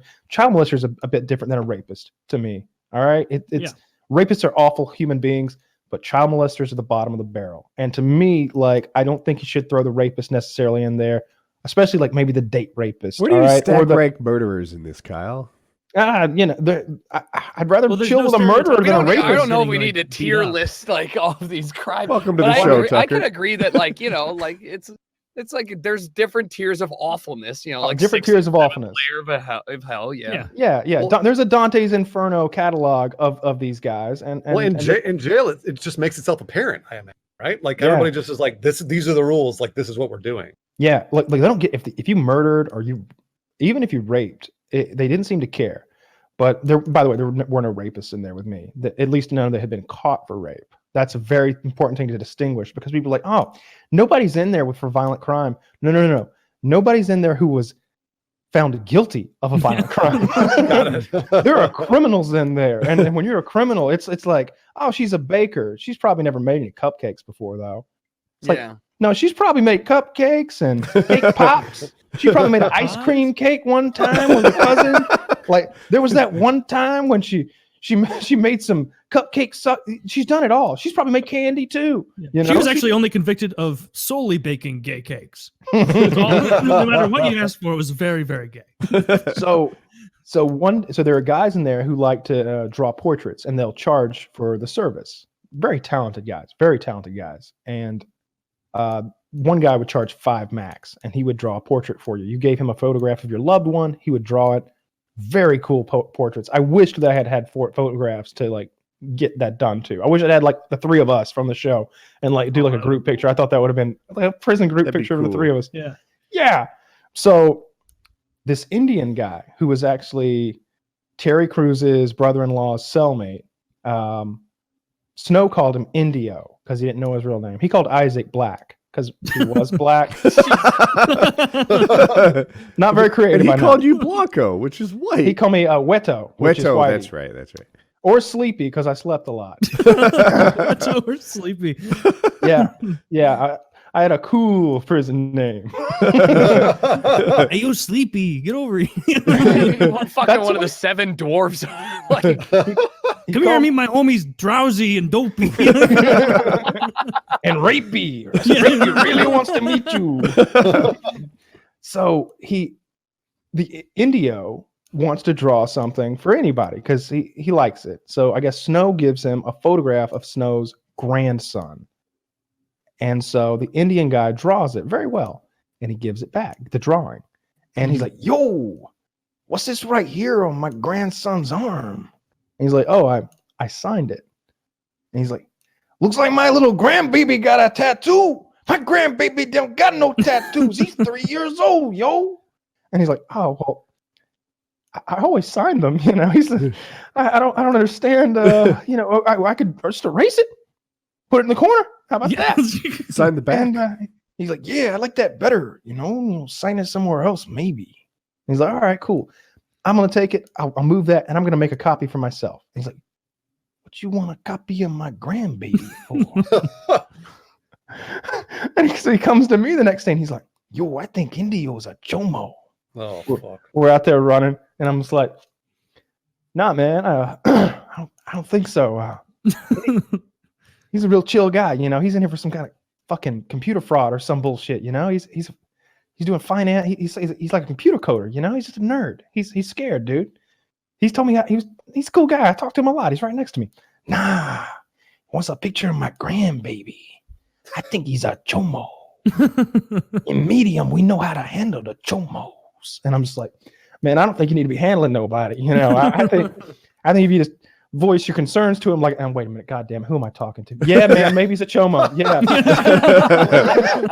you're gonna have to represent for the family. You know, you can't let this get out. You know, it'd be a real dishonor. You're gonna have to represent. But I don't do any of that because he might murder the 4 man. So I'm just like, nah, I'm trying to chill him out, but it's not working. So at the end of our workout, he's like, yeah, I'm gonna go talk to him. And I'm like, you're just gonna talk to him though, right? Probably. Shit. Depends what he says back is what he means. And so like the next day we're running our lap and he's over there doing his chin-ups with the 40 pounds of weight tied to his waist. And I'm watching him as I do, because I'm not interested in any of that. And the Indian guy and Isaac run past doing their lap. And he goes, yo, Indio. And Indio looks over with this look I've never seen on a grown man's face before. That I can only terror, just terror. He's just like, just that, like this grimace of fear, and he was already, you know, he's breathing hard because he's running, and he's, yeah, morning, and he's like, yeah, and he just picks up the pace and keeps on fucking, and I'm like, did you talk to Indio yesterday? Yeah, we straightened that all out. Like, fuck. I don't even want to know what he said to him. I know he threatened him. I know he did. He probably asked him if he was a chomo. It seems so easy to fuck up in there. I was gonna say, how do you clear your name? It's like, no, I definitely don't like kids. Like, I got some pictures of some grown woman. Jerk off to this. Let's see. Yeah. No. Slow. You're just sitting there. It's like, I can't get it Say up. no more, Snow. This is my core competency. Hey, everybody, come here. He's gonna prove he's not a chomo. Look at it. It's all flaccid. Oh, you don't like a grown woman, do you? All right, bring my little grandbaby over here and my knife. Shit. Oh man. No, you never know. Wait, what's the knife for? Oh, we're back to the sounding. knife is for you, Weto. Kyle, hold the knife. I can just picture you there, like, I just want to go have chili and read the rest of Harry Potter. I tried to get Snow into Harry Potter. Why would you think that would work? I don't know. Because, you know, during our runs, I'd tell him about what I was reading. And, you know, I'm 4 books into the Harry Potter series. I've read it before. I like it. And I'm like, yeah, man, it's this little wizard kid. He didn't know he's a wizard. You know, he's evil wizard. Voldemort's trying to... Voldemort? What? Yes, you know, it's this Voldemort guy. Who? The bad guy's trying to get him. And, you know, he's going to wizard school and falls in love and does magic and trying to explain this shit to him. He's like, yeah, I'd like to read some of that. So I give him books 1 and 2. He never made it out of chapter 1. He never made it out of chapter 1. Hey man, I just thought I would tell you this shit's fucking dumb. Nobody's fighting chomos or anything. If I ever go to prison, I want a snow. I need a snow, a savior, It sounds someone like to help me. you got a good draw. You got a good hand for your 2 months. You know. I have his full name. He made a good hand. I did my best to make friends with Mr. Snow. I have his real name and his prison number written down in there. I'm gonna next week I'll look him up online and I'll get a picture of Snow. Hopefully, I should be able to look it up and I'll be able to show. Oh it yeah, to if you have guys. Can we send prison him like number some and stuff. presents? Yeah, you could send him cash. I'm sure he'd appreciate that. Was it through Well, JPay? I was thinking more like ironic, funny gifts. You can send him books and letters. Ooh, children's Oh, catalogs. he would love Harry Potter. We'll send him Harry Potter. Send him a Baby Gap catalog. It's not cheating. No, Dude, that is the funniest fucking thing I've ever heard. That the chomos hanging out in the library waiting for issues of Toddlers Monthly, which are for some reason subscribed to the prison to show up so they can cut out pictures of babies wearing Uggs or some shit. Yeah. Like that is how do they are they just wanting to get fucked with and beat up? I just remember laying there trying to read my book and thinking like, I hate these brothers. I hate all these brothers. Why won't these brothers shut the fuck up? That's like you alluded to something earlier with the shower, and that sounds to me like the most frightening scenario. Was it exactly like you envision in the movies, where it's like a bunch of naked dudes with their backs it's to the each other? opposite. It's the opposite of that. It's showers are very private. I'll go through it kind of quickly because I did it last week. But you walk up to a shower curtain and you yell shower, and the people who are already in there, they call back and they tell you which shower heads are free and occupied. 1, 2, and 3, and you're like, all right, I'm going in 3. 3 was the good one, and so you walk down this lane, and each shower head comes out from the wall, and there's a block wall that's about, on me it came up to like no, it was pretty tall. I mean, I could see. It's like a it gym came- shower. Yeah, there's block walls separating you, and you've got like maybe 3 feet by 3 feet by 3 feet cubed, and there's a shower curtain behind you. So it's rather private. But if they want to come get you, they'll still come get you. And somebody somebody had made a threat against me and had gotten back to me that they wanted to get with me. So I was a little worried about that. So Holy shit, a little worried. I would be a lot worried. Yeah, I would be going quite a few days without a shower. Yeah. they give you shit about that. Like you can't. Like the things that like one day I told him I pissed and didn't wash my hands, and Snow tells me the next day, he's like, "Yo, heard you didn't wash your hands." And I'm like, when? Yesterday, right after you did it, I guess. And I'm like, fuck, I didn't even touch my dick, man. I just thought I'd get on out of there, Wow. They don't know. For all they know, you pissing right on your hands. They need to see you scrubbing. And I'm like, well, I'll lather up from now on, motherfucker. Jesus Christ. So I did, and the same thing about like not bathing. There were guys in there who like just gross guys who just smell and stink, and people would talk about them, and so I gotta have a shower. I don't feel human if I don't have to have a shower. I was gonna say I can't. Of course, you don't feel too human after a rape either, so you got to weigh the options out. Well, were you able to did you immediately start looking for protection when you hear that threat? I was looking for protection the moment I got there. That's how I met Snow. Yeah. Yeah. Makes sense. What'd you do? Did you walk around like, hey, I'm just trying not to get raped, guys? It's like who? I just like found the larger people that were in there and made friends with them, one way or another. Like there was a big black guy that I promised him I'd give him my radio and headset when I left because I noticed his was busted, and he was the one who warned me about the rape, and he would like bring me stuff all the time because it was $100 that I had promised him essentially between the headset and the radio. And so he'd bring me a 6-pack of Diet Pepsi because he knew I drank those, or he'd bring me some flip-flops who were like $25 or something like that because I didn't have any flip-flops. And he'd just come by all the time and just hey, you need anything? Well, no, I'm pretty good. You sure? You want some Diet Pepsis? I can get you some. Yeah, I would like some Diet Pepsis. I only have 50. And he'd go get me some because I love Diet Pepsi. I mean, that's How'd what you I'm keep drinking those now. cold? Yeah, that's a good question. They came in 6-packs, and it's I think they were like $2.20 a 6-pack, so fairly affordable.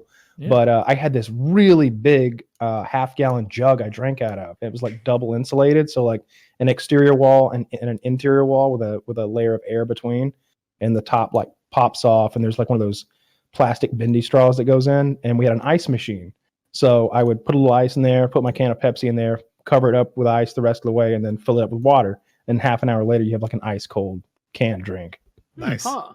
Nice. That would be a That's nice little smart. treat in prison. Little It Diet absolutely Pepsi, is. Diet Dr. Pepper option. No, Is it was prison not an option. only Pepsi option, or is Coke in prison? They rotate. Right as I was leaving, they were rotating over to Coca-Cola. It was Pepsi. It was cherry Pepsi and Diet Pepsi, and there was Faygo Cola, Faygo Orange, and Oh, Faygo the Grape. Juggalos. Yeah, the Juggalos. Yeah, exactly. ICP baby, and and you know they had also like tropical fruit soda drinks and stuff like that. And Do they have the Lunchables? no, because you don't know refrigeration. Oh, Only dry goods. Only things that you could dry store at so room beef temperature. jerky was probably pricey. Nobody really wanted beef jerky. It didn't seem like the popular items were candy. These things called, what were those things called? Chico sticks. I think it's peanut butter covered in toasted coconut, Mhm. and it's like a long stick, and they were like 10 cents a piece. And these guys I'd are be always crushing eating. those. That Yeah, sounds yeah. good though. Yeah. I didn't eat any. I mean, that's you know, only they an had hour and candy 15 bars. minutes worth of work. That's all. You know, Crunch bars and Snicker bars and stuff like that. All like ramen noodles and soup in a cup. They had oysters in a bag. That's Oysters? surprising. Like pre-cooked oysters? Yeah, it was disgusting. Snow asked me if I wanted a sushi bowl one day, and I was like, You're I was like- don't know. I was like, I love sushi. And I'm thinking like, wait a minute, Kyle, you have an actual old Japanese man craft your sushi while you watch him do it using a 1,000-year-old blade in Atlanta. You pay $30 for a piece of sushi. That Snow was not gonna roll out some fancy sashimi. That's not happening.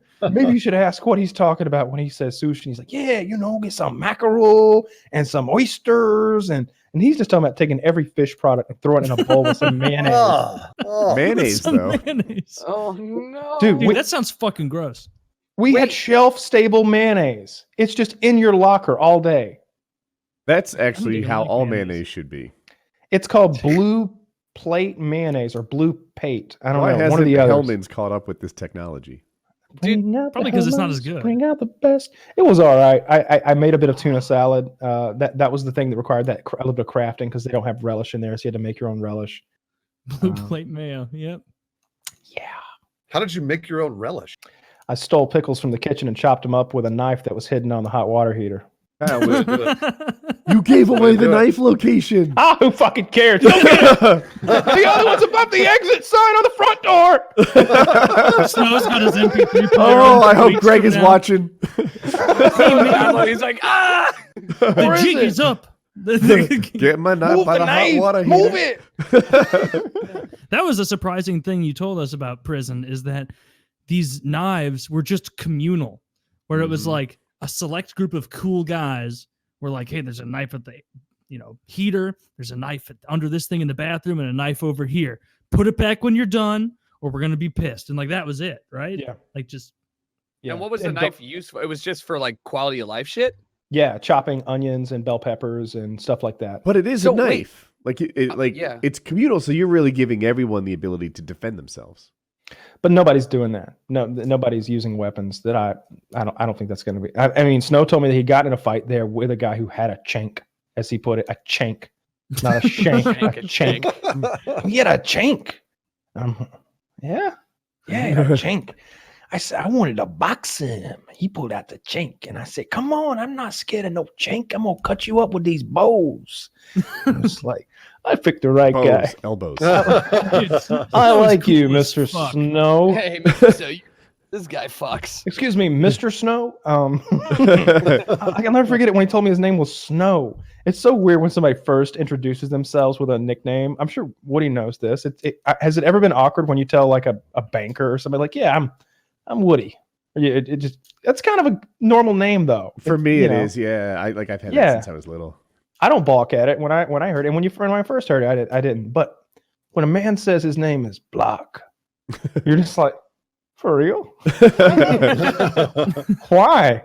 Because I killed my mom with a block. oh God! Holy shit! Yeah, you earned that nickname. This block. Yeah, this one right here. Is that wet blood on your block? Yeah. It was so fucking stupid in there. I'm so glad I'm out of there.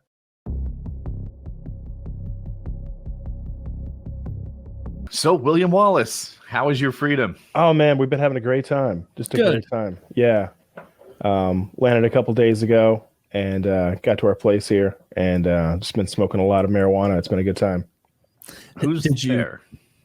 Oh yeah. who's right ZT and Scum and Chocolate Thunder and Fish right now.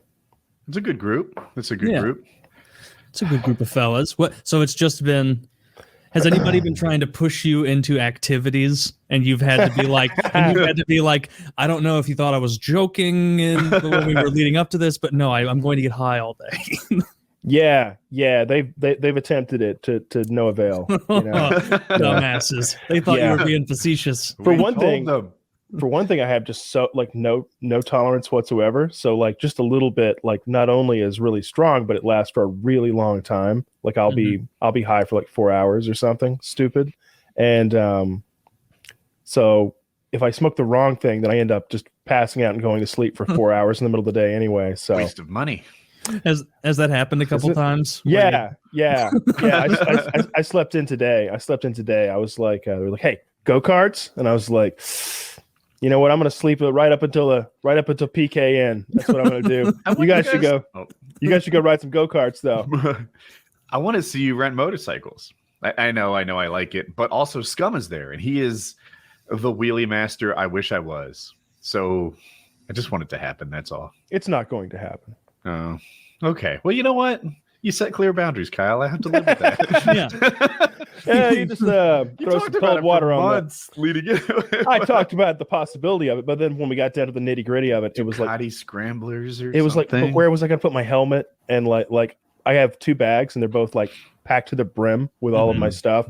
They're really honest. Like, I mean, I did bring my sous vide, but other than that, there weren't really any luxury items that I packed along for the trip. I really couldn't have fit the helmet unless I wore it onto the plane or something. I can't imagine. They're gonna fuss about that. I told it's my COVID protection. Dude, some You nerdy could just paramotor headbutt pilot someone. tried to wear his helmet on the plane. And it looks like a skateboard helmet with earmuffs, which is why he wanted to wear it. He's like, this thing's got music playing and hearing protection, and it's light, and it's perfect for the airplane. I'm like, except that you look like a terrorist. So. Yeah, that's good. It's Yeah, like, that's no good. why'd you buy the turban model? You could have just gotten a regular looking Like a helmet. dorky terrorist.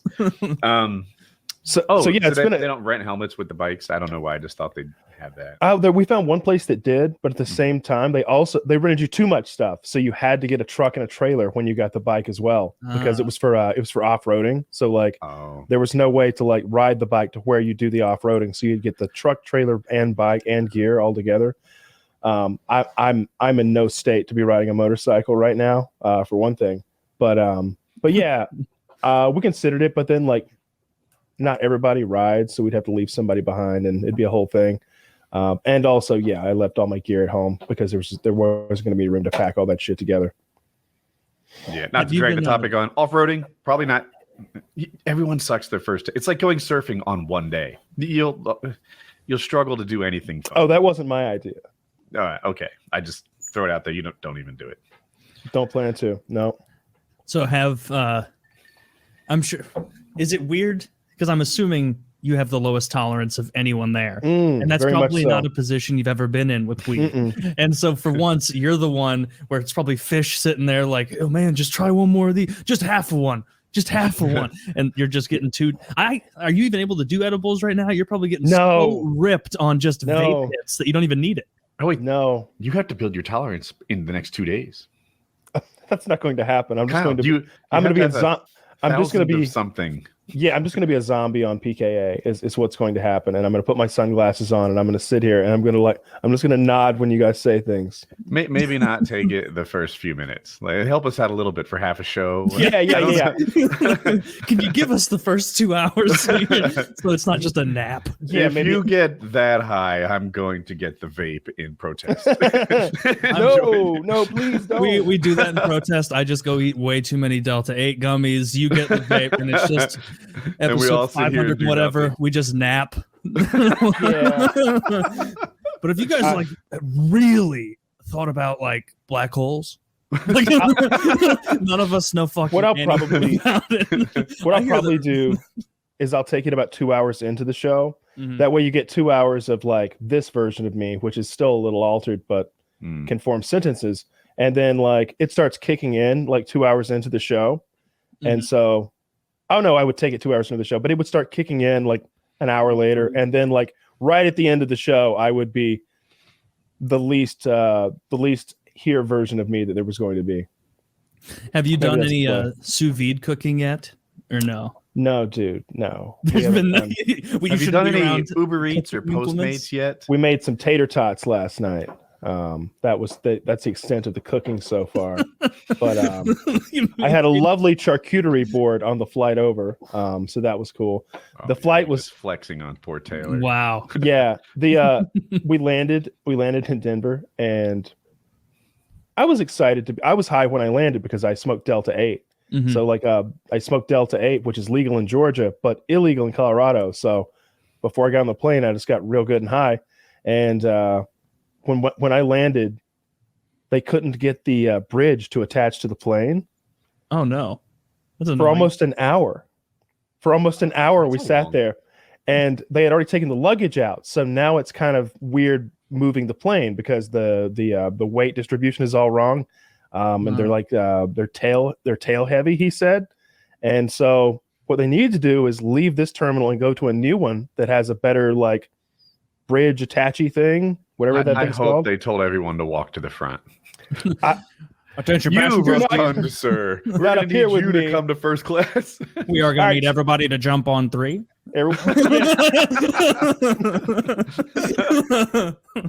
We sat there for 45 minutes, and you ever see like a professional struggling with their area of expertise, Yeah. and you want to be like, hey, do this, but you're like, but I'm not an airline pilot, am I? Turns out I'm not a cardiologist. Maybe I'll let him make the incision. But I was sitting there like, why don't we just pull forward a little? An hour after we've been sitting there, he goes, we're gonna try a little maneuver here. He pulled forward 2 feet and it hooked up. I swear What to God an this asshole. happened. He pulled forward 2 feet and hooked us up, and we all got off the plane. That sucks. So just I an wonder hour who of your was time wasted. responsible for you not being pulled far enough. Was it the pilot? It was probably the guy on the ground with the flashlights. I don't know, but like the guy sitting next to me, his wife was actually in the terminal, so she was taking pictures so you could see the outside like viewpoint and sending them to him. And they're like 2 guys on top of the plane. The pilot's like looking out of the window. He's got the windows open, and they're just yelling at each other. I don't know what the fuck happened, but when I finally got on the ground, I was so happy that was just over, that I was just off that plane, because it didn't seem like we were going to get off. It seemed like they were just going to turn around and take us back to Atlanta. We're With no trying luggage. to maneuver. We're going to go back to Atlanta. Turns out being tail heavy makes launching easy. Yeah. Turns out we have someone who illegally brought not the product, but they were high on Delta 8 right now. We're flying. We're going to parachute them off at an Alabama penitentiary. They Have a can blessed shake it day, at the airport. motherfucker. Either subscribe, donate, or get the fuck out.